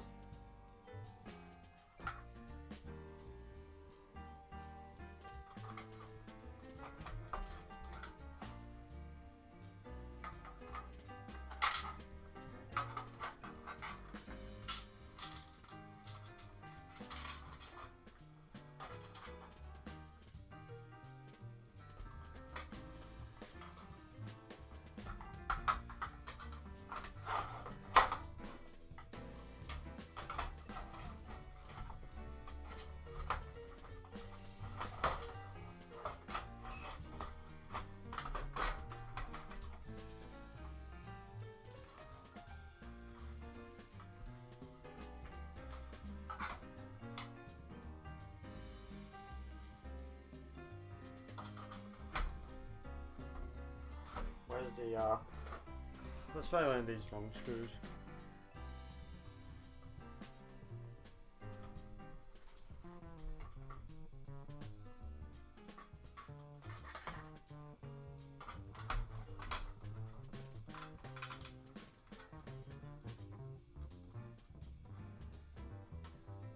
Too long.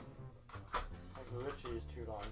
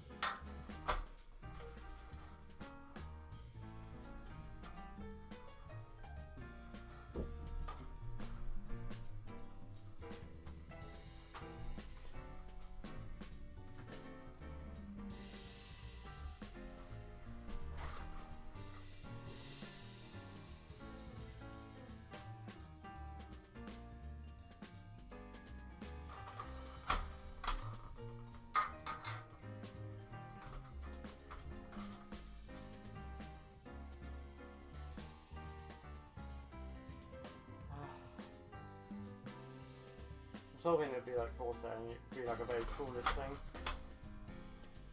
Like it's like slot it in, 50 bucks. No, what's that?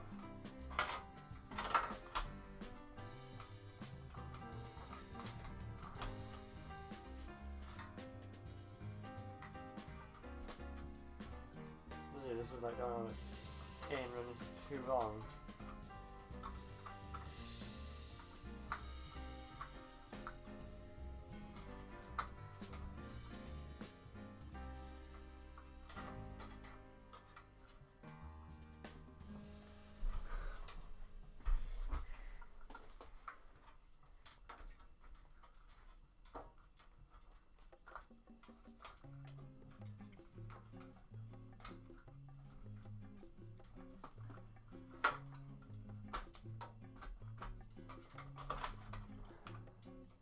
So I'll undo this screw now.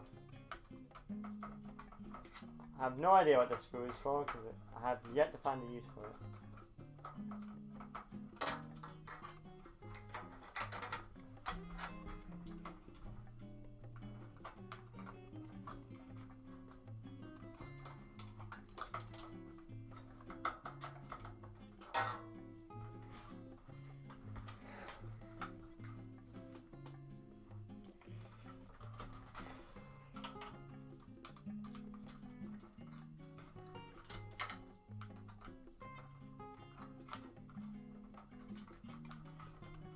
Now I can't get it out. That's cool, that's handy.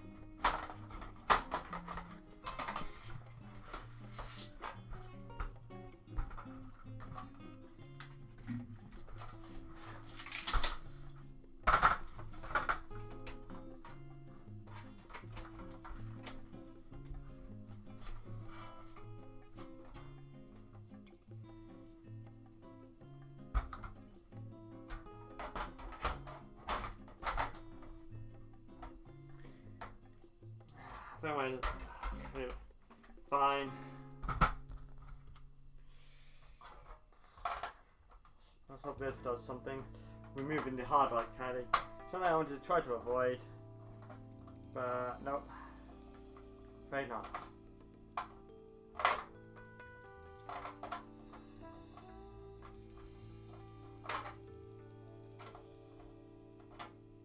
There you go, that's one.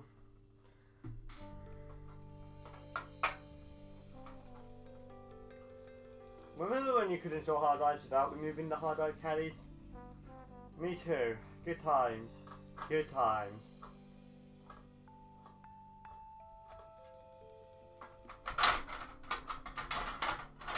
Wow, that's some cheap metal if I ever saw it.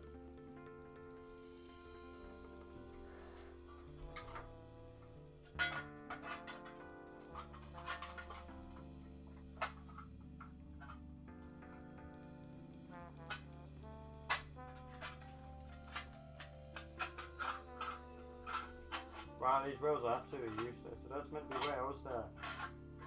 Positively useless.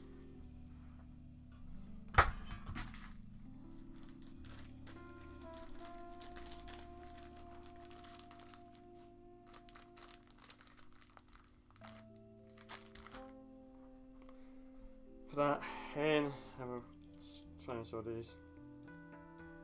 I'm going to try to fit that back in with all the cables now. That's going to be interesting.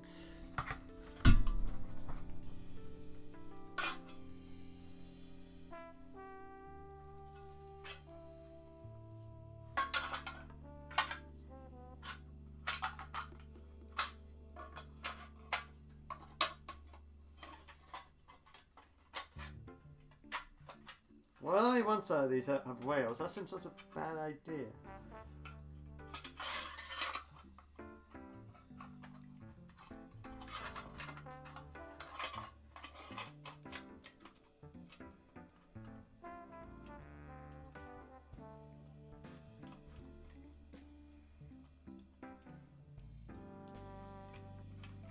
see. Okay.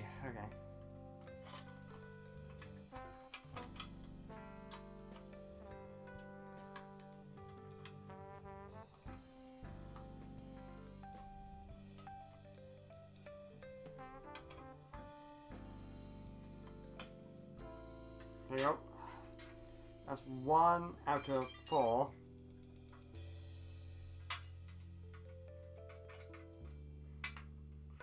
See if we can actually use one of these, you know, supplied screws now. So let's go with nope. You look similar to that, but you're not. Okay.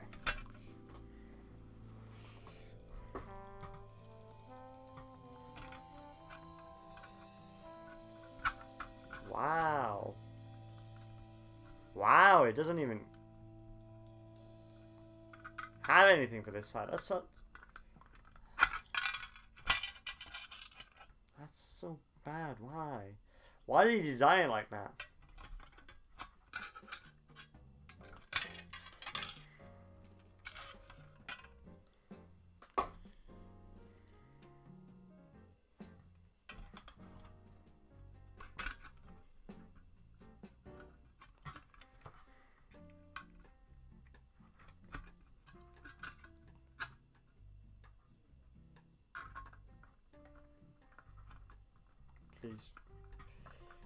Please, Dread. I don't think it has, but you know. One can pray. One can hope. Oh, it did. There we go. So that leaves one more now because I can't get it to the other side. So that's no huge fan of that decision, but hey ho.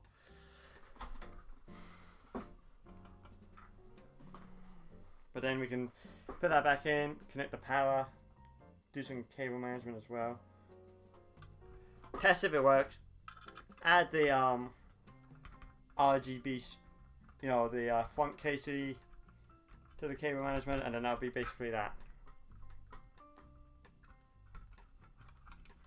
Good enough.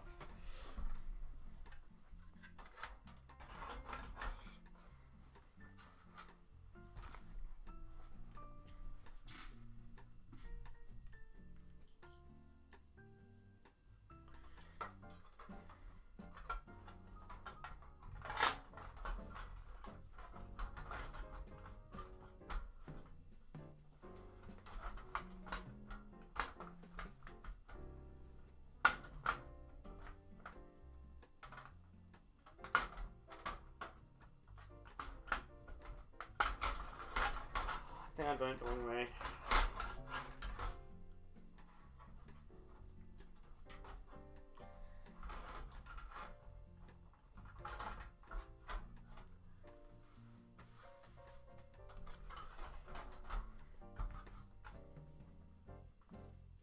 Can't even do that because that was just getting away. Cool.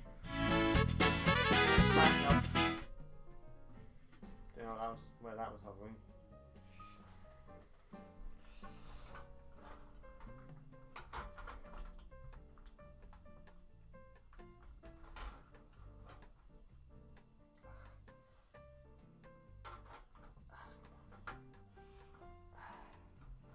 Yes, it's there. That's good. And now I just have to put that in just rotate that to the right place and then put that in, and then we're up to the races. Okay, so not exactly where it was, but you can see the little grey colours where the screws were. But hopefully I'll give them some clearance for stuff. You know what? No, I'm not going to do that. As much as I one day my suffering. If we're going to do this, we're going to do this properly. This is no time for half measures.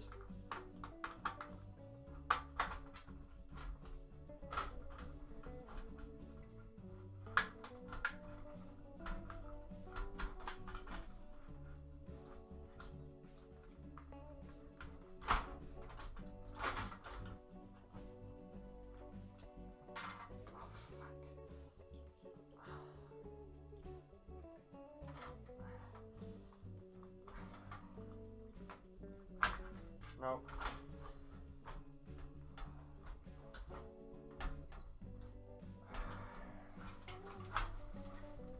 arm's actually aching now.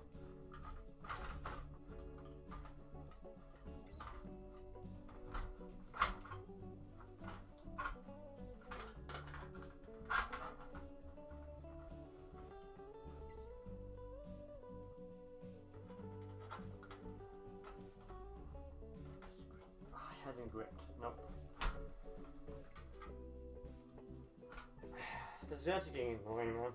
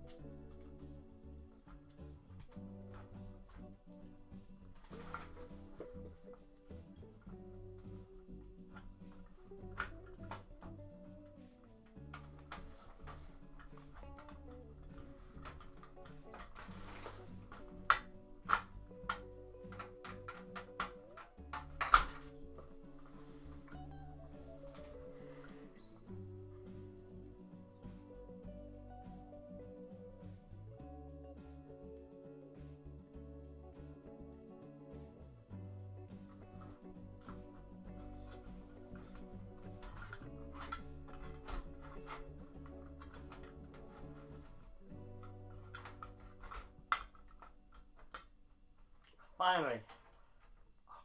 Just keep attacking. Screw that in. It's gripped. Finally.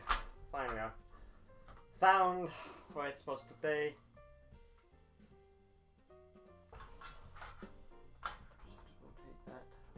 There. And that's now gripped. Good. Now, don't. Nope.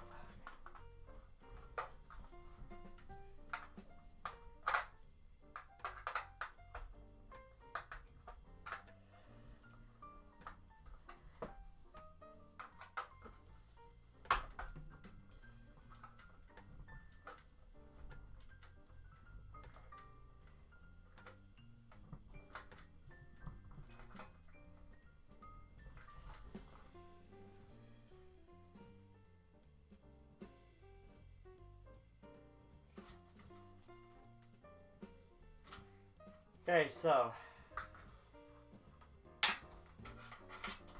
we can now deal with power and data. We're going to get one of the other SATA cables because I've lost the other one. Because I got this while looking for it, so found one, just can't find the other, so that's handy. So I'll start with this. No, actually that's the wrong way. So I was going to start with the last one.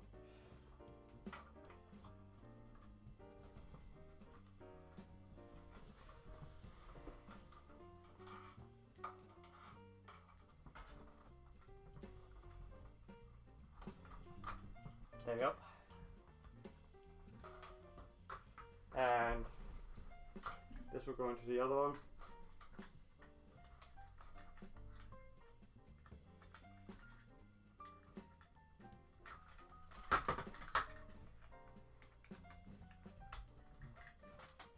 So we'll just go literally in there.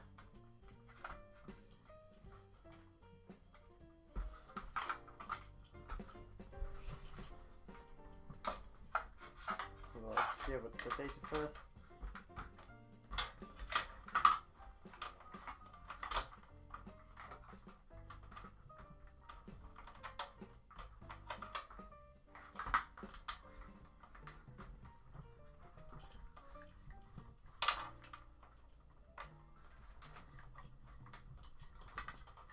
Oh yeah, this one doesn't snap in, does it?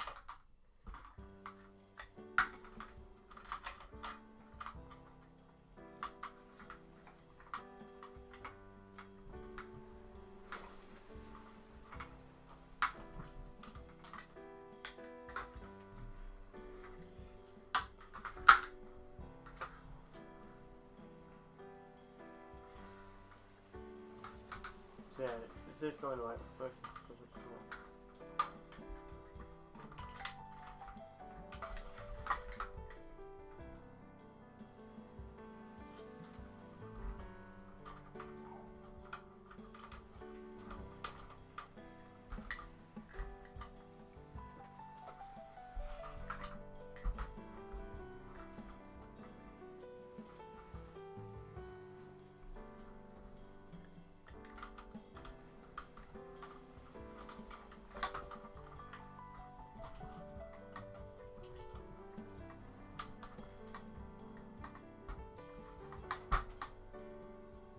not going in all the way.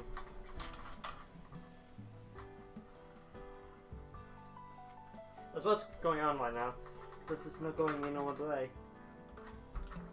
I'm going to turn this around so I can sit down on my chair and deal with it.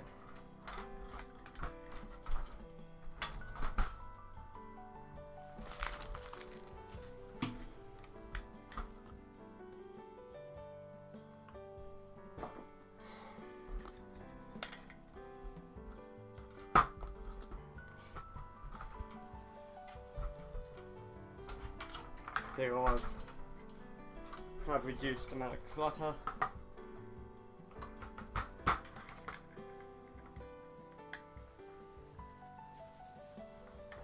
Yeah, these clips are useless for what they're supposed to be for.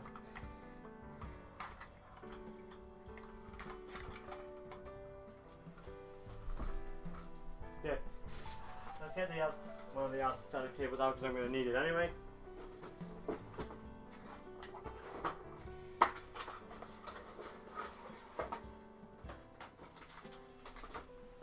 You know, we wish this was in a resealable bag, but hey ho.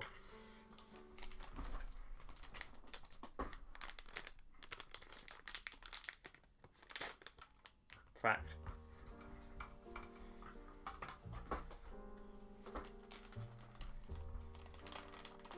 There's another SATA cable. So I need two. Oh, it already comes with two. Frack. Okay, so I just need one from this then.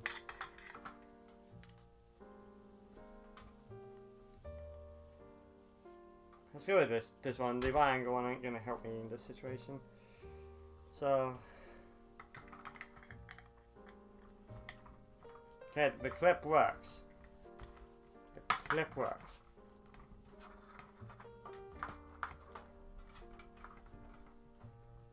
And also I think I would rather trust one with a working clip, so let's try it. Which means I'll be using both of these cables.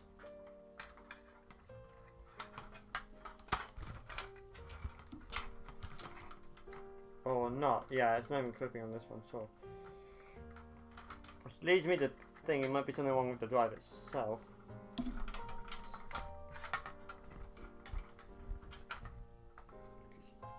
Yeah.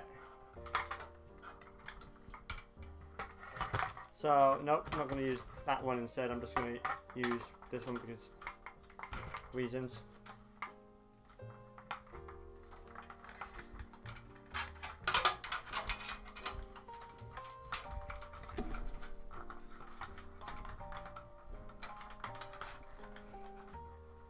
See if we can put this in now. We can, which is good.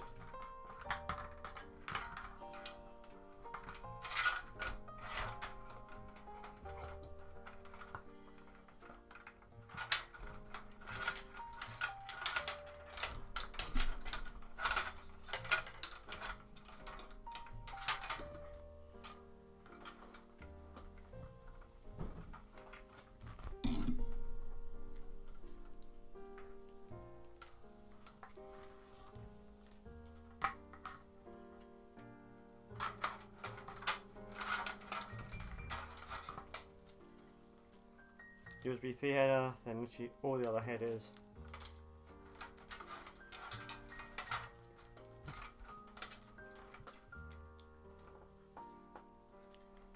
Just cable mount. So on the cable mounts this a bit now.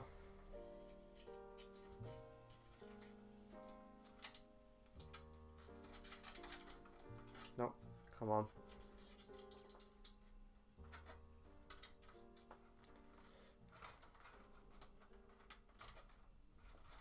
There you go.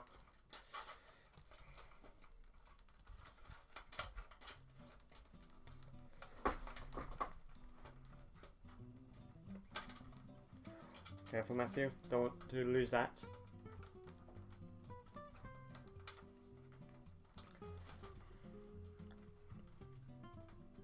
And twist ties. This is useful and reusable as Velcro ties. But cheap, and just as cheap to produce as zip ties. Prefer to use these over zip ties any day of the week.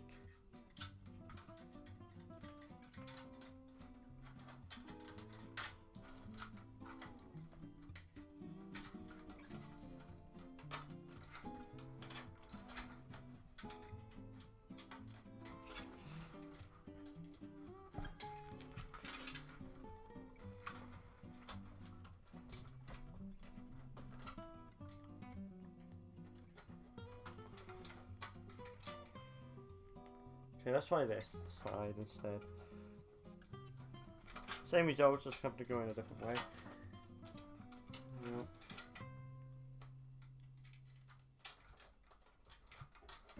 There you go.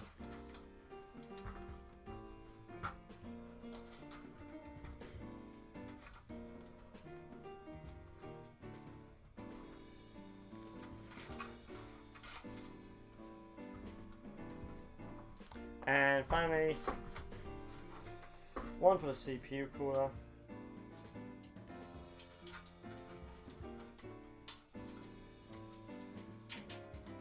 Come on.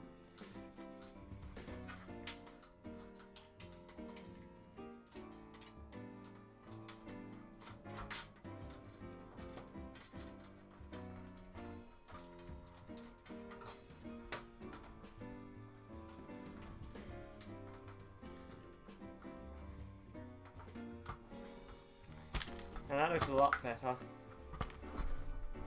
It's not great.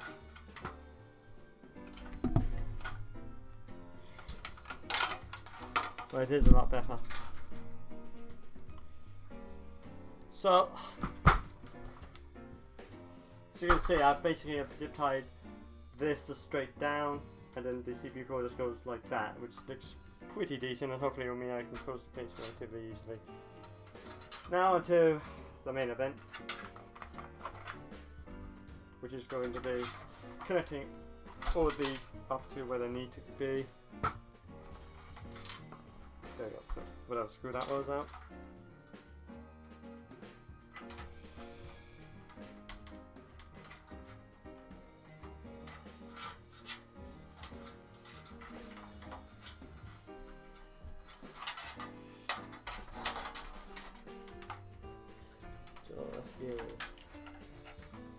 You first, so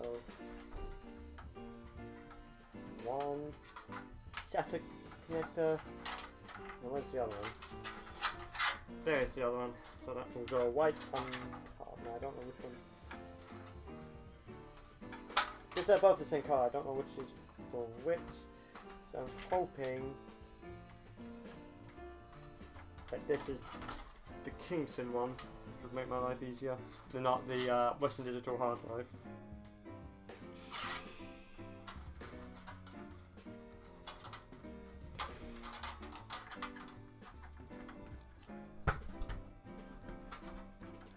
So it's this way.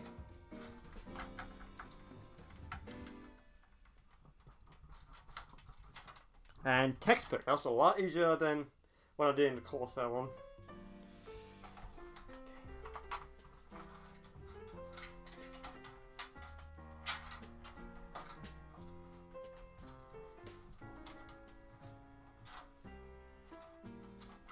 So I'll do this military by you know, I plug in the two USB 2 headers, just going to be a bit more tricky I feel, as well as dealing with the front panel connectors.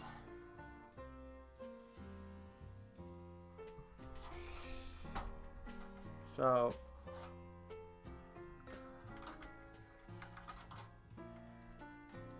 AC audio USB. It's 15 hours. So we're gonna have to split that off a little bit.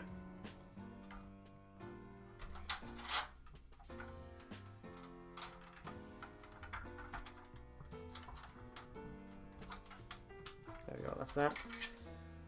Then USB goes in here once we figure out which way is which.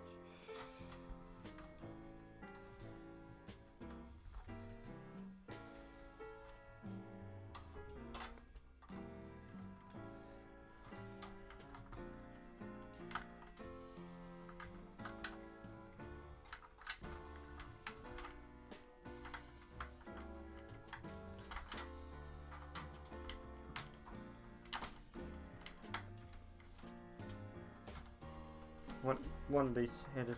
I want now all the front USB to work. Seems like.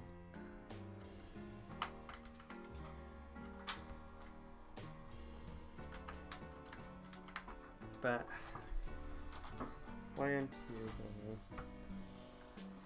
I mean, I might have to get Dad's help again if I can't get it in myself, because I don't really want to bend the pins. I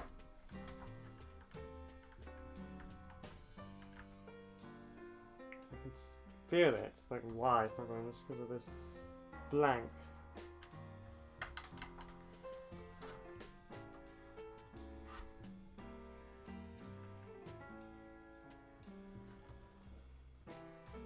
I think I can see no pins up, and that might just be because I bent it. I mean, if it has, then I'll have to use the other one. Yeah, it just not goes in.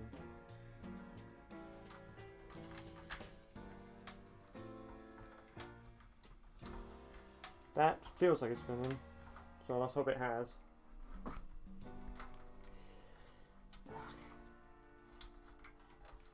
Manual. It's like I need to know. Because I'm going to need to know what is for what.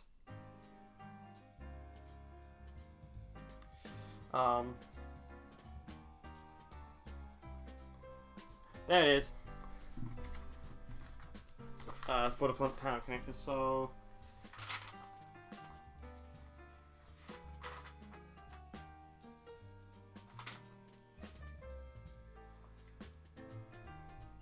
power LED, power switch, okay. Oh fuck.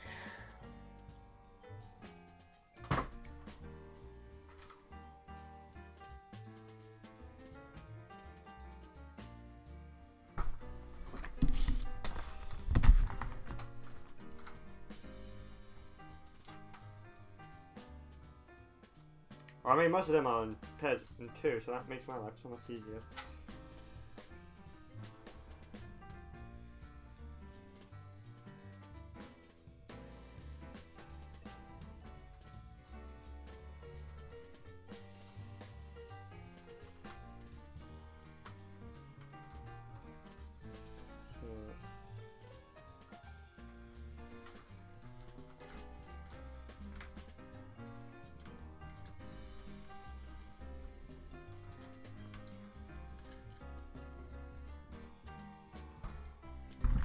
I'm going to have to constantly refer to the menu for this part.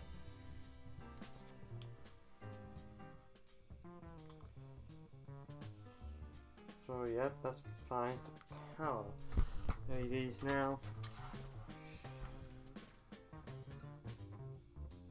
Positive, so I'm guessing it's going to be here.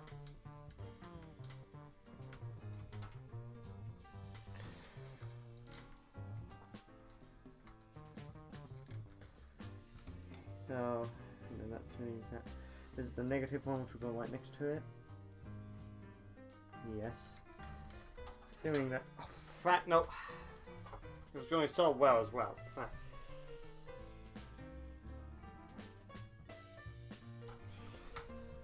Okay, so where's the hard drive? I'm gonna have to do that again.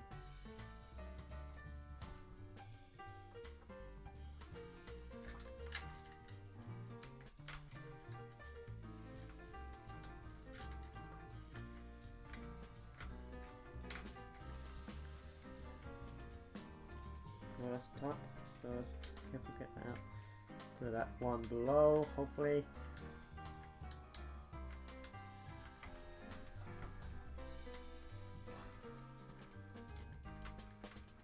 There we go. I think, yeah, that looks in. Looks, but it wasn't. That's what I hate about these stupid front panel connectors. They're infuriating to get in.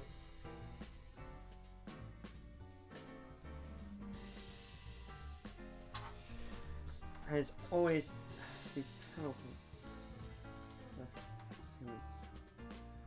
minus of it.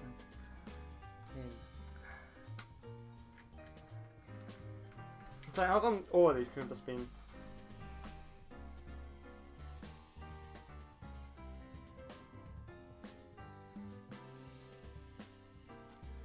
So,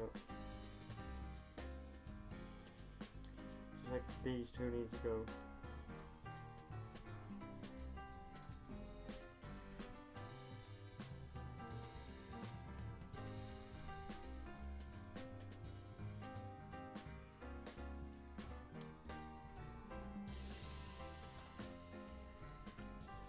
Hopefully, me making the cables on will make that can do what I need to. So, hard drive, button. Nope.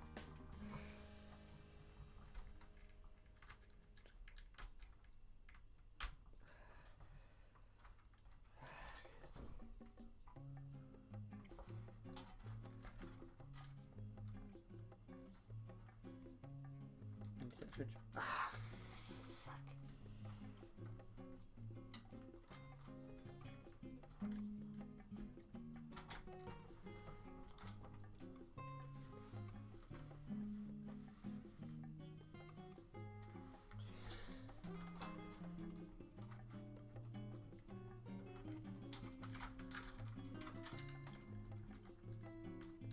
Where's that? No, that's not what I wanted.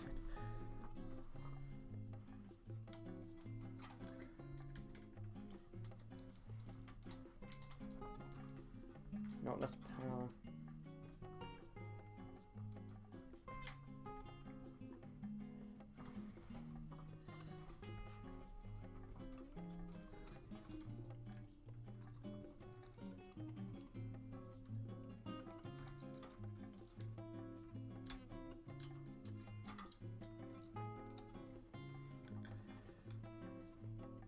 Power 80 plus.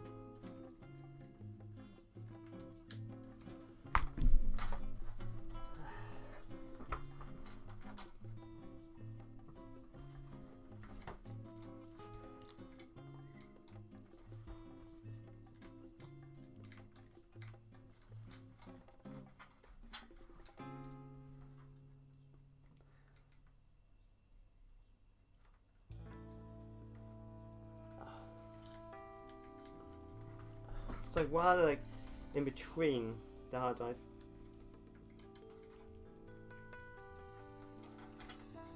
Indicator lights, that's the thing that's partly influenced.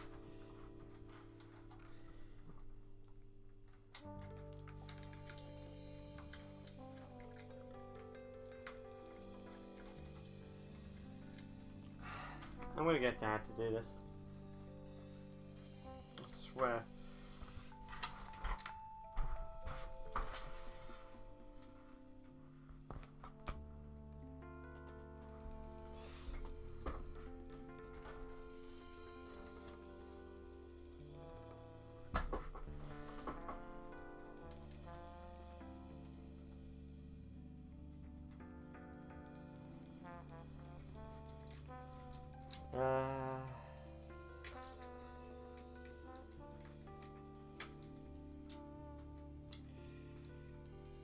See, it just keeps coming out the moment I try.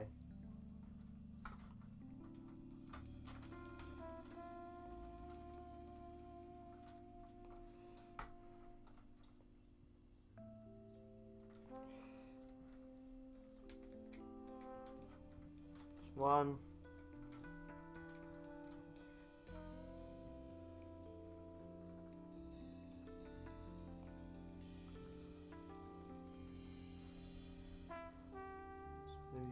Go in. I don't care which orientation you go, I just want you to go in.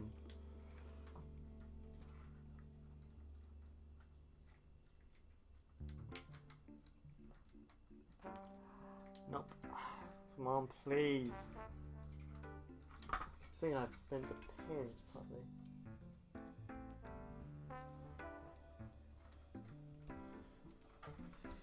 So it's like, how come now it's sort of a more easier way to install these darn connectors?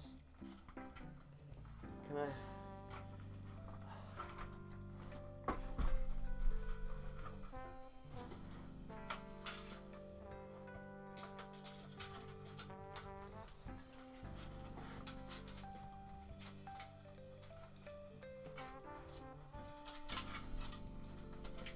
I'm gonna get it before this cable.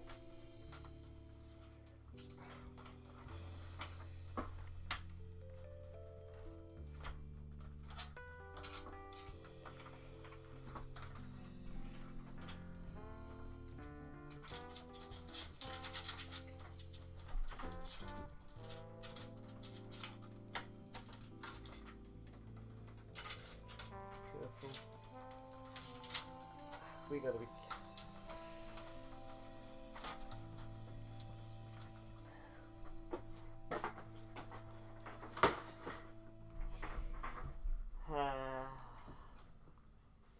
Like it's always the fun layout that gives me the most grief.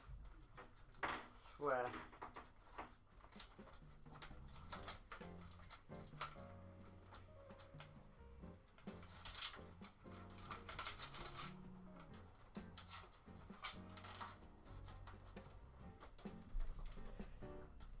Hopefully that will give me some extra, the extra length that I need to do this darn thing. So this is the hard drive one, isn't it? No, that's the reset switch. Hold on.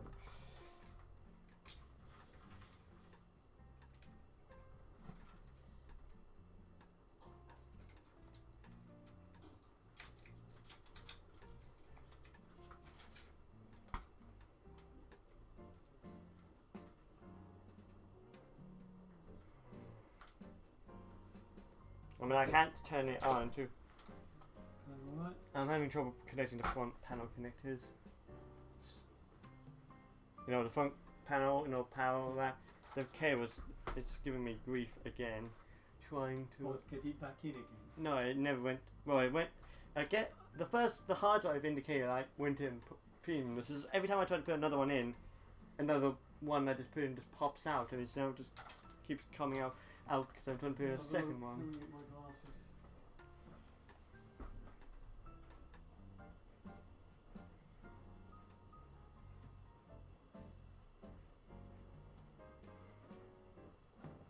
Honestly, at this point, if it posts at all, I'll consider it a miracle.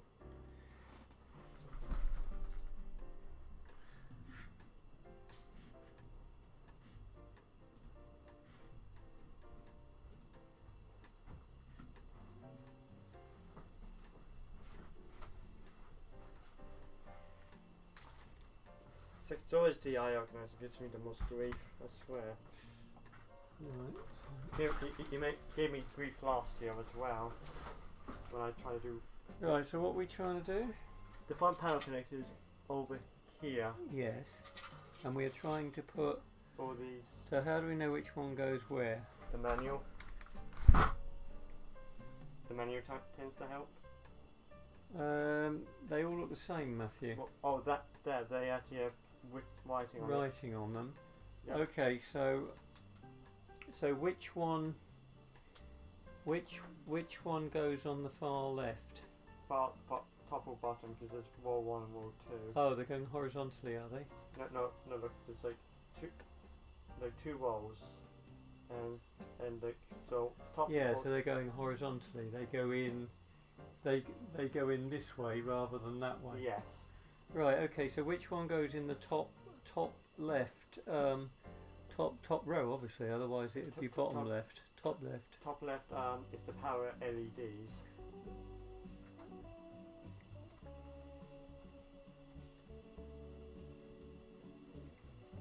I think I might have two big hands. HDD. Is it? That's hard drive, which is underneath it. So it's like the two one. This one goes underneath it. Yeah, that goes underneath it, and that's the one I had. And the writing goes towards.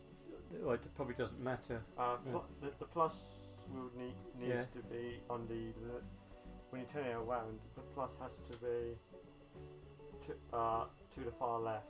And how do you know which one is the plus? Because it's also written over there, so it's like plus is to your right, which will be left when you turn it around. So it's got, in other words, Yeah. put it in upside down. Yeah. Okay.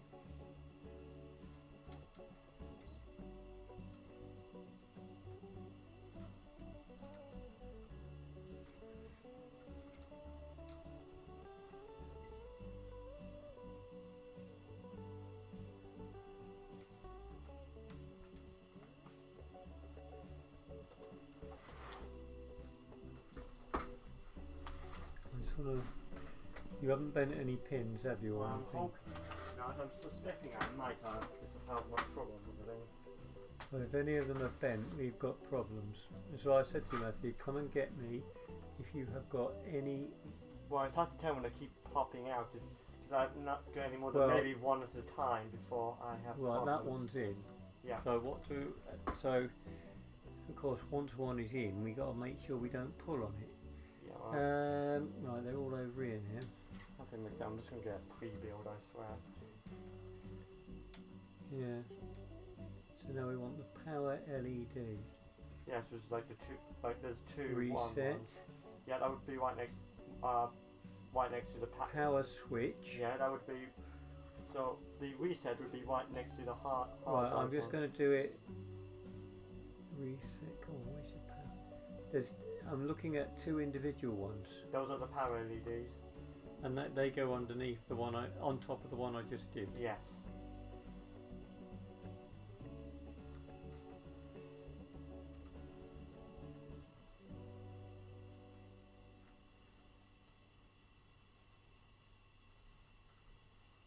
And which way round do they go? Well, the positive goes to the far left. The negative will go to the one closer to the front of the case.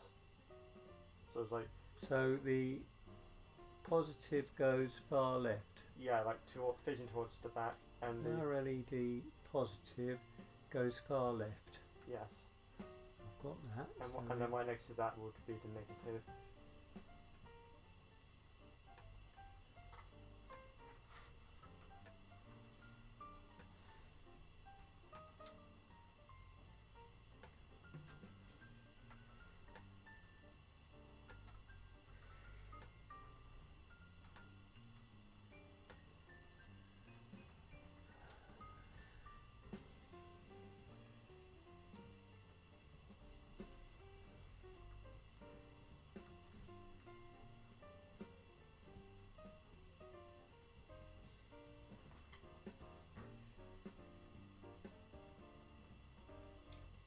Let's come out. Yeah, that's the trouble I'm having.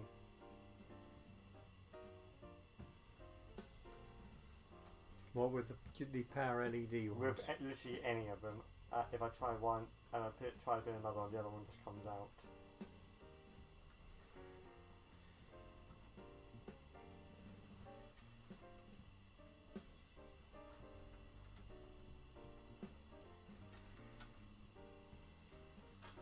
I can't test if it posts until this is done.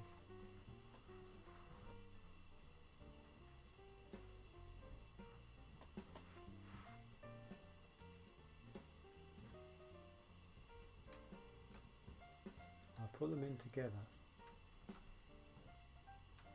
Oh, that's good. I don't know why they put those separated and they put all the other ones together. No, because right, we've got those in. The power, okay. Right, so I'm trying to keep my finger here, you know, so the pressure stays on them. Well, we've only got two left. Where are they going? Depends. The power switch goes to the next to the power LED, so On top. yeah, that Well, literally right next to like what to the right of the power LEDs would be the power switch, and I can underneath see that these. reset. These are really loose because they're trying to come out again. Yeah. Again, these are trouble every single time I try to do. Well, we might the want to, headers. yeah, I don't know, blue tack or something that's going to tie it or something, because if this cable is here, it's pushing downwards on them. But if it's allowed to pull on them, they'll probably come out again. Right, so the power switch goes where? On the top or bottom? The top. Top. Well, right so next to the that's going to LED. be the one we want to do last then. Right, so I'm doing the reset, and that just goes next to the one. Next to the hard drive, right? So that'd be the bottom right corner. Oh, the bottom right corner. So not next to it, but the opposite corner. It's like right next to the next. Yeah, so right pins. next to it. Yes. So you got other stuff you want to put in the other pins, have you? No, these I don't have any. Right. So if I put this reset button next to the first one I did on the bottom. Yeah, that would be. Now I'm having problems seeing, of course, because the ones I've put in are now blocking Yeah. the light. Well, say came up with a better solution to this. Hit it, I swear.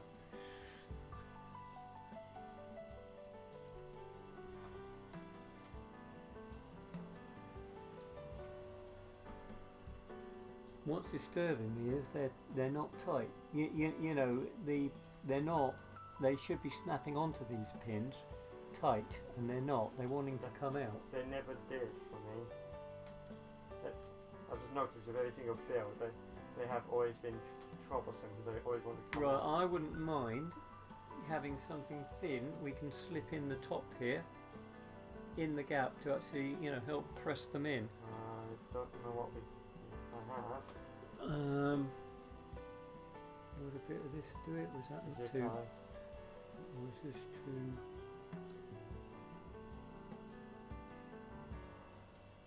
In fact, even a bit of blue tack just over the top of them onto the body would probably hold them. Right. Be careful, there's a box there. And then the power one is going on the top two next to the two little separate ones Yeah. we did. I've been having trouble trying to get help me with this.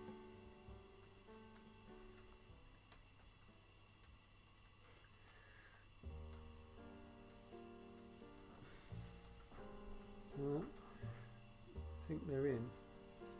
Well, the only way to find out is to plug it in and make sure it pops. Yeah, but I wonder whether it's just going to stay. You see, I think this needs, you know, pushing down here. So it's. I mean, Well, why don't you get me some blue tack? I'll probably when pissed I'll just use like one of those ties. Yeah, it's going to be hard to tie it. At the moment, a little. Do we have any blue tack? Not up here. Right. So. Right. So where's the tie then? The ties. You better turn my bath off, Matthew, because Right. I'm not really paying it much attention.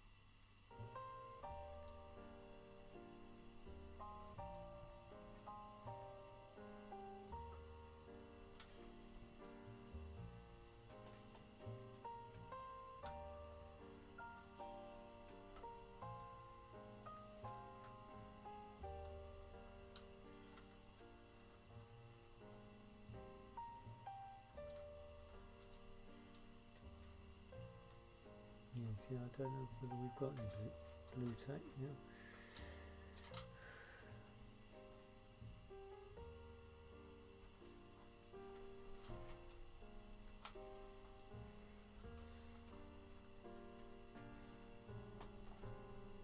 Can you get out of the light, please? There ain't a lot of light because I'm blocking off the torch with my finger.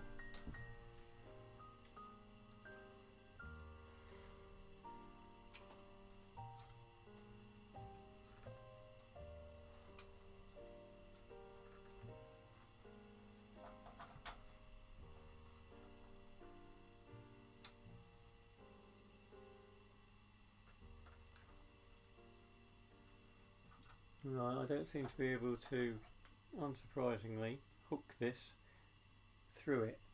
There we are, so no, we don't have any blue tack up here. Well, I don't even know if we got any blue tack. I know I was using the last of it the other day.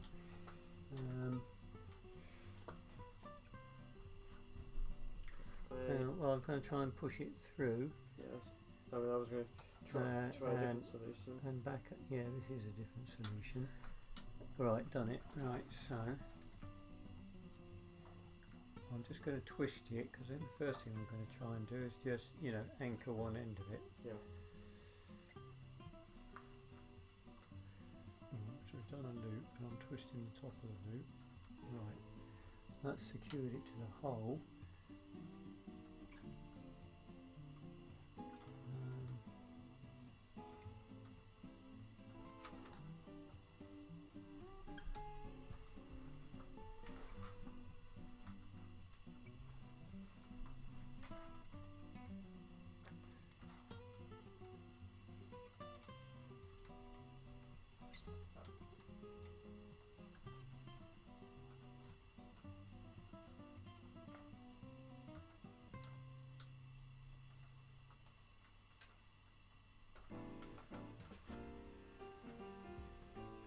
Blue tack would certainly be a lot easier, wouldn't it?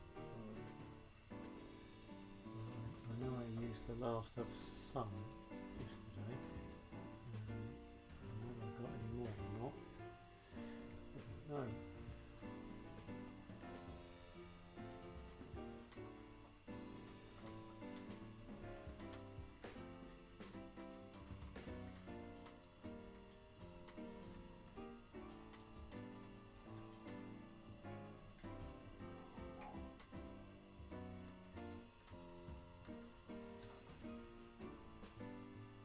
Well, trying to hook it somewhere that I'm not convinced it's even doing that very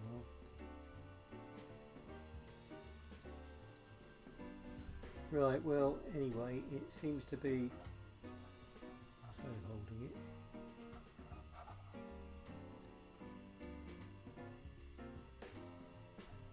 Right, I'm going to see about wedging. Have you got a bit of card or something? A few sheets of paper?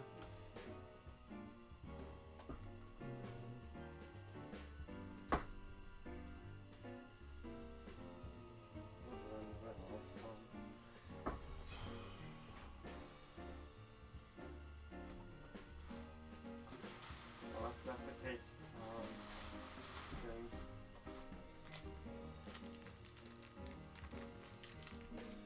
Yep, you know you screwed around with the rest of them. Oh, here's a broken piece. That might actually.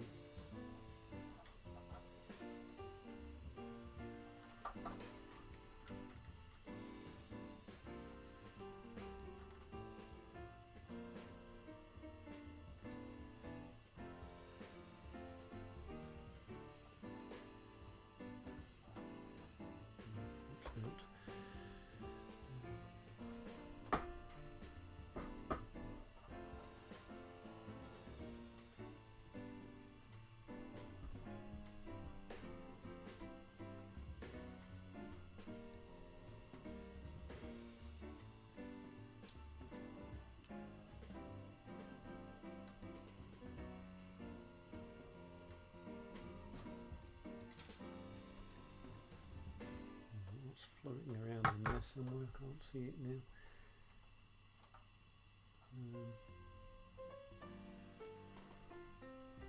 Oh, that one may not be in the right place even. You know, the top one? Yeah. I now think it may not be in the right place. So, well, it may be.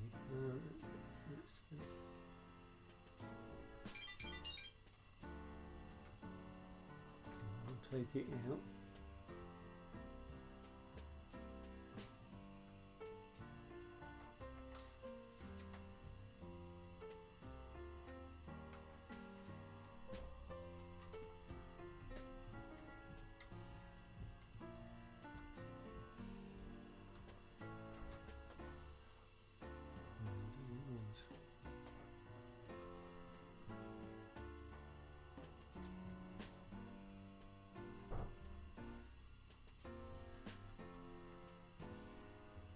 now. I think it's in the right place.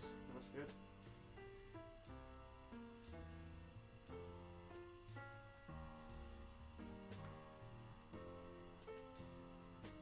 So is it ready for posting?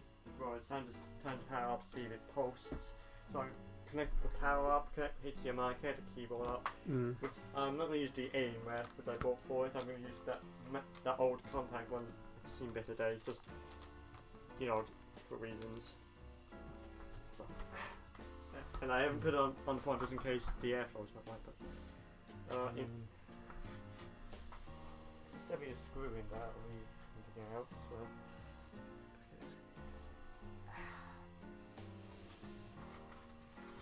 One important solutions. Well, it's probably still going to be worth getting a bit of blue tack or something on those pins, just to something to help them stay where they are. Okay, yeah. So yeah, we're now to the point now where we can see if the darn thing actually powers on. All things considering, I'll be surprised. So we just tear out the HDMI from my switch, plug that into the HDMI here. Can you give me that power plug that's by the bin, please? This? Yep. Thank you.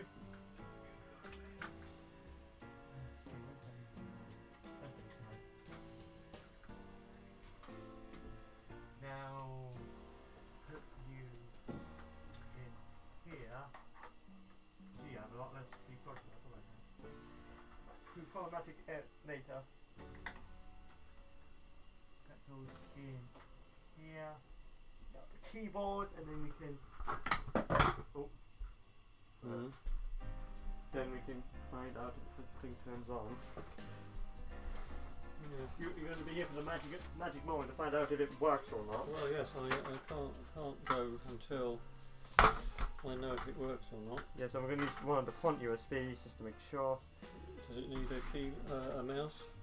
Not for going to the BIOS, no. So we're just. Yeah. Oh, there's lights.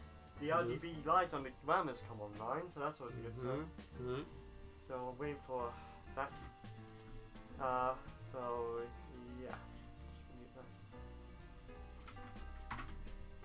So yeah, 3, 2, 1, contact. That's no power light, so that's why it's not done either, but no, your keyboard's not lighting up. Don't know if it usually does, that's the thing. One of the fans turned off. The other, okay, just come on again.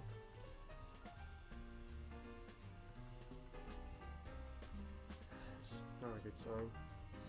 So we've got no signal. No, it's not. It's powering on, but it's not. The HDMI is definitely in. Yep. Okay. You haven't. What cable would be? Yeah, don't yank anything. What cable would be responsible for? Wait. It's post. It's gonna boot into Windows. Yep. And the hard drive indicator works, so that's good. Like I say, those cables, I'm not convinced they won't come out unless they're blue tacked or something. It's good. Okay, now it's reconfiguring because last time this drive was used was in old Octane. Right. So it's reconfiguring now for the new hardware. But the hard drive light doesn't. Where's my mouse? Because I was hoping to beat it before it booted into Windows. That's hot pluggable, isn't it? Well, it's USB, but the USB 2s work, so that. Oh yeah, as far as you. It's USB, it's fine. Now let's try the USB 3 one, which actually which went in surprisingly easy compared to the Corsair case.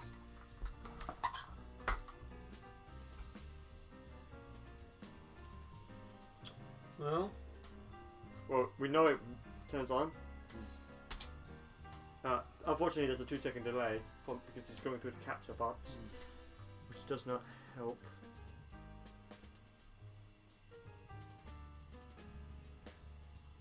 crap, why don't I just turn it over to the HDMI input just for now?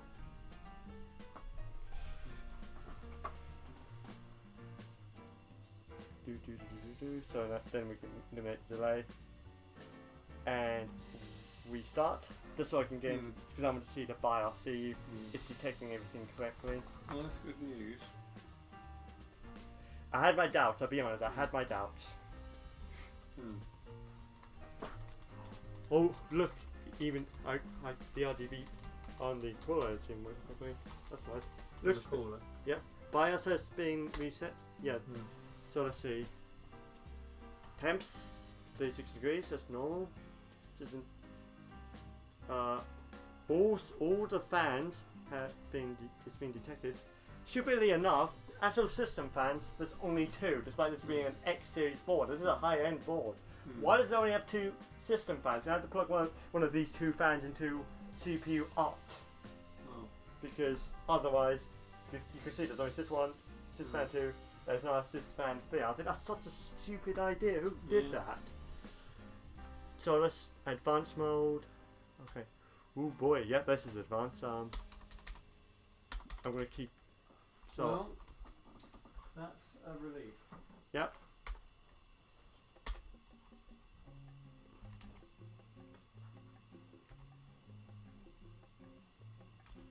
Clock speed. Extreme XMP on.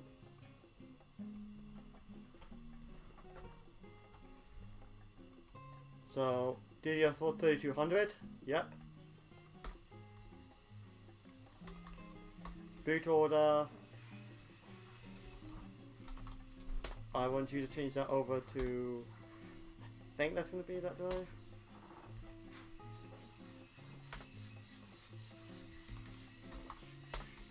Enabled XMP, temperatures holding at 30, which is normal. So hopefully that means it's just going cool properly. Yeah. And the fan's in the right direction because it's pulling air the way I want it to, so it's just passing straight through it. Good. But so everything seems to be fine, although again I need to run a diagnostic on the RAM just to make sure.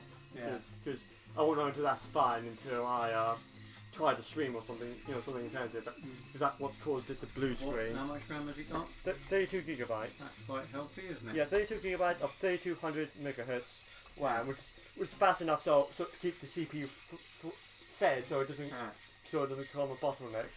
AMD even recommends to use 3200 megahertz RAM because on 13 Ryzen because to keep it so you keep feeding it with sufficient information. So right now it's not detecting all my drives because one of the drives is not formatted. That's the Western Digital 1TB NVMe, which I'm going to use Chrome Zero to clone my Linux installation over. Oh right, okay, well you know where that is. Yeah, but let's just boot override Windows Boot Manager. I am just going to boot into Windows, save configuration.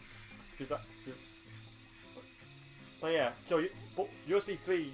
The USB ports on the front work, which actually was surprisingly more simple than I thought it was going to. Well, that's the danger zone over then, isn't it? Hopefully, if there were anything damaged, it would probably be showing up by now. Yeah. Reset button works? Yeah, well, it might be alright. I have hooked that cable, pulling towards it. Maybe they'll be alright. The ones that are loose are the 2 singles. Reboot and select the proper boot device. It's no longer detecting Windows. No longer, but it's already detected it, hasn't it? Well, no, we booted into it once accidentally, but now it's saying it's not finding it. That's a software issue, isn't it, more than anything? Yeah.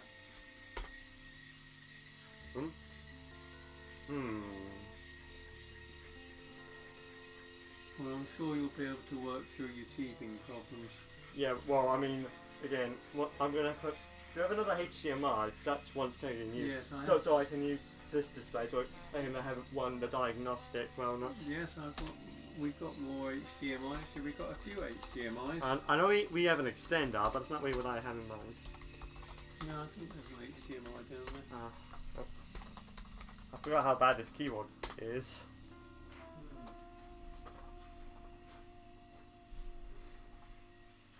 So I want Task Manager just so you can see. Yep, Ryzen 7 3700X. And look at all these threads I have at my disposal. That's double what I currently have in my Hackintosh. Well, those are your cores. Yeah, all of these are the logical cores the computer sees. So 8 cores, 16 threads. Very good. At 3.7 gigahertz, 32 gigabytes of RAM, 3200 megahertz. The Kingston SSD plus the 1 terabyte. I'm presuming that's the 1 terabyte. Hard drive, and then there's the 1660 Ti, the thing I paid way too much for. With 6 gigabytes of memory. Now I'm hoping if I actually go to Device Manager, it will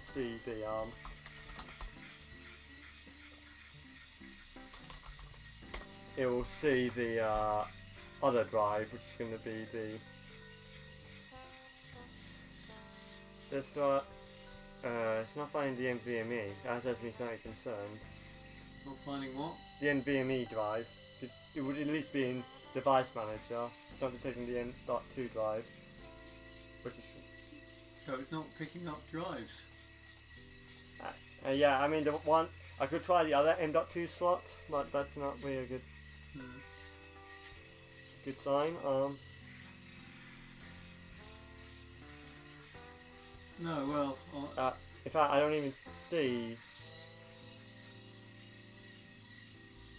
That's unusual. They normally. Or maybe it is. Maybe it's, what the drive I'm not seeing is the hard drive, because there's also another 1 terabyte hard drive in there. But that's not. That should be here. That should be detected because that's formatted as a Windows drive. So maybe that is the NVMe drive, Yeah, and maybe what it's not seeing is the hard drive, the 1 That's a terabyte bit hard drive. worrying, because they normally just pick them up, don't they? No problem at all. Yeah, well, you know, I imagine I'm somehow suspecting that is the M.2. Unfortunately, it won't say what interface that's connected to. So, So you can't do properties or anything. hold on, Jolly's calling me. Alright, no, I need to hear it now. Hello, Jolly. Hi, I was giving you a ring. I was watching your stream and I saw about your hard drive thing. Yeah, well, that's what we're talking about right now. Yeah, have you checked if it's actually assigned a drive letter? Windows has a tendency to wipe drive letters when you swap them over. Well, I'm guessing that there might be the the NVMe hard drive, which is also a 1 terabyte. But no, I've not checked that. The NVMe, yeah, it's brand new. The hard drive is from old Octane. Pardon? Windows doesn't detect unformatted drives. Yeah, well, I'm planning to put Linux on that. That's the Linux drive, so. Then there's your reason. Well, even so, the hard drive, the 1 terabyte hard drive, because there's also a hard drive in it, should be detected as well. So I'm going to have to check that I assignment. think it's got a drive letter in the Yeah, partition manager. yeah, partition manager. Alright, I'll leave you back to your stream. Bye, stream. Bye. Oh, yep, there it is. Initialize the drive.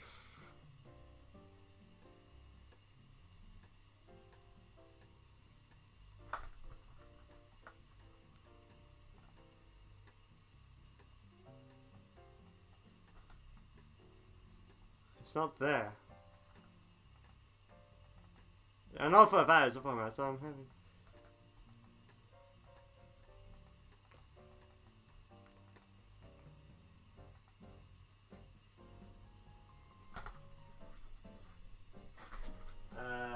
So where is the box?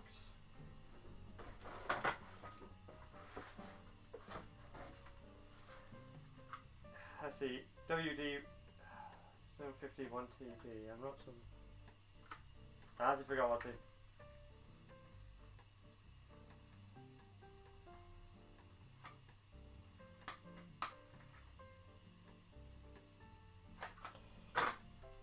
Well, I mean,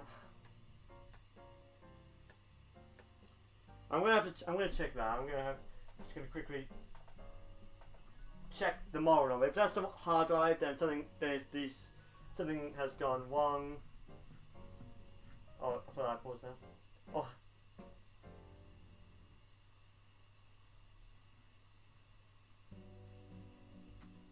Allocated boy. Hold on. I just want to double check the model number. I unfortunately can't see the chat mic now while I'm doing that, so might actually should pop out the chat while I'm at it. Because then I can see it on both screens, because then I can actually see what people are saying. That might help. But for now, model number. The model number for this drive is WDS1100 T3 X0C -00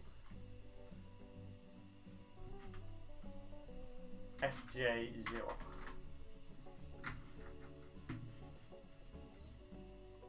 No, that's the NVMe. Okay, so it's the hard drive it's not finding. The two drives it's finding is the NVMe and the SSD. The hard drive is not seeing. Oh, okay. Well, at least I know it's that's the NVMe. It's just a different model number than I was expecting because it doesn't have 250 in it.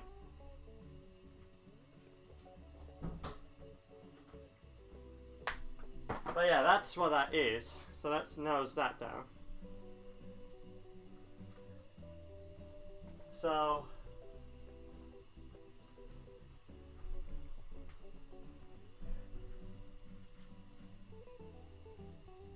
that's the NVMe drive, so I don't really want to allocate that because, you know, that's going to be formatted as a Linux drive. So as the hard drive it doesn't see, because at the very least it would be detecting that, so that's something I'll have to check. But for now we can shut down knowing it more or less works.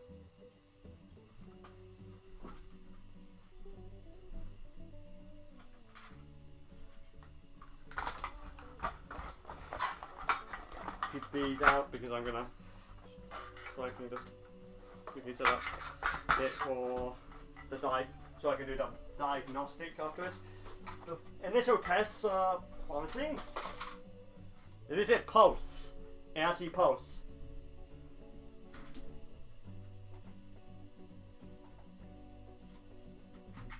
So that's always a good sign. Come on, don't do anything stupid. It's doing something stupid, I know. So turn up power and disconnect.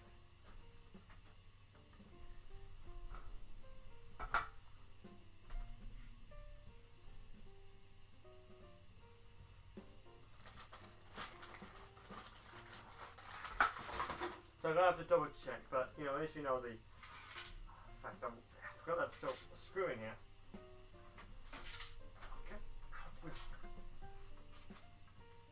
So if it's set to go, so.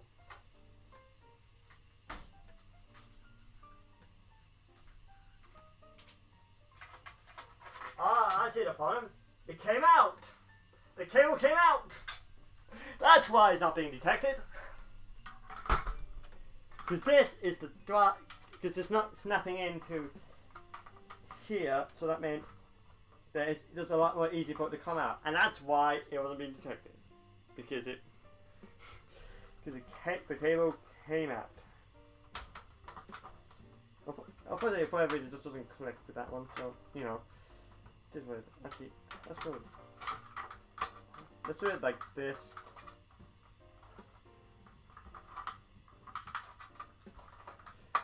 We can finally start, you know, putting this together now. So, knowing the airflow is light, and I know that and knowing that it all works, we can finally. Let's put this back. Okay.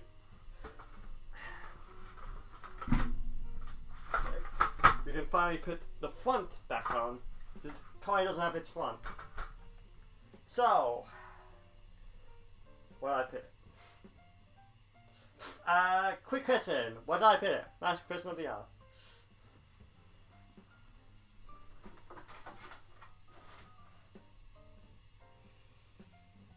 Frack.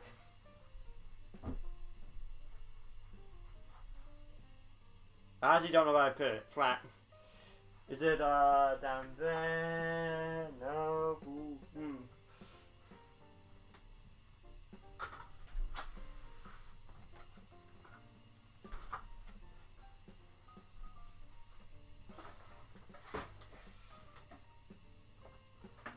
That would have to be pretty classic, so I'll need momentarily, but not now.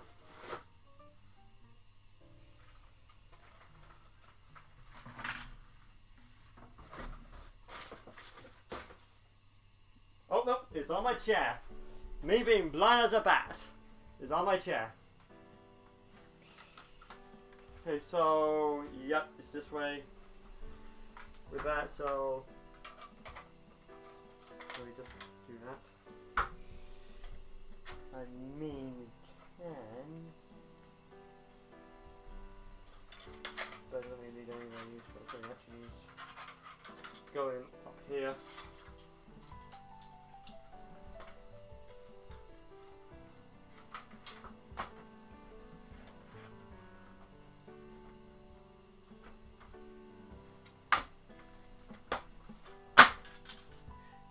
That's sounding like something else broke.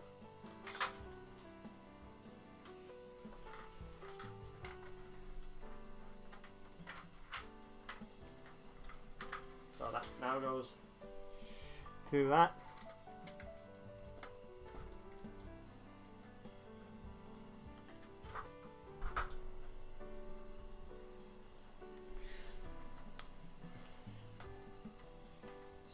Just enough so I can get this cable through.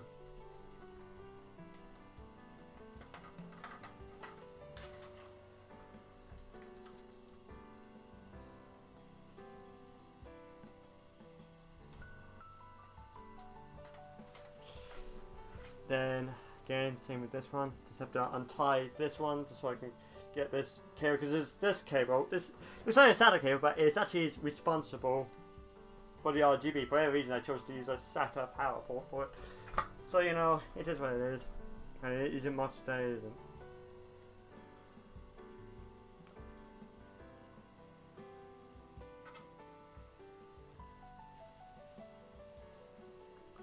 There you go. So that goes in there, like so. Gotta be careful.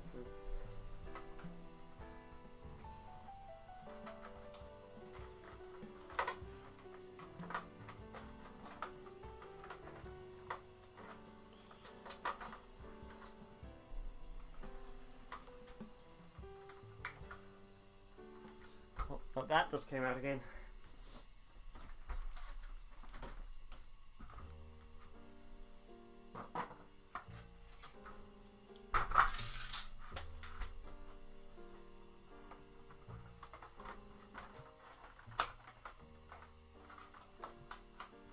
There we go. So, time to try and get this back on.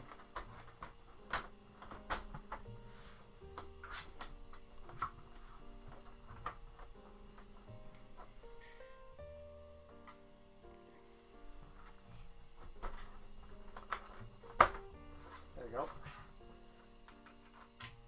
Put that in. And there's not much bulge. Oh well, that's my best one yet in terms of that department.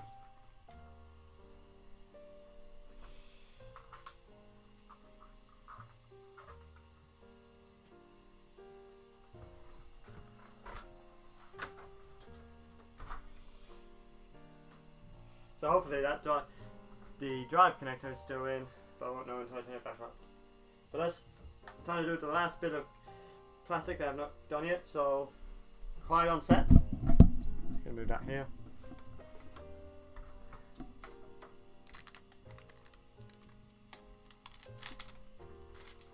Oh, that sounds so good.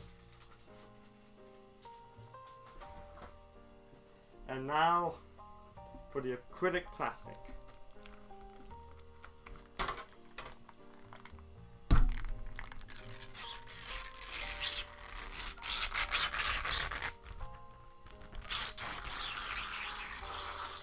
Oh.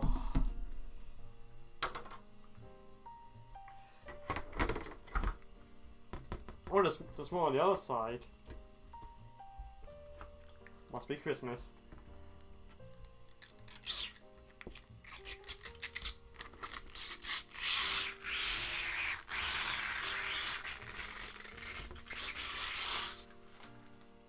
Oh, I love that sound, man. You love to hear it.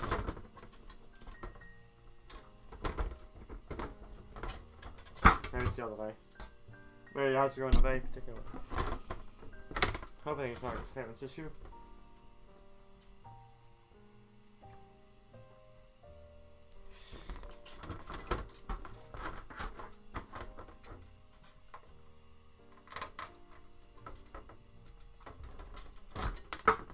Okay, yeah, I'm gonna have to do this on it laying down, although I don't think I'm gonna do it because I was hoping to do it on camera. This in a way that you would be able to see, but gee.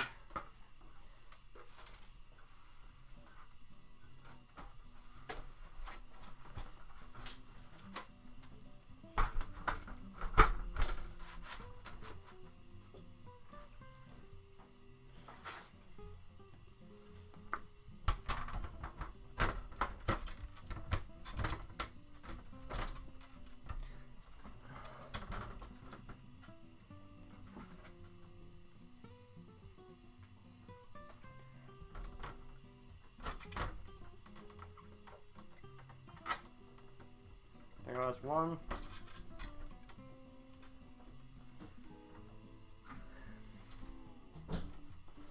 Two in a hexadecimal shape.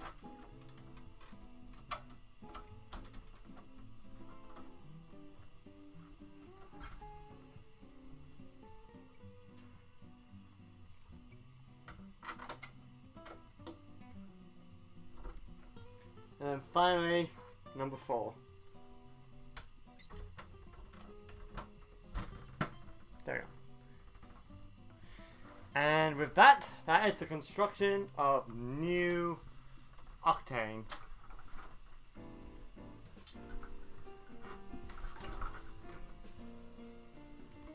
So yeah, that's it. She's fairly built, ready for me to do that diagnostic just to make sure it all works as it should, particularly with the RAM. And yeah, this is a very sharp looking machine. The front fans proved really troublesome, and somehow overall it took even longer than I took to build the Hackintosh VW, which was the first computer I ever built. And somehow it took longer on my 5th computer I've ever built. I think next time, I'm telling you, next time I'm just going to go with a pre-build, like a HPG series workstation. Because gee, it's frustrating. It looks really good, I'm very glad I did it, but at the same time, it's very frustrating. So yeah, I've got to go clean up now because my bed's an absolute mess. I'm going to have lunch because I'm hungry. But I want to thank everyone for watching. You know, on and off for watching it through the end. Thank you so much. I hope you enjoyed it. I hope you learned something, and you know, yeah.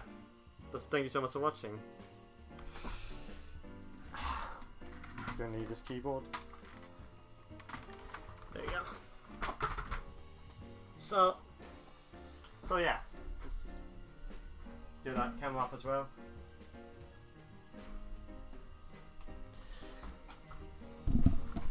So yeah, end of stream. Very happy, very nice, really enjoy it.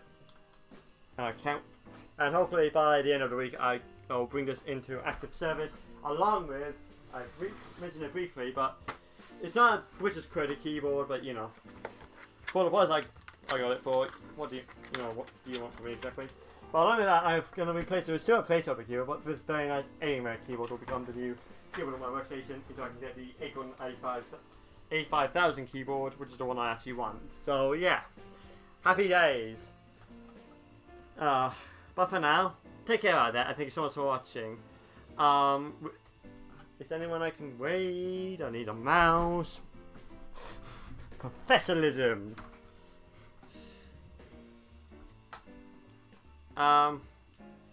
Today we'll be reading no one, unless I think of someone, but we're going to be raiding someone today, and with any luck, IBS permitting, I'll be streaming again today at 8 PM GMT, which is my usual game time, with some Animal Crossing New Horizons. Take care out there. Bye bye.